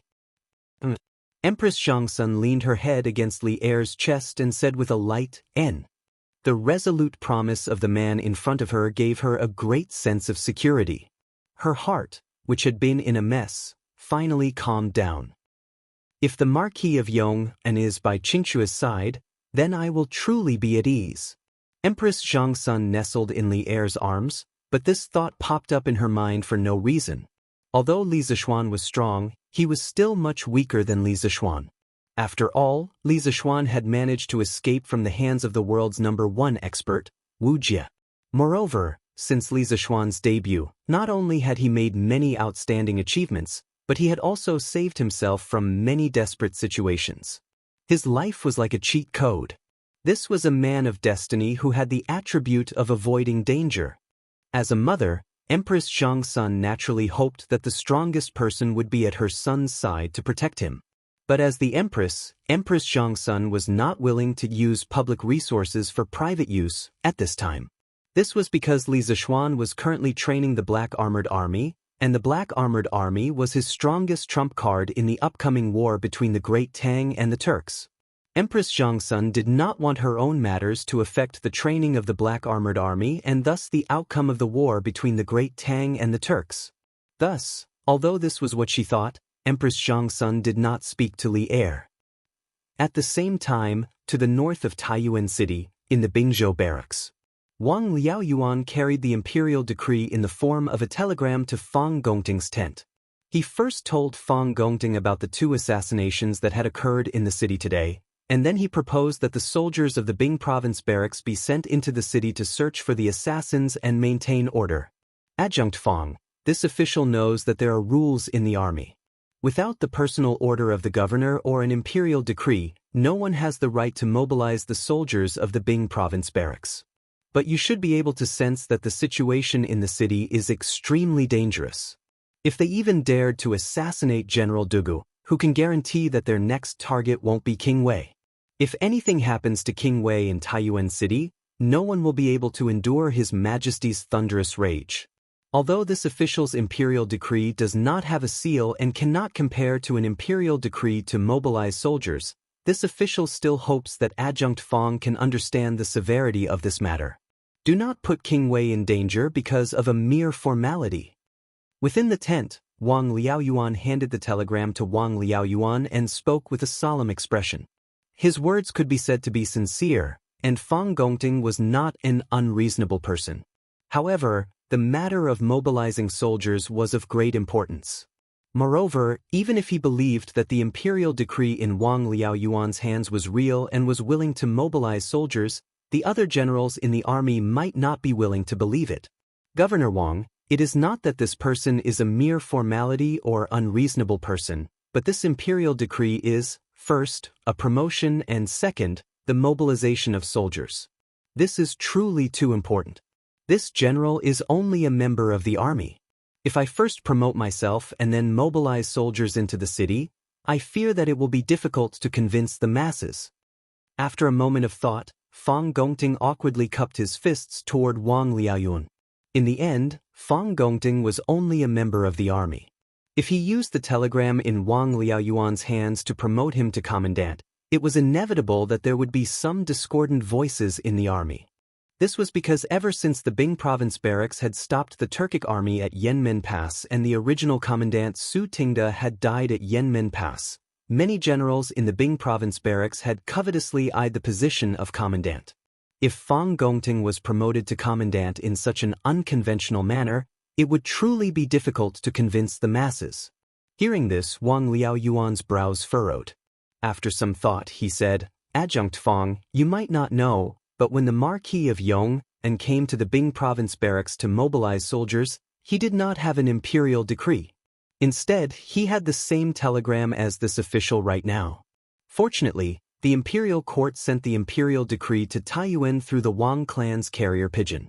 Otherwise, this official would probably be like you, refusing to mobilize soldiers.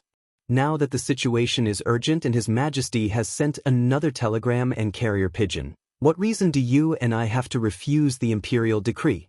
Moreover, according to King Wei, the real imperial decree will be sent to Taiyuan through the Wang clan's carrier pigeon this afternoon. If you and I know that His Majesty has given an imperial decree yet don't mobilize soldiers ahead of time, giving the enemy an opportunity to take advantage of. If His Majesty pursues this matter, neither of us will be able to bear the responsibility. Wang Liaoyuan's meaning was very simple. If the imperial decree sent by Li Er in the form of a telegram was sent to other places, the officials of other places would naturally have reason to not believe it because they had never seen it before. However, now that the imperial decree was sent to Taiyuan City, they had no reason to not believe it because the same situation had happened once before. Fang Gongting was silent for a moment. He gritted his teeth and cupped his fists. Since Marquis used this method to mobilize soldiers last time, this general naturally has no reason to refuse. How about this? This general will summon all the officers and soldiers. Governor Wang, you will read the imperial edict. But please, for the time being, you will only read the imperial edict regarding the mobilization of the troops. As for the temporary transfer of this general to the commandant, you will have to wait for the official imperial edict before announcing it to the officers and soldiers.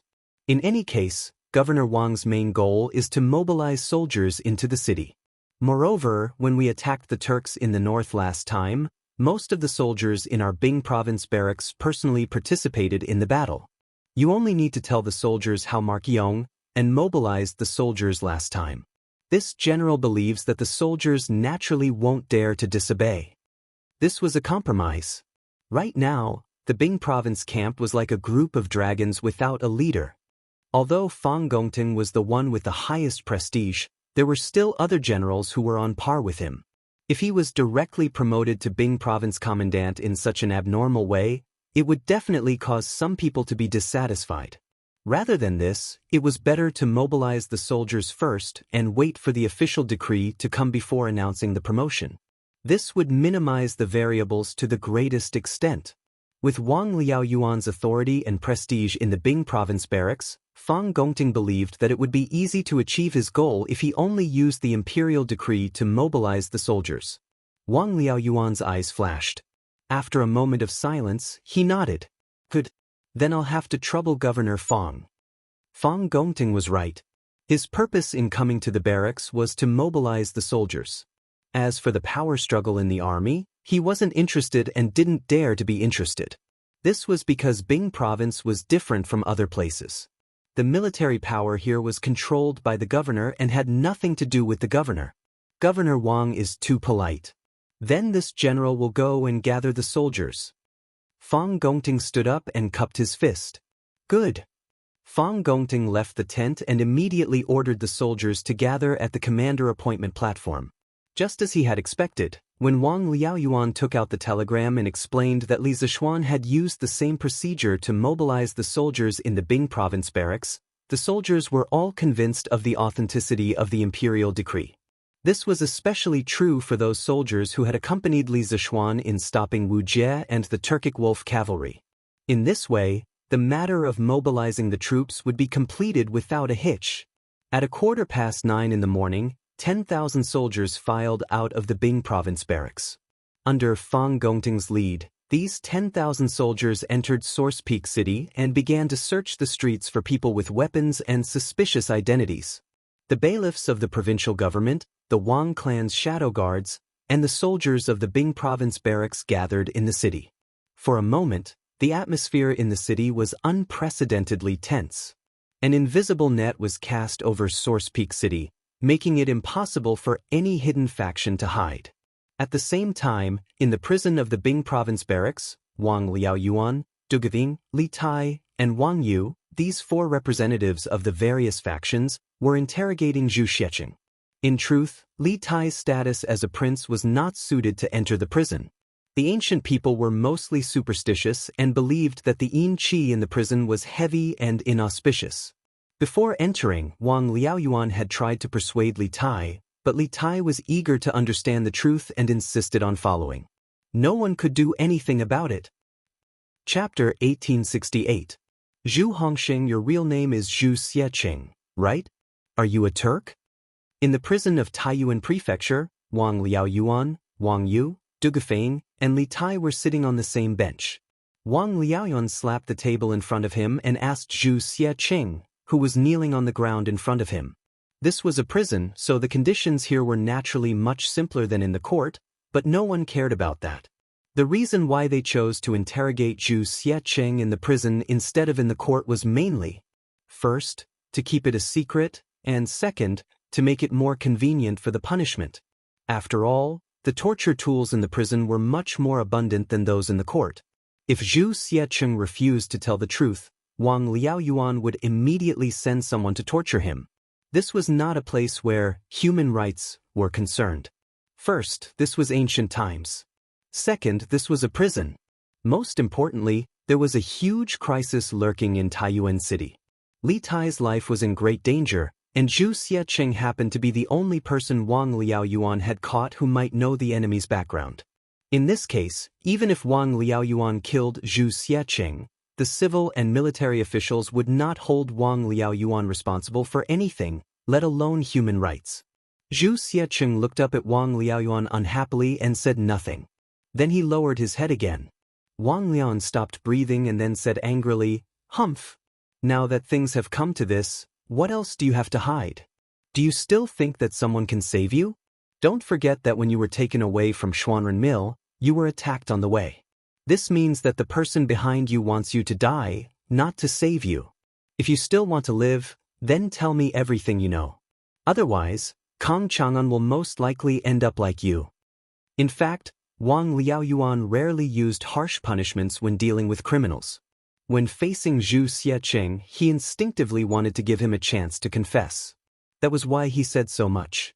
Otherwise, if it was another official who saw this scene, it was very likely that the criminal would be punished severely. As soon as Wang Liaoyuan finished speaking, Zhu Xiecheng's body clearly trembled. He raised his head and looked at Wang Liaoyuan and the others. After hesitating for a moment, he stuttered, "If I tell you the truth, can I really live? How dare you talk about conditions? If you don't tell me, do you think I won't kill you right now?" Zhu Xiecheng's words angered Dugu Feing, who had just returned from patrolling Dragon Mountain. Dugu was ordered by Li Tai to bring people to Dragon Mountain to protect Mo Chue and the other Yanhuang College teachers and students. However, when he arrived, he found that everything was normal. There was nothing out of the ordinary. The students had already started building and started testing the machines. Dugu Feing and the Imperial Army. Of course, he returned. As soon as he returned, he saw Wang Liaoyuan interrogating Zhu Xiecheng, so he followed Li Tai. His most respected brother had just been assassinated in the morning and almost died. He was still angry, but Zhu Xiecheng was still stammering. Wasn't he trying to provoke him? How could Dugu Feing tolerate this? As he spoke, Dugu Feing had already stood up. He pulled out his sword and was about to teach Zhu Xiecheng a lesson. Zhu Xiecheng was scared out of his wits. He couldn't help but want to run away. At this time, Wang Yu grabbed Dugu Feing and said, "General Dugu, please calm down. Why don't you give this guy a chance? If he doesn't tell the truth, then it won't be too late to beat or kill him." Wang Yu was the head of the Wang family, the provincial governor of Sui province, and the emperor's son-in-law. In addition, when Dugu Feing went to the Wang family's ancestral home to ask for help, Wang Yu didn't hesitate to send out all of the Wang family's forces to help Dugu Feing find Zhu Xiecheng and Kang Chang'an's whereabouts. Although they didn't find anything after a day of searching, Dugu Feing had to accept this favor. Therefore, when he heard Wang Yu's words, Dugu Feing immediately stopped and glared at Zhu Xiecheng fiercely. "Hurry up and tell me. If you don't tell the truth, I'll cut you into pieces." Dugu Feing snorted and returned to his seat. Wang Liaoyuan looked at Zhu Xiecheng and said, "I promise you that as long as you tell the truth, I'll do my best to save your life. Can you tell me now?" These two people were playing the good cop and bad cop. After a series of threats and promises of benefits, Zhu Xiecheng's psychological defense was finally broken. "I'm willing to tell you everything. I'm willing to tell you everything. I hope the provincial governor can show mercy and spare my lowly life." Zhu Xiecheng seemed to have found a life-saving straw. He knelt and bowed to Wang Liaoyuan. After a while, he calmed down a little and slowly said, "I'm Kang Chang'an. I'm from the Wuxia tribe of the Turkic Khaganate. I've been doing business on the grasslands since I was young." Chapter 1869. Taiyuan City, in the prison of the government office. Under the interrogation of Wang Yu, Dugu Feing, and the others, Zhu Xiecheng told them everything that had happened after he came to Taiyuan City, including why he had stayed in the same inn, why he and Kang Chang'an had suddenly disappeared from the Chu ironware shop, and how the two of them had escaped the Wang family's pursuit. After everyone heard this, they all frowned. According to Zhu Xiecheng's confession, it meant that there was an invisible black hand in the shadows of Taiyuan City that was manipulating and controlling everything. Moreover, this black hand could be said to be omnipotent. Who is the owner of the house you hid in Xuanren Market? Why was there no one in the house other than the two of you when the Wang family's guards went there? After a long silence, Wang Yu couldn't help but ask. Since he had told them almost everything, Zhu Xiecheng was no longer afraid of the revenge of the mysterious person behind the scenes, so he simply confessed everything, replying to Sir, after Boss Kong and I arrived there according to the mysterious person's instructions yesterday, we found that there was no one living in the house. At that time, the two of us thought that the mysterious person in the temple was lying to us, but at that time, the whole city was chasing us, and we had no other place to stay, so we could only go to the backyard suspiciously. We didn't expect that there really was a cellar in the backyard. After we hid in the cellar, we thought that no one would send us food. At night, Boss Kong and I were so hungry that we had no choice but to crawl out of the cellar to look for food. Unexpectedly, at the cellar's exit, we found a food box full of good wine and good food. Obviously, someone deliberately sent it here. Boss Kong and I both felt that the mysterious person didn't lie to us, so the two of us hid in the cellar with peace of mind. Anyway, that place was hidden, and the most important thing was that every meal was sent to the cellar's entrance. We planned to stay in the cellar until Taiyuan City returned to normal, then escape from Taiyuan City. In other words, you haven't seen the owner of this house? And you haven't seen the person who sent you food? Hearing this, Wang Yu couldn't help but frown. Zhu Xiecheng quickly shook his head and said, "We planned to climb out of the cellar today and wait for the people who brought us food so that we could thank them in person. However, instead of the people who brought us food, the people who caught us came. You know what happened after that?" This guy spoke fluently, and his gaze was not evasive at all. Obviously, he was telling the truth. Wang Yu turned his gaze to Wang Liaoyuan. Wang Liaoyuan understood and explained, "This official has already sent people to investigate. The original owner of this house was called Shi Dongyang. He was a grain merchant. However, this person went south to buy grain a year ago. On the way, he encountered bandits and died. Shi Dongyang has no children, nor does he have a wife, so this house has been abandoned since last year." When Wang Yu heard this, a look of disappointment appeared on his face. With this lead was broken again. Speaking of which, he had planned to investigate the owner of this house and obtain some information about the mastermind behind the scenes. Looking at it now, his plan was definitely ruined again. Since this house has been abandoned for a long time, how were you two found by the Wang family's guards? It was rare for Dugu Feiying to be intelligent. He looked at Zhu Xiecheng and asked a very important question. Chapter 1870. I just went back and checked. The reason why Bai Qing was able to find Zhu Xiecheng hiding in Xuanren Square was not because of himself. Someone sent him a note through a feather arrow when he was patrolling in the south of the city this morning. The content of the note was the person the Wang family is chasing is hiding in the basement of the backyard of the fifth house in the east of Xuanren Square. Bai Qing followed the note and went to the backyard of the fifth house in the east of the Xuanren Square. As expected, he found Zhu Xiecheng and Kong Chang'an. But in order to take the credit for himself, he lied and said that he found Zhu Xiecheng and Kong Chang'an by himself. That's why I was fooled by him. After the interrogation of Zhu Xiecheng, Wang Liaoyuan, Dugu Feiying, and Li Tai were sitting in the back hall of the government office. They were all at a loss. At this time, Wang Yu came in with a sullen face. He cupped his hands and said to the three people in the room. Judging from his tone, it was likely that after he returned to the Wang family alone, the Wang family must have been in a state of chaos. As for the instigator, Bai Qing, he would definitely not have a good ending. He would most likely suffer some physical pain. Is there such a thing? Wang Liaoyuan was slightly surprised, but then he felt that it was inappropriate to say that. It seemed like he was rubbing salt on Wang Yu's wound, so he quickly changed the topic and said, "So, someone deliberately let us know about Zhu Xiecheng and Kong Chang'an's news. Who could it be?" Everyone in the room was stumped by this question. Wang Yu, Ying, and Li Tai all frowned and thought about the connection between these clues. At this moment, a person quickly walked in. He bowed to Wang Liaoyuan and said, "My lord, I've brought people to the Chu family ironware shop. We've searched the entire place.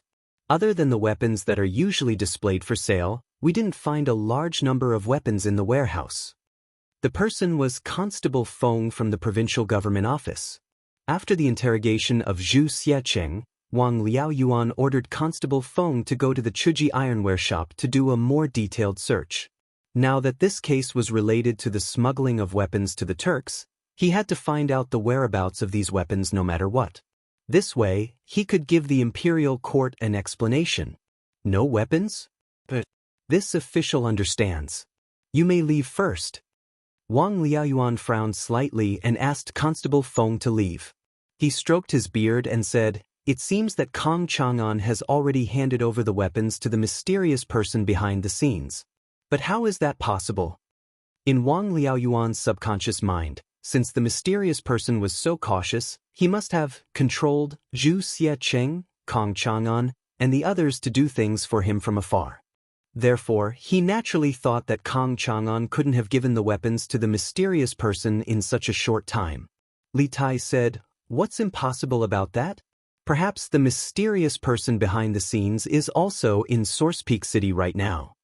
Li Tai said something that no one dared to think about. Everyone was shocked. Wang Liaoyuan's hand shook and almost pulled his beard off. He couldn't believe it and said, "What? The mysterious man behind the scenes is in Taiyuan now? How is this possible?" Wang Yu had always been calm. After thinking for a while, he said, "Your Highness' guess seems impossible, but it is the most reasonable explanation for the sudden disappearance of the weapons from the Chu ironware shop. If I were the person behind the scenes, I would probably choose to stay in Source Peak City right now. Not only would it be easier for him to command his subordinates to do things here, but the most dangerous place is also the safest place. In Source Peak City, Zhu Xiecheng and Kong Chang'an are covering for him on the surface while he himself is watching from the shadows. It will only be safer. The most dangerous place is also the safest place. Zhu Xiecheng and Kong Chang'an are only covering for the person behind the scenes on the surface." Everyone's eyes lit up when they heard Wang Yu's words. Li Tai couldn't help but say, "If that's really the case, then many things can be explained." When Zhu Xiecheng first stepped into the Tang Empire, he was already used as a chess piece to distract us. Although this person seems to have many clues, none of them are directly related to the mysterious person behind the scenes. We can't find any information about the mysterious person through him. Therefore, there is no risk to the mysterious person behind the scenes by using this kind of person to distract himself. 2 days ago, General Fei Ying brought people to Source Peak City to investigate the hidden dangers in the city in advance. He quickly noticed the suspicious Zhu Xiecheng, which means that the mysterious person's plan was successful. At that time, because of Zhu Xiecheng and Kong Chang'an, Source Peak City was in turmoil. However, after Duga Xin and I entered the city, General Duga Xin ordered the Imperial Army to focus on protecting the people from the academy and ignore the whereabouts of Zhu Xiecheng and Kong Chang'an. As a result, the plan of the mysterious person behind the scenes was completely ruined. The mysterious person was unwilling to give up, so he used a special method to inform the guards of the Wang family about Zhu Xiecheng and Kong Chang'an. He wanted to use this to draw our attention back to the two of them. At that time, the two of them had already become the abandoned pawns of the mysterious person behind the scenes. However, it was possible that Kong Chang'an knew the identity of the mysterious person behind the scenes, so he was intercepted and killed on the way back to the Wang family. Zhu Xiecheng is just an abandoned pawn who knows everything but knows nothing at the same time. The other party probably gave this guy to us for free just to attract our attention and waste our time. Li Tai relied on the clues he possessed to his heart's content and let his imagination run wild. Needless to say, these thoughts of his seemed to be unconstrained, but when one thought about it carefully, it was actually completely reasonable. Everyone couldn't help but feel a chill run down their spines when they heard this. Because if the matter was really as Li Tai guessed, then the scheming of this mysterious person behind the scenes was so deep, his methods were so secretive, and he was so cunning that it simply caused one to shudder with fear. They had fallen into the trap set by the mysterious person from the very beginning. Your Highness, what you said is reasonable, but also creepy. If this is the case, then haven't we all fallen into the mysterious person's trap? Wang Yu frowned and said worriedly. Wang Liaoyuan said in a low voice, the mysterious person behind the scenes is so cunning. We must catch him as soon as possible. Otherwise, the consequences will be unimaginable. Du Gufeng said with a troubled look, but now that Kong Chang'an is dead, our only clue is gone. How can we find the mysterious person behind the scenes? Chapter 1871. The 9 families of Jianghu referred to the Sweets and their descendants who came to the Central Plains from China during the Northern and Southern dynasties, the Sui dynasty, and the Tang dynasty.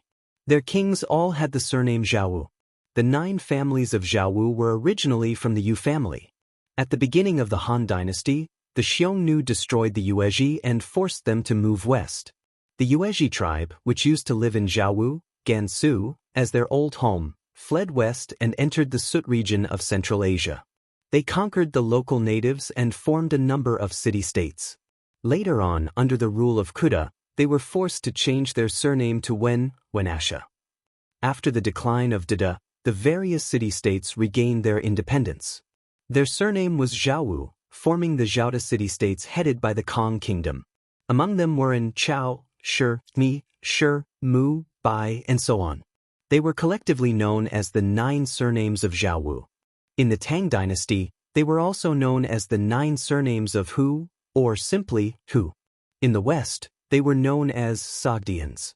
Later on, some of the 9 families of Jianghu accepted the rule of the Turks and the Tang dynasty. In the 8th century, the country fell to the Arabian Empire. After that, most of the people gradually became Turks and Muslims, becoming one of the modern Uzbeks of Central Asia. A small portion of them scattered among the Tajiks. Although the 9 families of Jianghu were far weaker than the Turks in terms of fighting ability, their business attribute was much higher than that of any nomadic people in the north. As the Sweet region was the throat of the Silk Road, the 9 families of Jianghu naturally became a people with a business tradition. To put it bluntly, they became hereditary middlemen, selling China's silk to the West and Western gems and wine to the Tang dynasty. After all, they started as nomads but couldn't beat the Tang dynasty. They could only rely on their mobility to become merchants. Even the technology of making paper was passed to Central Asia by the Kong kingdom. In fact, since the Han and Wei dynasties, this group of Sweets had entered the Central Plains to do business along the Silk Road. However, because the West Jin dynasty was short-lived, the Central Plains was in chaos and they couldn't even take care of themselves. During the Sui and Tang dynasty, the Silk Road gained a new lease of life thanks to the Tang dynasty's open and inclusive policies. This attracted a large number of people from the 9 surnames of Jianghu to come to the east. According to the Old Book of Tang, the journey of Xinghu, the years follow. After the founding of the Great Tang, many of the 9 families of Jianghu came to China. Many of them had become wealthy through business. They envied the splendid culture of the Tang Empire and married and had children in the interior. Gradually, they became Chinese, and some of them even formed considerable political forces. For example, the Yin brothers. At the end of the Sui dynasty, the world was in chaos, and Li Gui occupied Liangzhou. In order to recover Liangzhou, and Xingui submitted a memorial to Li Yuan, hoping to persuade Li Gui to surrender and submit to the Tang dynasty. Li Yuan did not agree, so the two of them once again offered a plan and ultimately helped the Tang army to flatten Prince Liang, Li Gui, who occupied Heshi. Because of the outstanding contributions of the Yin brothers, Xingui was conferred the title of Right Marquis Great General, the title of Liang Guiduke of Shangzhou State, the title of Liang Guiduke, the title of 600 households and 10,000 pieces of silk. And Xiu Ren was also conferred the title of Great General of the Left Martial Marquis, conferred the title of Duke Shen, bestowed upon the Tian residents, and conferred upon 600 households. However, this peace had nothing to do with An Lushan's peace. Although they were all Socrates and had the surname An, this An was like our Lu, Wang, and Li surnames. There were many Socrates with this surname. Not only that, the descendant of the Yin family, and Baoyu, was later placed in an important position by the famous General Li Guangbi. He contributed a lot in the fight against the Yin Lushan rebellion, and the imperial court gave him the surname of Lu. Li Baoyu's cousin, Li Baozhen, became the Zhe Road Jidushi. In the fight against the rebellion of the Hesua towns, he contributed a lot and was promoted to the position of inspector of the prefectures. The Yin family could be considered a family of martyrs. In truth, during the Yin Lushan rebellion, there were many who sacrificed their lives for the sake of bringing sugar. For example, Li Guangbi was a Khitan, a standard who. Due to the Tang dynasty's policy of opening up, many foreigners became officials in the imperial court, forming the unique, foreign soldiers and generals in the history of the Tang dynasty. The 9 families of Jianghu were a power that could not be ignored. In general, the biggest characteristic of the 9 families of Jianghu was that they were rich, very rich. Once a person had money, they would think of ways to obtain a certain political position. The 9 families of Jianghu were no exception. Other than those who entered the imperial court as officials by chance, a large number of the 9 families of Jianghu were doing business in the Tang dynasty while using money to attach themselves to some powerful local forces. Moreover, the 9 families of Jianghu were like branches of the same tree. The 9 families of Jianghu who were doing business outside the Tang dynasty were surprisingly united. It was not an exaggeration to say that, when one side is in trouble, all sides will help. Therefore, the influence of the 9 families of Jianghu in the Tang dynasty could not be underestimated. Not to mention that Kong Chang'an was from the Kong Kingdom, the sovereign country of the 9 families of Jianghu. Coincidentally, this guy had connections with the royal family of the Kong Kingdom. In this way, Kong Chang'an's death was not just a murder case. It could very well turn into a diplomatic dispute. If the authorities of Taiyuan City could not give a reasonable explanation for Kong Chang'an's death, not only would the Kong Kingdom not leave the matter at that, the Kong Kingdom or the 9 families of Jianghu in the Tang dynasty would probably not rest.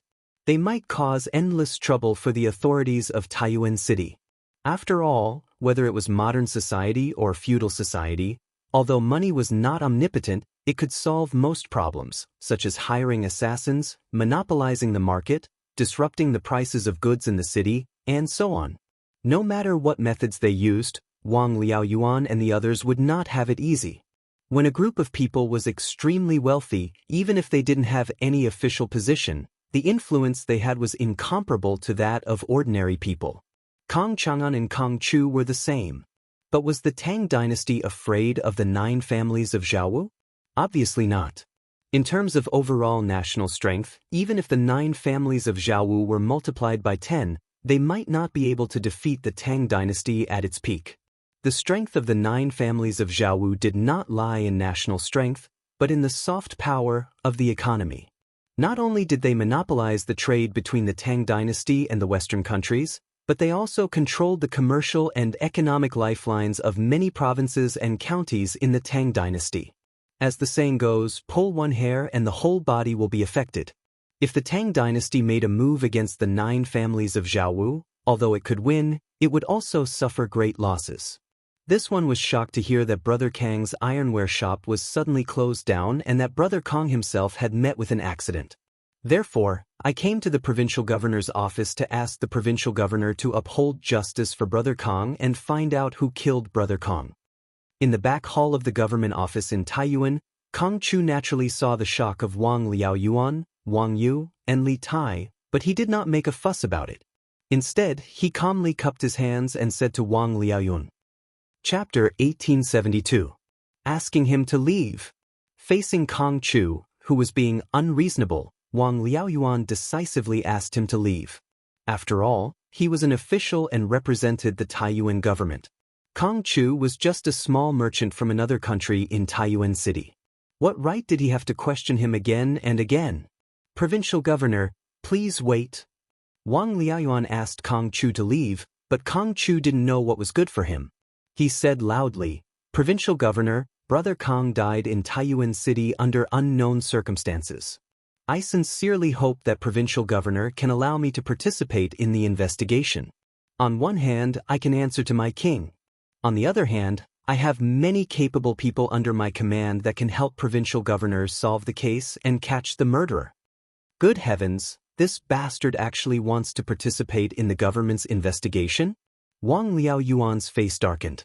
He said in a low voice, "Thank you for your kindness. But you don't have to participate in the investigation. Finding the truth and catching the murderer is the responsibility of the Taiyuan government and me. You don't have to worry about it. If you don't have anything else to say, please leave. Don't interfere with the investigation." Wang Liaoyuan did not care that Kong Chu was using the king of the Kong kingdom to threaten him. It was impossible for Kong Chu to meet the king of the Kong kingdom. Even if he could meet the king of the Kong kingdom and speak to him, Wang Liaoyuan would not be afraid. That was because the most important thing for the entire Taiyuan officialdom was to eliminate all hidden dangers in the city that were harmful to Li Tai so as to ensure his safety. Apart from that, there was nothing more important than this. Kong Chu was very dissatisfied. He said, "Provincial governor, you don't want me to participate in this case. Is there something else? Or are you confident that you can solve the case in a short time?" "How dare you!" Wang Liaoyuan could not hold it in anymore. He shouted angrily, "Why should the provincial governor report to you about the investigation? I am paid by the imperial court. I should share the burden of the Tang emperor. Are you questioning the fairness of the imperial court? Even if the king of the Kong kingdom was here, he wouldn't dare to say such nonsense. If you continue to cause trouble here, this official will definitely charge you with the crime of disrupting the investigation."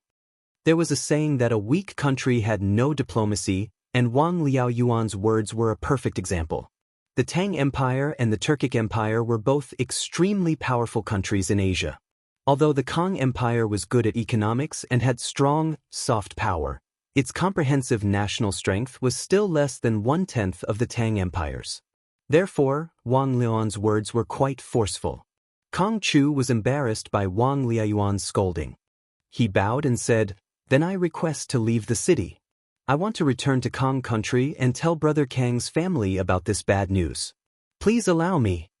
Currently, the 4 city gates of Taiyuan were already sealed, which was why he had made such a request. Otherwise, he would have already left the city. Wang Liaoyuan frowned and refused, "No.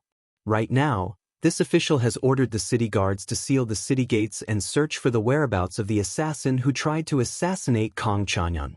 Before the assassin is caught, no one is allowed to leave the city.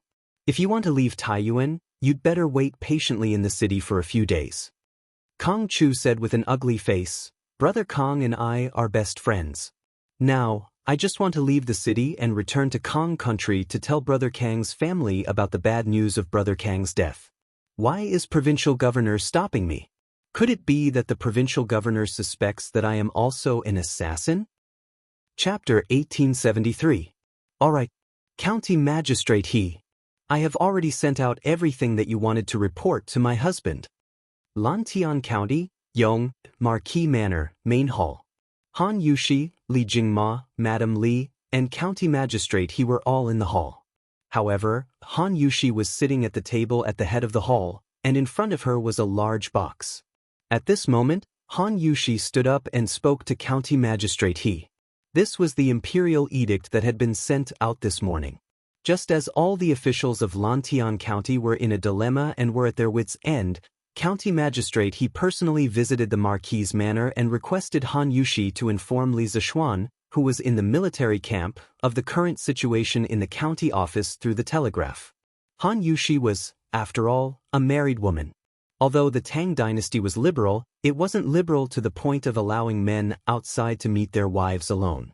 Therefore, after knowing the purpose of County Magistrate He's visit, Han Yushi personally moved the telegraph from her room to the main hall while instructing the maidservants to invite Li Jingma and Madame Li to the main hall of the Marquis' manor. On the surface, it was to accompany them, but in reality, it was to avoid suspicion. "Thank you, madam. This official and all the officials in the county office are extremely grateful." County Magistrate He stood up and bowed respectfully to Han Yushi from afar. However, he didn't have any intention of leaving because he still had to wait for Li Zishuan's reply. Han Yushi pursed her lips and chuckled, "County Magistrate He is too serious. My husband isn't in the county, so I still have to trouble you to help my husband manage Lantian County. Furthermore, my husband didn't consider it thoroughly and should have prepared a telegraph for the Lantian County office. When County Magistrate he heard this, he blushed and said, "Cough, cough. Madam, you must be joking." Even if Marquis prepared a telegraph for the county office, no one in the county office would know how to use it. He was a scholar and had studied the 4 books and 5 classics. After Li Zishuan took over Lantian County, he worked under Li Zishuan.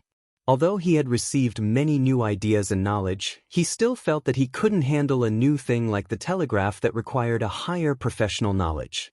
County Magistrate you are too modest. Han Yushi smiled faintly, then bowed to Li Jingma and Madame Li and said, "Father, Mother, there are still some matters in the backyard, so Yushi will be busy first. I'll have to trouble you to accompany County Magistrate He." Just now, County Magistrate He's report involves a lot of things. I think my husband will have to think for a while before replying. When the time comes, you can just send someone to the backyard to call me.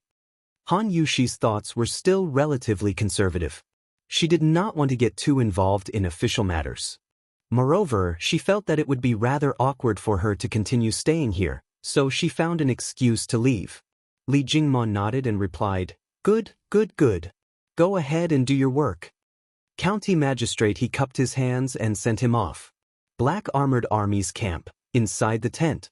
After receiving the telegram that County Magistrate he entrusted Han Yushi to send, Li Zishuan was in a dilemma. Just as County Magistrate he said, if Lantian County's government responded to the Imperial Court's reward policy, Lantian County's business tax revenue would be greatly reduced this year. There was a high probability that they would lose more than half of their business tax revenue. Furthermore, Lantian County was currently in a period of rapid development. Many of the infrastructure in the city were not complete, so they needed a large amount of money to invest in infrastructure. If the business tax revenue was pulled down, it would directly affect Lantian County's development progress. However, if Lantian County's government insisted on its own governance and did not implement the preferential tax policy, the merchants in the county, especially those who attended the donation ceremony yesterday, would definitely feel disappointed. This would not be beneficial to Lantian County's business development. Money, money, money. In the end, it's still a matter of money. Li Zishuan furrowed his brows and paced back and forth in the tent in frustration. In the end, this matter was still a matter of money. If the Lantian County Yamen had a lot of money, they wouldn't have this problem at all. Then give them a discount? What was there to be troubled about? But the problem was that the government had no money now. Before entering the military camp, Li Zishuan had heard County Magistrate he mentioned that the expansion of the city and the laying of electric wires in the city would require a large sum of money. The government had already borrowed a few thousand strings of coins from the Yanhuang Bank and planned to return the money after the taxes were collected. However, now that Li Er's imperial edict was out, if Lantian County followed the imperial edict, Lantian County's government might not be able to repay the debt owed by the Yanhuang Bank this year. If it was Li Zishuan's financial situation in the past, he would definitely be able to help Lantian County's government out of its financial predicament. Why was it in the past? It was because after a few times of squandering, building the medical school, building the protective mountain formation of Yunshan, creating armor and equipment for the Black Armored Army for free, etc., Li Zishuan did not have much cash on hand. This might sound unbelievable, but it was the truth. But then again, even if Li Zishuan had the ability and capital to help Lantian County's government get out of its financial predicament, he would not directly use his own personal funds to make up for the government's financial deficit. This was because a few months ago, Li Zishuan had already made Lantian County's government independent of its finances. The taxes collected by the government did not have to be handed over to him. Similarly, when the government needed a large amount of money to build infrastructure, roads, bridges, schools, medical centers, etc., they could not ask him for help. Money, money, money. That's right. Isn't this a matter of money? If I don't have money, I can find someone to build it for me. Suddenly, a thought flashed through Li Zishuan's mind, and he thought of a plan that could satisfy both sides, and that was beep, beep, beep, Beep, beep, beep.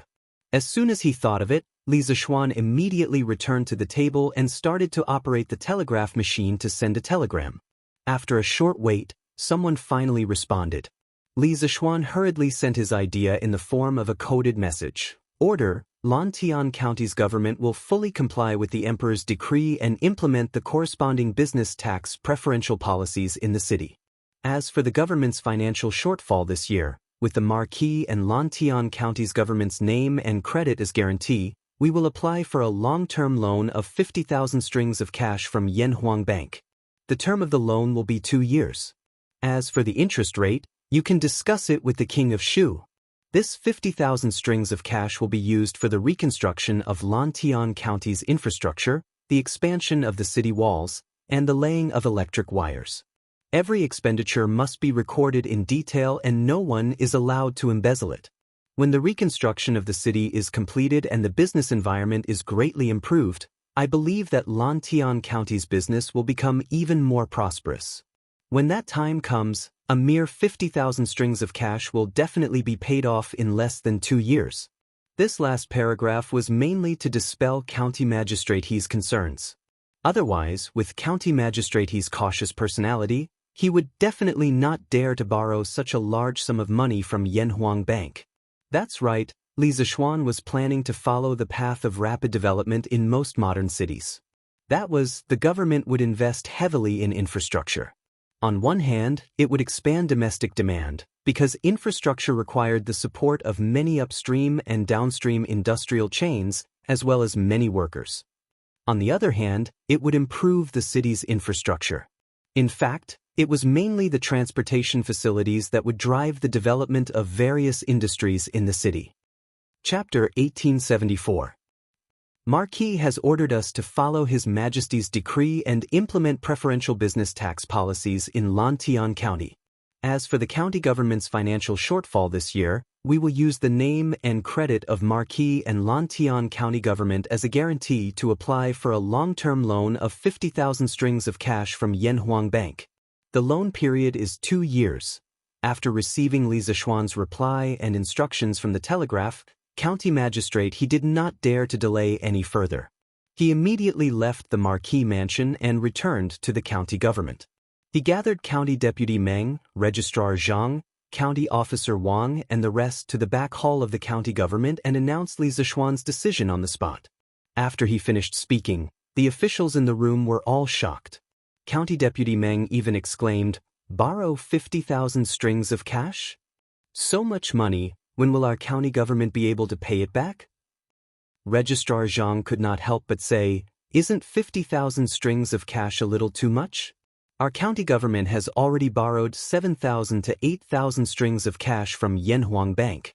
I feel that if we borrow 30,000 strings of cash at most, it will be enough to support the county government through the major projects in front of us. Furthermore, we are borrowing so much at once for such a long time. Yanhuang Bank may not be willing to lend it to us." County Officer Wang also deeply agreed. He even added, "Even if Yanhuang Bank is willing to lend it, the interest rate will definitely not be low. 50,000 strings of cash for 2 years, including the interest, how much money do we have to pay back to Yanhuang Bank?" If it were not for Li Zishuan's strong character, County Officer Wang would have suspected that Li Zishuan made this decision on purpose to help Yanhuang Bank get business. Although Yanhuang Bank was already under the control of the Tang Imperial Court, Li Zishuan, the founder, still had a lot of shares in it. Faced with Li Zishuan's decision, all the officials in the county government, except for County Magistrate he, had almost the same reaction. It had to be said that as people in the government, County Deputy Meng and the rest had a really low mentality.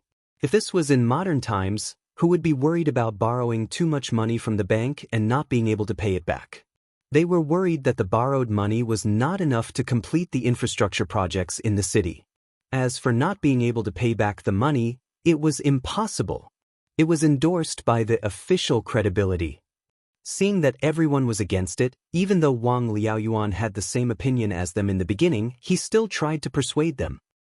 Marquis ordered us to fully comply with His Majesty's decree and implement the corresponding preferential business tax policies in Lantian County.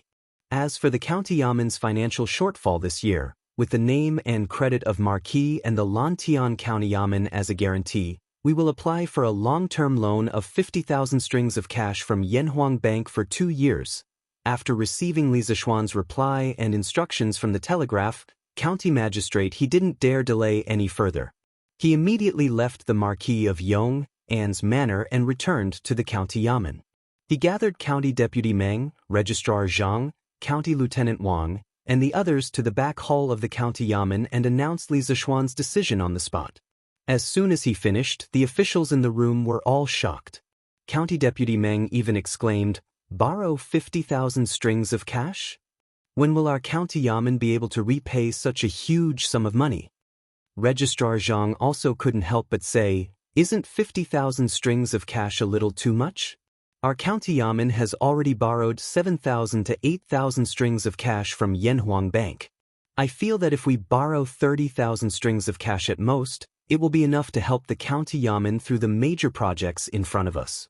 Furthermore, we are borrowing so much at once for such a long time. Yanhuang Bank may not be willing to lend it to us." County Lieutenant Wang also agreed. He even added, "Even if Yanhuang Bank is willing to lend it, the interest rate won't be low. If we borrow 50,000 strings of cash for 2 years, with the interest, how much money do we have to repay Yanhuang Bank?" If it weren't for Li Zishuan's tough character, County Lieutenant Wang would have suspected that Li Zishuan made this decision on purpose to get business for Yanhuang Bank. Although Yanhuang Bank was controlled by the imperial court of Tang Empire, Li Zishuan, the founder, still had a lot of shares in it. Faced with Li Zishuan's decision, all the officials in the County Yamen, except for County Magistrate He, had almost the same reaction. It had to be said that as people in the government, County Deputy Meng and the other officials' thoughts were really low. If this was in modern times, who would worry about borrowing too much money from the bank and not being able to repay it? They were all worried that the borrowed money was not enough to complete the infrastructure projects in the city. As for not being able to repay the money, it was impossible. They had the government's credibility as their endorsement. Seeing that everyone was unanimously against it, although Wang Liaoyuan had the same opinion as them at the beginning, he still advised. Marquis ordered us to fully comply with the Emperor's decree and implement the corresponding business tax preferential policies in Lantian County. As for the County Yamen's financial gap this year, with the name and credibility of Marquis and Lantian County Yamen as a guarantee, we will apply for a long-term loan of 50,000 strings of cash from Yanhuang Bank. The loan period is 2 years. After receiving Li Zishuan's reply and instructions from the telegraph, County Magistrate he didn't dare to delay any further. He immediately left Marquis Mansion and returned to the County Yamen. He gathered County Deputy Meng, County Lieutenant Wang, and the others again in the back hall of the County Yamen and announced Li Zishuan's decision on the spot. After he finished, the officials in the room were all shocked. County Deputy Meng even exclaimed, "Borrow 50,000 strings of cash? When will our County Yamen be able to pay back so much money?" County Lieutenant Zhang also couldn't help but say, "Isn't 50,000 strings of cash a little too much? Our County Yamen has already borrowed 7,000 to 8,000 strings of cash from Yanhuang Bank. I feel that if we borrow 30,000 strings of cash at most, it will be enough to support the County Yamen through a few big projects in front of us. Moreover, we are borrowing so much at once for such a long time. Yanhuang Bank may not be willing to lend it." County Lieutenant Wang also deeply agreed. He even added, "Even if Yanhuang Bank is willing to lend it, the interest rate won't be low. If we borrow 50,000 strings of cash for 2 years, with the interest, how much money do we have to repay Yanhuang Bank?" If it weren't for Li Zishuan's tough character, County Lieutenant Wang would have suspected that Li Zishuan made this decision on purpose to get business for Yanhuang Bank. Although Yanhuang Bank was already under the control of the imperial court of Tang Empire, Li Zishuan, the founder, still had a lot of shares in it. Facing Li Zishuan's decision, all the officials in the County Yamen, except for County Magistrate He, had almost the same reaction. It had to be said that as people in the government, County Deputy Meng and the others' thinking was really low. If this was in modern times, who would worry about borrowing too much money from the bank and not being able to pay it back? What they worried about was that the borrowed money was not enough to complete the infrastructure projects in the city. As for not being able to pay back the money, it was impossible. It was backed by the government's credibility. Seeing that everyone was unanimously against it, although Wang Liaoyuan had the same opinion as them in the beginning, he still advised. Marquis ordered us to fully follow the emperor's decree and implement the corresponding preferential business tax policies in Lantian County. As for the County Yamen's financial shortfall this year, with the name and credibility of Marquis and Lantian County Yamen as guarantee, we will apply for a long-term loan of 50,000 strings of cash from Yanhuang Bank. The loan period is 2 years. After receiving Li Zishuan's reply and instructions from the telegraph, county magistrate, he didn't dare to delay any further. He immediately left Marquis Mansion and returned to the County Yamen. He gathered County Deputy Meng, County Lieutenant Wang, and the others in the back hall of the County Yamen and announced Li Zishuan's decision on the spot. As soon as he finished, the officials in the room were shocked. County Deputy Meng even exclaimed, "Borrow 50,000 strings of cash? So much money, when can our County Yamen pay it back?" County Lieutenant Zhang also couldn't help but say, "Isn't 50,000 strings of cash a little too much? Our County Yamen has already borrowed 7,000 to 8,000 strings of cash from Yanhuang Bank. I feel that if we borrow 30,000 strings of cash at most, it will be enough to help the County Yamen pay for the big projects in front of us. Moreover, we are borrowing so much at once, and for such a long time, Yanhuang Bank may not be willing to lend it back." County Lieutenant Wang also agreed and added, "Even if Yanhuang Bank is willing to lend it back, the interest rate won't be low. If we borrow 50,000 strings of cash for 2 years, with the interest, how much money do we have to repay Yanhuang Bank?"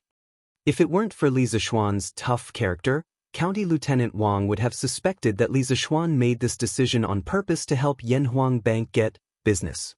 Although Yanhuang Bank was controlled by the imperial court of Tang Empire, Li Zishuan, the founder, still had a lot of shares in it. Faced with Li Zishuan's decision, all the officials in the County Yamen, except for County Magistrate He, had almost the same reaction. It had to be said that as people in the government, County Deputy Meng and the other officials' thoughts were really low. If this was in modern times, who would worry about borrowing too much money from the bank and not being able to pay it back? What they worried about was that the money they borrowed was not enough to pay for the infrastructure projects in the city. As for not being able to pay back the money, it was impossible. It was backed by the government's credibility. Seeing that everyone was unanimously against it, although Wang Liaoyuan had the same opinion as them in the beginning, he still advised.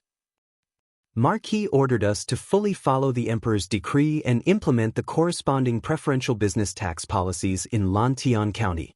As for the County Yamen's financial gap this year, with the name and credibility of Marquis and Lantian County Yamen as the guarantee, we will apply for a long-term loan of 50,000 strings of cash from Yanhuang Bank. The loan period is 2 years. After receiving Li Zishuan's reply and instructions from the telegraph, County Magistrate He didn't dare to delay any further. He immediately left Marquis Mansion and returned to the County Yamen. He gathered County Deputy Meng, Registrar Zhang, County Lieutenant Wang and the others in the back hall of the County Yamen and announced Li Zishuan's decision on the spot.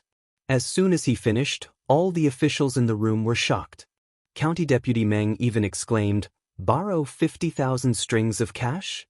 So much money, when will our County Yamen be able to pay it back?" Registrar Zhang also couldn't help but say, "Isn't 50,000 strings of cash a little too much? Our County Yamen has already borrowed 7,000 to 8,000 strings of cash from Yanhuang Bank. I feel that another 30,000 strings of cash will be enough to help the County Yamen through the major projects in front of us. Moreover, we are borrowing so much at once for such a long time. Yanhuang Bank may not be willing to lend it back." County Lieutenant Wang also deeply agreed. He even added, "Even if Yanhuang Bank is willing to lend it back, the interest rate won't be low. 50,000 strings of cash for 2 years. With the interest, how much money do we have to pay back to Yanhuang Bank?" If it weren't for Li Zishuan's tough character, County Lieutenant Wang would have suspected that Li Zishuan made this decision on purpose to help Yanhuang Bank get business. Although Yanhuang Bank was already under the control of the imperial court of Tang Empire, Li Zishuan, the founder, still had a lot of shares in it. In the face of Li Zishuan's decision, all the officials in the county yamen, except for county magistrate He, had almost the same reaction. It had to be said that as people in the government, County Deputy Meng and the other officials' thoughts were really low. If this was in modern times, who would be worried about borrowing too much money from the bank and not being able to pay it back? What they were worried about was that the borrowed money wasn't enough to complete the infrastructure projects in the city. As for not being able to pay back the money, it was impossible. It was backed by the government's credibility. Seeing that everyone was unanimously against it, although Wang Liaoyuan had the same opinion as them in the beginning, he still advised. Marquis ordered us to fully comply with the emperor's decree and implement the corresponding business tax preferential policies in Lantian County. As for the county yamen's financial shortfall this year, with the name and credibility of Marquis and Lantian County Yamen as the guarantee, we will apply for a long-term loan of 50,000 strings of cash from Yanhuang Bank. The loan period is 2 years. After receiving Li Zishuan's reply and instructions from the telegraph, county magistrate He didn't dare to delay any further. He immediately left Marquis Mansion and returned to the county yamen. He gathered County Deputy Meng, Registrar Zhang, County Lieutenant Wang and the others in the back hall of the county yamen and announced Li Zishuan's decision on the spot. As soon as he finished, the officials in the room were all shocked. County Deputy Meng even exclaimed, "Borrow 50,000 strings of cash? So much money, when can our county yamen pay it back?" Registrar Zhang couldn't help but say, "Isn't 50,000 strings of cash a little too much? Our county yamen has already borrowed 7,000 to 8,000 strings of cash from Yanhuang Bank. I feel that if we borrow 30,000 strings of cash at most, it will be enough to help the county yamen pay for the major projects in front of us. Moreover, we are borrowing so much at once and for such a long time. Yanhuang Bank may not be willing to lend it to us." County Lieutenant Wang also deeply agreed. He even added, "Even if Yanhuang Bank is willing to lend it, the interest rate won't be low. 50,000 strings of cash for 2 years. With the interest, how much money do we have to pay back to Yanhuang Bank?" If it weren't for Li Zishuan's tough character, County Lieutenant Wang would have suspected that Li Zishuan made this decision on purpose to help Yanhuang Bank get business. Although Yanhuang Bank was controlled by the imperial court of Tang Empire, Li Zishuan, the founder, still had a lot of shares in it. Facing Li Zishuan's decision, all the officials in the county yamen, except for county magistrate He, had almost the same reaction. It had to be said that as people in the government, County Deputy Meng and the other officials' thoughts were really low. If this was in modern times, who would worry about borrowing too much money from the bank and not being able to pay it back? They were worried that the borrowed money was not enough to pay for the infrastructure projects in the city. As for not being able to pay back the money, it was impossible. They had the government's credibility to back them up. Seeing that everyone was unanimously against it as expected, Wang Liaoyuan had the same opinion as them at the beginning, but now he still persuaded them, yes. Chapter 1875. When Li Zishuan returned to the drill ground, the soldiers of the Wu Battalion were doing arm strength training, which was push-ups and pull-ups. Today, the soldiers were used to these 2 arm strength training methods, and the training standard had slowly increased from 100 push-ups and 15 pull-ups per soldier to 150 push-ups and 25 pull-ups per soldier. The training volume had increased by 50%. Everyone's body potential was limitless, and as the training continued, the potential would gradually increase, but the speed of increase was not linear. Normally, the speed of increase would be faster at the beginning, and the speed of increase would be slower towards the end. Therefore, at the beginning of the training, it was necessary to increase the training volume for the soldiers in a timely and reasonable manner according to the training situation of the soldiers. 78, 79, 80, 81, 82, 88. Li Zishuan walked to the side of the training ground of the Wu Battalion and listened to the counting sounds. Suddenly, he heard a particularly discordant sound, and he couldn't help but stop walking. Looking at the burly man beside him who was counting, Li Zishuan's mouth twitched, and he stepped forward and kicked the burly man's leg and scolded angrily, Is it 88 after 82? Wang Rong, do you know how to count? This burly man was the sergeant, squad leader, of the first squad of the Wu Battalion. Wang Rong and Ding Dali, who helped Zhang Kangyan to incite the soldiers to mutiny, was a soldier under him. At this moment, he was supervising the soldiers doing push-ups and helping to count at the side. Ever since that incident, Wang Rong felt that he had wronged Li Zixuan. From his point of view, Li Zixuan was a great benefactor to his hometown, but his soldiers actually did such a thing. As a squad leader, although he didn't participate in it personally, he was responsible for not being strict with his subordinates. Wang Rong had always felt guilty towards Li Zixuan. Recently, under his supervision and urging, the soldiers in his squad had been training very hard, and he had never fallen behind in his own training, and the training volume he set for himself was twice that of a normal soldier. However, Wang Rong was a boorish man through and through. Not to mention going to school, he didn't even know how to write, let alone know how to count. He had no problem counting in the single digits, but when the number was large, he didn't even know where he was counting to. Li Zixuan was an engineering nerd in his previous life, but after he traveled to Tang, he started his career as a mathematics teacher. As a mathematics teacher, how could he tolerate the fact that there were people around him who couldn't count? He joined the army. You're here. Wang Rong was kicked for no reason, but he wasn't angry at all, because the person who kicked him was Li Zixuan. He scratched his head and smiled embarrassedly at Li Zixuan. That I really don't know how to count. It's okay if it's a small number, but if it's a large number, then please forgive me. Join the army? Wang Rong spoke in a dignified manner, but the soldiers of the first unit of the Wu Battalion lowered their heads and tried to hold back their laughter. Li Zixuan rolled his eyes and said helplessly, "If you don't know how to count, then count separately. 150, divided into 3 counts, and count 50 each time. Otherwise, if you count like that, you'll get 8 out of 10 people wrong." Wang Rong's eyes lit up when he heard that, and he couldn't help but say excitedly, "Divided into 3 counts? That's a good idea. Join the army, you're indeed a literary star." Chapter 1876. I see. On the drill ground, Sun Jiping was suddenly enlightened.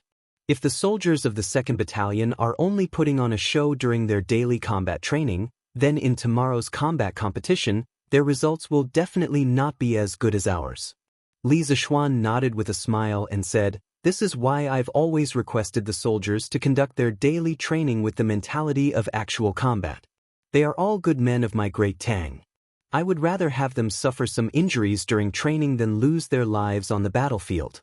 Also, even if the 2nd Battalion soldiers put in as much effort as ours in their daily combat training, they will still not be a match for ours. Because they have only learned half of the training methods from the new drill manual, they have only learned the superficial combat training. Like push-ups, pull-ups, and other basic auxiliary training, they have not done them at all. For a martial artist, if they do not have strong arm strength and stamina, how can they beat an opponent of the same level? That is why I said that the 2nd Battalion only learned the form of our training methods, but they did not learn the essence. And because of their blind learning, it has disrupted their original training rhythm, and it is very likely that their original advantage in traditional military formations will gradually disappear. For us, this may not be bad news. After listening to Li Zixuan's analysis, Sun Jiping suddenly felt more confident about tomorrow's combat competition and the military competition 3 days later.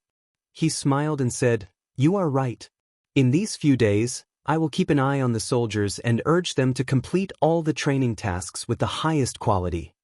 Li Zixuan nodded and praised, "With you here in the E Battalion, I can rest assured. But there is something I need to tell you. These few days, the soldiers have indeed been training very hard. You and I have seen it with our own eyes. But just looking at it is not enough. As the saying goes, those who have done well should be rewarded, and those who have done wrong should be punished. Although it is only training now, and they have not gone to the battlefield, but for those who have trained hard and achieved outstanding results, we should still give appropriate rewards. Otherwise, as time goes by, the soldiers may lose the motivation to train hard." Sun Jiping frowned and asked in confusion, "What do you mean, how should we reward the soldiers?" He was only the lieutenant of the E Battalion, not the general of the Black Armored Army. He did not have much authority in this aspect regarding rewards, so he could only ask Li Zixuan for advice. Li Zixuan pondered for a moment and said, "How about this? In the next few days, Jiping, pay attention to the soldiers who have been training unusually hard. I want you to pick out a group of outstanding soldiers who have outstanding training and record them in a book. If he is a normal soldier, he can be promoted to a deputy general. If he is already a squad leader, then he can be promoted to deputy general of a battalion. These selected soldiers will lead the training of the brothers in the camp during peacetime. During wartime, I need them to form a special assault team.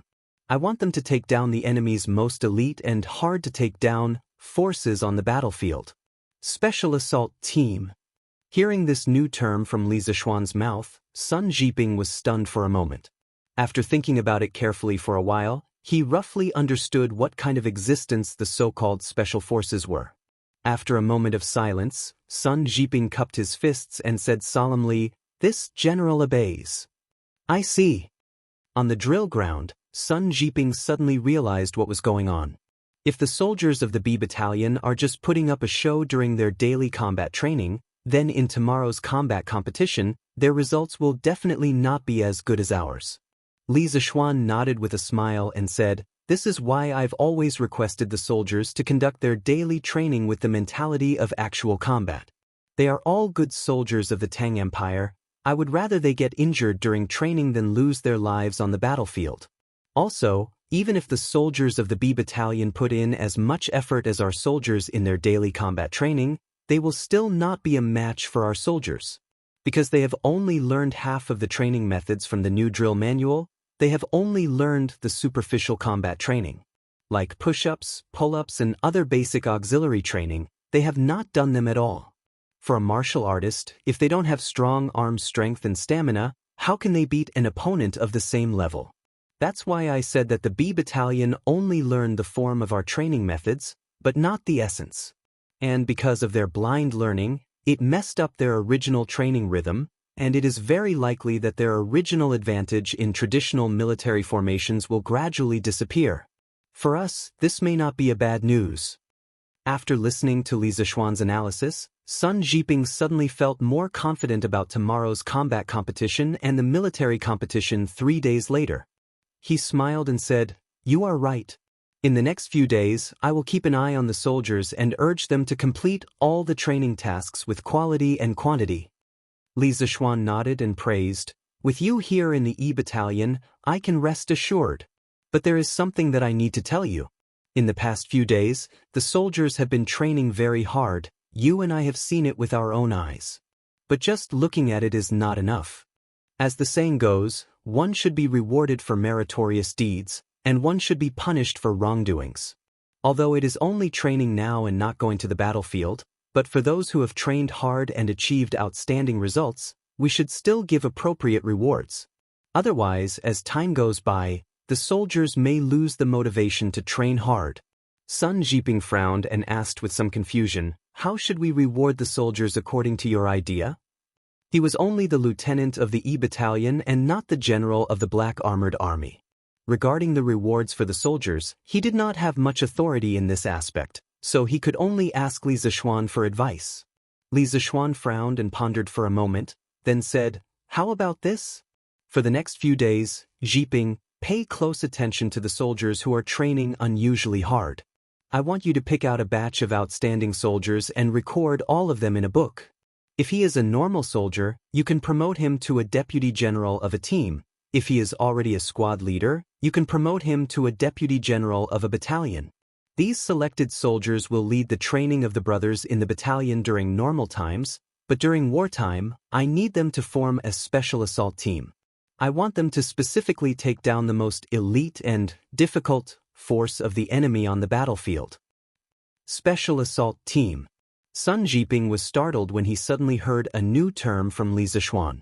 After thinking about it carefully for a while, he roughly understood what kind of existence the Special Assault Team mentioned by Li Zixuan was. After a moment of silence, Sun Jiping cupped his hands and said seriously, "Yes, sir.